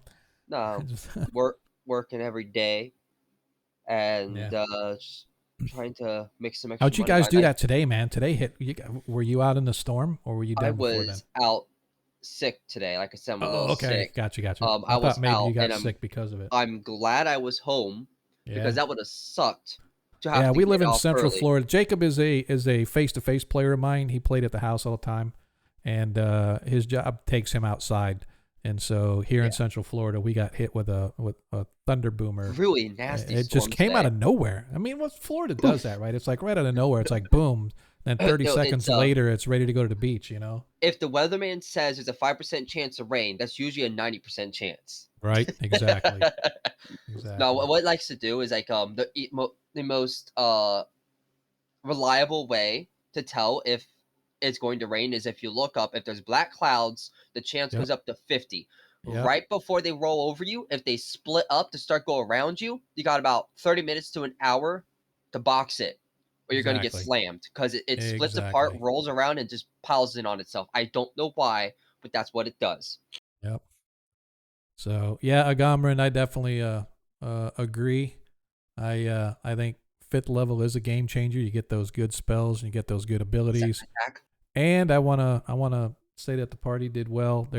I left that last main lock. I was kind of hoping that he would get in there before you guys took out the black pudding, but unfortunately, he didn't quite make it. But what about you, Monkey? I know you always got shit going on. So Monkey is our resident music / artiste. He does all of our character artwork, our character portraits that you see here. If you follow our first edition game on Monday nights, we have intermission. For this game, I just went on YouTube and found this 15-minute timer and stuff, but I'm probably going forward, I'm going to start sort of putting things sort of the same between the streams, although the themes might be a little different, at least, how we do things. And I definitely like Monkey's music. And so he has a SoundCloud out there for us. And we just sort of listen to that on our first edition stream. And so I think I'm just going to incorporate that here so I can just get rid of that 15-minute timer thing. So, but yeah, man. So what you got going on, dude? Tell people where they can find your shit and what you're doing. Oh, well, life is lots of work. Online, trying to sell some tokens, portraits like we have here on Roll20. It's Monkey Bee's toy box. I got several like 20 something libraries out there, and then just doing the music for fun, for background, for people who use it, and I think I've said this before, but I don't think I've ever followed up. Send me the link to your stuff in Discord, and I will make sure I get it added to our shout outs. Oh, appreciate it. Yeah. Oh yeah, dude, man. No, I mean obviously you want quality stuff here, right? So if you guys are looking for that stuff, man, go out to Roll20 and look him up. He does good work. And his music is cool too. It's like I tell everybody, it's like if you ever watched Lawrence Welk about everybody get down the party till you puke. It's got the Monkey Boogers music out there, man. It's like listening to Lawrence Welk. If I think I take it with the good and the bad, man, because it's like it's so calming and soothing. But then on our intermission, I want to fall asleep, and I'm like, no, I can't do that. I want to get something a little high end. Yeah, I want to do some upbeat stuff. So yeah, there you go. It's good stuff, man. Regardless of what you got, I mean, he put together a good playlist for us, man. So it's pretty awesome. All right, dude. What about you, Spartan? Anything? Travis got the. You guys got anything going on? Yeah, not much more IT work. Doing my best to avoid work as whenever I can. Exactly. You and me both. Just seems that It, whatever I work on is what breaks all the time. Like, come on, guys, really? I've been doing a lot of work. I listen to a lot of podcasts while I'm at work, so it hasn't been too bad. Yeah. I'm just lamenting at the moment that I just realized we have 3 followers and we didn't model them after the Three Stooges. If, Curly I should Larry have Moe. realized that when we requested the art for it. That would have been hilarious. There's always time to change artwork, man. I'm not worried about it. So, yeah, I'm with you on the IT stuff. I write software for a living. I work for a company that helps sell weed. For those that don't know, if you haven't followed us yet, Dutchy.com, come check us out. But I'm on the payments side, so anytime stuff goes wrong with money, man, you're like the first one to get a call. You're like, damn, what I do? And they want it So, quick. they want help quick for it. yeah. Oh yeah. Oh yeah. And then it's kind of funny because I'm like L3 support, right? So I'm a developer, so I don't like get on the front lines. But when I do get involved, it's like shit's hit the fan 2 or 3 times already, and like, why isn't this got fixed yet? And then I get a ticket. Dude, this was from fucking October. Why are you just now giving it to me? This is we're in like You April, think that's dude. bad? I've seen how bad some of our clients can be with access privileges. It took them Yep. 2 months to give access privileges to one of our new Oh people, and I'm like, man. oh my No god, bueno. No what are you bueno. guys doing? Exactly. All right, last but not least, Mr. Amazing, what's up with you, man? Not much. I've started running a 5e Greyhawk game that I'm recording to eventually edit and release as a weekly podcast. Oh, I'm nice, trying to man. get 4 weeks ahead, and last week the recording software cut out halfway through the game, Oh no. so I'm trying to. I don't know what to do with that, and I got to figure out hosting and that kind of thing. Yeah, So we'll see what happens. where's your setting? I mean, no Greyhawk, but where? The city of Greyhawk itself. Oh, nice, dude. That's like one of the best places to start ever. John, you're getting I started them at competition. first level. They just hit second. So, So is it usually all that's homebrew pretty. stuff, or do you use any like modularized stuff? I am not using any published 5th edition modular Mhm. stuff. Right. I'm using old 1st and 2nd edition box sets Yeah. and converting it to 5th edition, Yeah. along with So, the. I'm just Go ahead. curious. You have the City of Greyhawk box set, right? Do you have that, or Yeah. do you just have? Okay. So, Yep. do you have the adventure cards in it and stuff? Yep. I So, have like, had that since I was in like 7th grade. yeah, nice. So there's 2 adventures between the box sets that I loved. The first one was in the actual City Guide book, and it's called Tears at the Orphanage.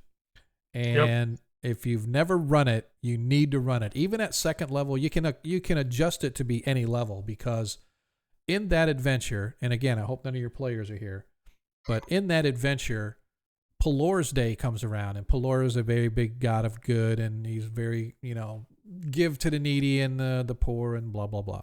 And so one of the biggest things that they do every year is they gather up all these toys and gifts and stuff for kids at the orphanage. And so the party is sent by the Adventurers Guild because Pelor's Day needs hired help all over the place. Security. There's a lot of dignitaries that come in town, so you like bodyguards, so it's like a chance to rub shoulders and hobnob with the bigwigs.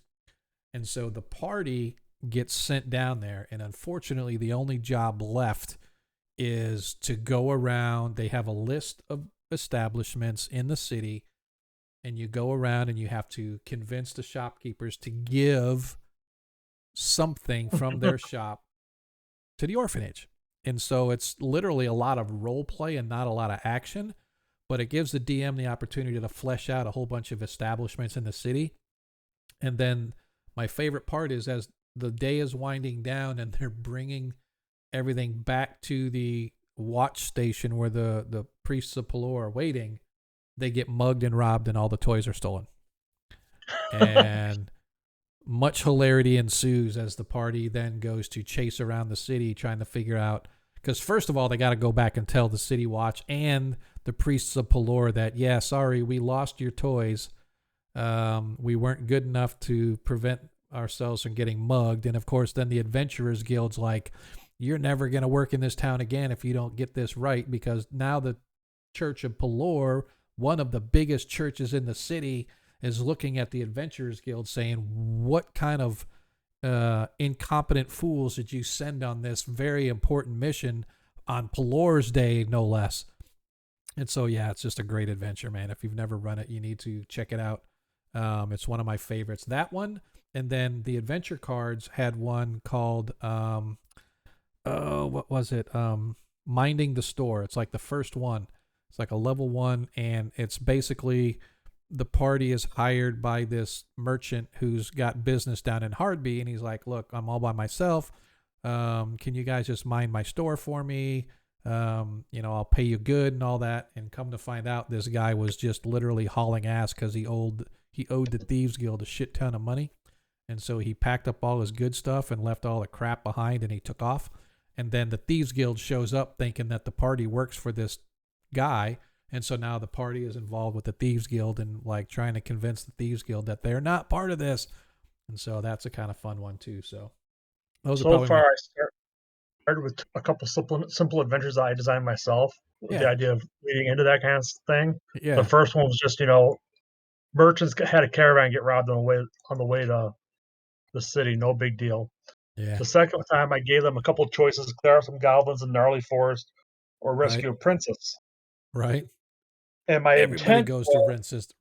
Everybody goes after the princess, right? Well, I'm sorry. It was Lord Silverfox's niece. Oh, it was even better. And the idea was that my original intent was that she had been kidnapped by bandits from the Bandit Kingdom in like a ransom plan. Right. But they were more interested in investigating any possible lead in the city before they left the city. So instead of having her in the Bandit Kingdom, I've had to relocate her back to the city. Otherwise, she'd be rotting in the Bandit Kingdom for months. Right. Nice. So they have forced me to change my plans. Nice. But I wanted to pop into the chat and say hello. It wasn't wasn't my intent to just plug a podcast that doesn't even have a home yet. So I will vacate and hope everyone has a great night. You too, man. All right, dude. We'll talk to you later, man. Thanks for hanging out with us. Hey, Agomran, I saw you said that you ran that one. Is it the Tears at the Orphanage the one you're talking about, or are you talking about the adventure card? Are you with the minding the store? Because both of them were great. The adventure cards are really, really great for, the adventure cards are really good for just having a bare bones, and it gives you an opportunity to flesh so much out. The second one that I ran on there was something of Dorshak Crane. He was an old gnome, and he died. And, well, nobody knew he died. He disappeared. And so the party is sent to his house to try to figure out, what's up with him and whatnot. So, yeah, that was a good too. So, anyway, how'd you guys like the adventure tonight? Was it okay with you? Yeah, it I was thought great. it was pretty fun. I think I was curious how many enemies we're going to be fighting, because I thought the estimation was like 30 of those creatures. So I'm like, oh, this is just the first pod out of like 4. Yeah. No, so metagaming aside, with everybody leaving town, there was nothing left for the Meanlocks to feed on. And so most of them returned to the Feywild, but there were still a few radical Meanlocks that said, we're going to hang around because we know it'll pick back, business will pick back up, so to speak. And so the party, there was like, I want to say there was like 7 or 8 altogether, a couple in town and like a half a dozen that were inside the caverns themselves. Yeah, I don't know where we got that estimation from. I just recall because the estimation came from when you guys were doing investigation about the town, and you found that there were 34 or 36 miners that were trapped in the caves. And you knew that Meanlocks all they could turn people into other Meanlocks, right? And so you figured, oh crap, there's at least 30 of them down there, So that's kind of where you guys got that from. Okay, I just remember the figure was mentioned. I could not Yep. for like remember where it's from. Yeah, that's exactly what it's from. So, but yeah, man, I definitely appreciate good adventures, man. So just got to figure out where you guys are getting to next. We As need a to get new reminder, weapons. We get any loot for yeah. this, by the way, Sean? What's that, sir? We get any loot? You guys did not find any loot here, no. Yeah, I was We wondering did about not. that. Like, wait a minute, we don't think we didn't find anything. Well, you didn't search for anything either. Didn't have much time with all that was going Yeah. on. Yeah. We had 3 but- sticks of dynamite, and then we used it. Oh, did we Yep. only use one, or did you use all 3? No, you used 2 sticks. You found 2 Two sticks. sticks.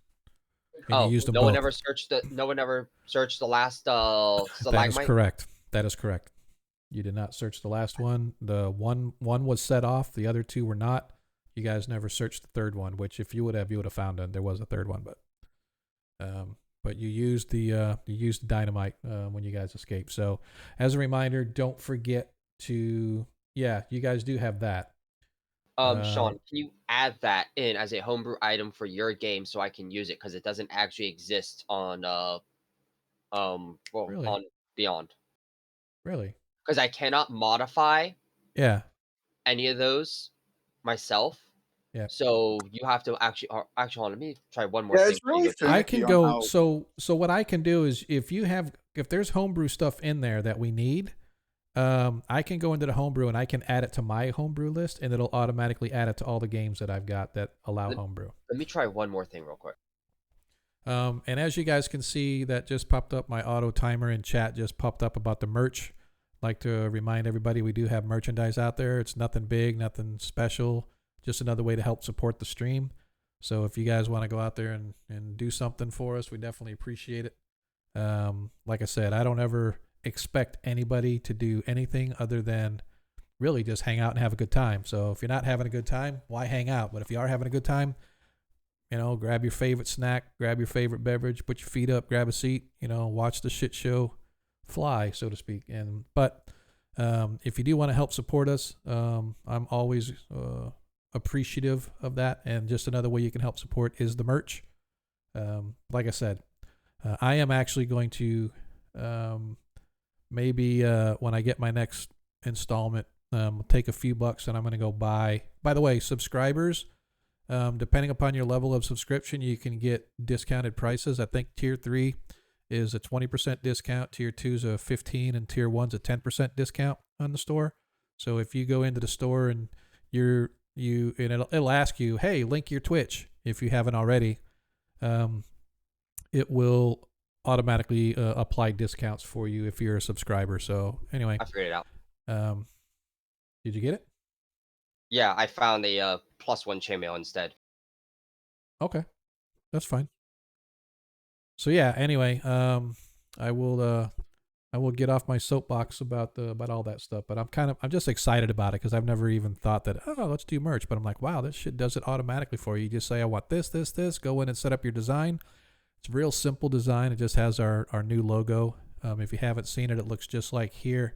If you look here in the I guess it's in the bottom corner over there. Am I pointing it right? Pointing the right direction? No, like this here. Yeah, wherever.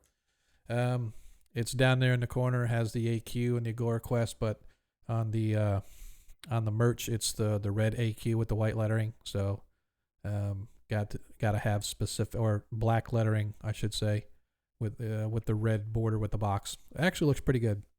But there's just a few things out there, so you can go check it out. At a minimum, tell me what you think. I want to go back, and another thing I'm going to be doing is trying to get a professional graphic artist to help me kind of work out some of the kinks on the logos and work out maybe a new theme or something like that I can put all together that fits in with the Agora quest. But I really like these themes that I've been going with, so I'm kind of hard pressed to pull the trigger on changing stuff like that. So, but anyway, I just want to invite you guys out there to check that stuff out. What we're going to do here now shortly is we're going to figure out somebody to raid. I got one more thing, by the way. What's that? So, for those who were not aware yet, D&D Beyond recently added something new. Let me real quick. While I'm here, I'm looking at maybe going to Wicked Studios. I know Darling. I always do Darling Creep Show, but she always runs really late. But What about Wicked Studios? Does anybody want to pop over to Wicked and tell me where they're at in their game? Does it look like they're getting ready to wrap up shop? I don't want to bounce on or pounce on somebody and come to find out that they're bailing at midnight or something like that. So if anybody out there in the stream wants to just do a quick check for me to see if Wicked Studios LLC is getting ready to go offline, because if that's the case, then I'm going to go to my default, because Darling runs to like all hours of the night. She starts late and she runs late, so which is good for me because we stop late. Anyway, So, Monkey, you're still here. yep. Beyond has added some new stuff in there. You know, you can add chests, backpacks, and a couple other Yes. things. Yep, I've seen that where you can put your gear in different sections. So And they actually, had the backpack already, but now Yeah. now the draft horse is added in as an actual storage nice. space without tacking Nice. onto my weight. So I'm no longer carrying Nice. 200 extra, another 114 pounds onto my character. Very nice. They Very had nice. a function for custom weapons. Yes, they do.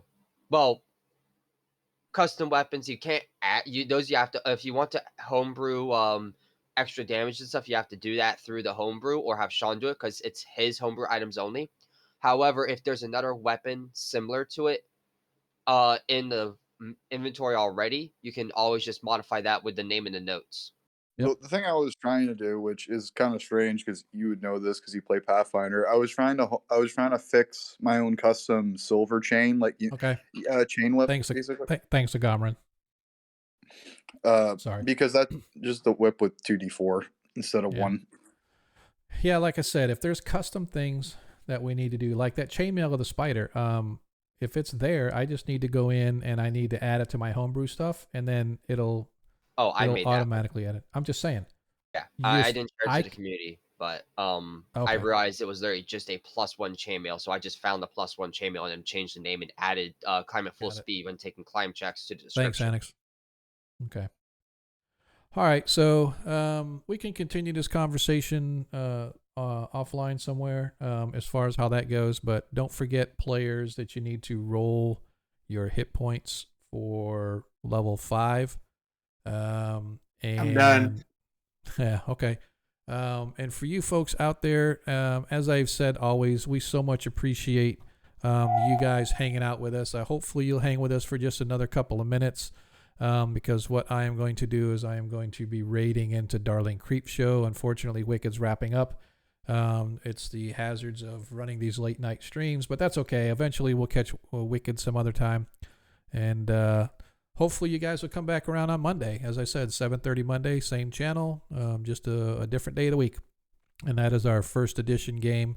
And then this stream, we'll see you guys in 2 weeks. Players, I definitely appreciate the effort tonight. You guys did a great job. I was glad to finally finish off this, and hopefully we've got some big things to come now that you guys have reached that pinnacle 5th level. So let me go over there and find Creep's stream. She's in here somewhere. I know she is. Where is she? Why do I not see her? There she is. All right, so what we're going to do now is we're going to raid over there too. Show her some love. If you haven't followed her before, you need to definitely do so. She does basically a variety of stuff. She does do Dungeons & Dragons. Tonight she's painting minis. But what I love about hanging out on her stream is while she's painting minis and doing other non-D&D stuff, she always streams these like old 60s and 50s horror movies, man, and they're just like ungodly bad, and they're awesome.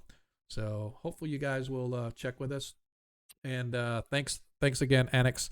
I definitely appreciate you showing up. I know you got a busy life as well, trying to run our game online. So hopefully we'll see something kicking off here shortly. But until then, just remember, in a world that you can be anything you want, all that we ask is that you be kind. Talk to you guys next time. No, dummy. Let's try this again. We are going to hit it, and we need to hold it long enough that we can actually do the raid thing. And so here we go. Let's see if we can get all of us going over there. We got about 13 people. Let's see if we can get up to 13. Oh, we're at 11. We're at 11. Looks like some people bailed on us. That's okay. like I said, make sure you guys show her some love. We'll talk to you next time.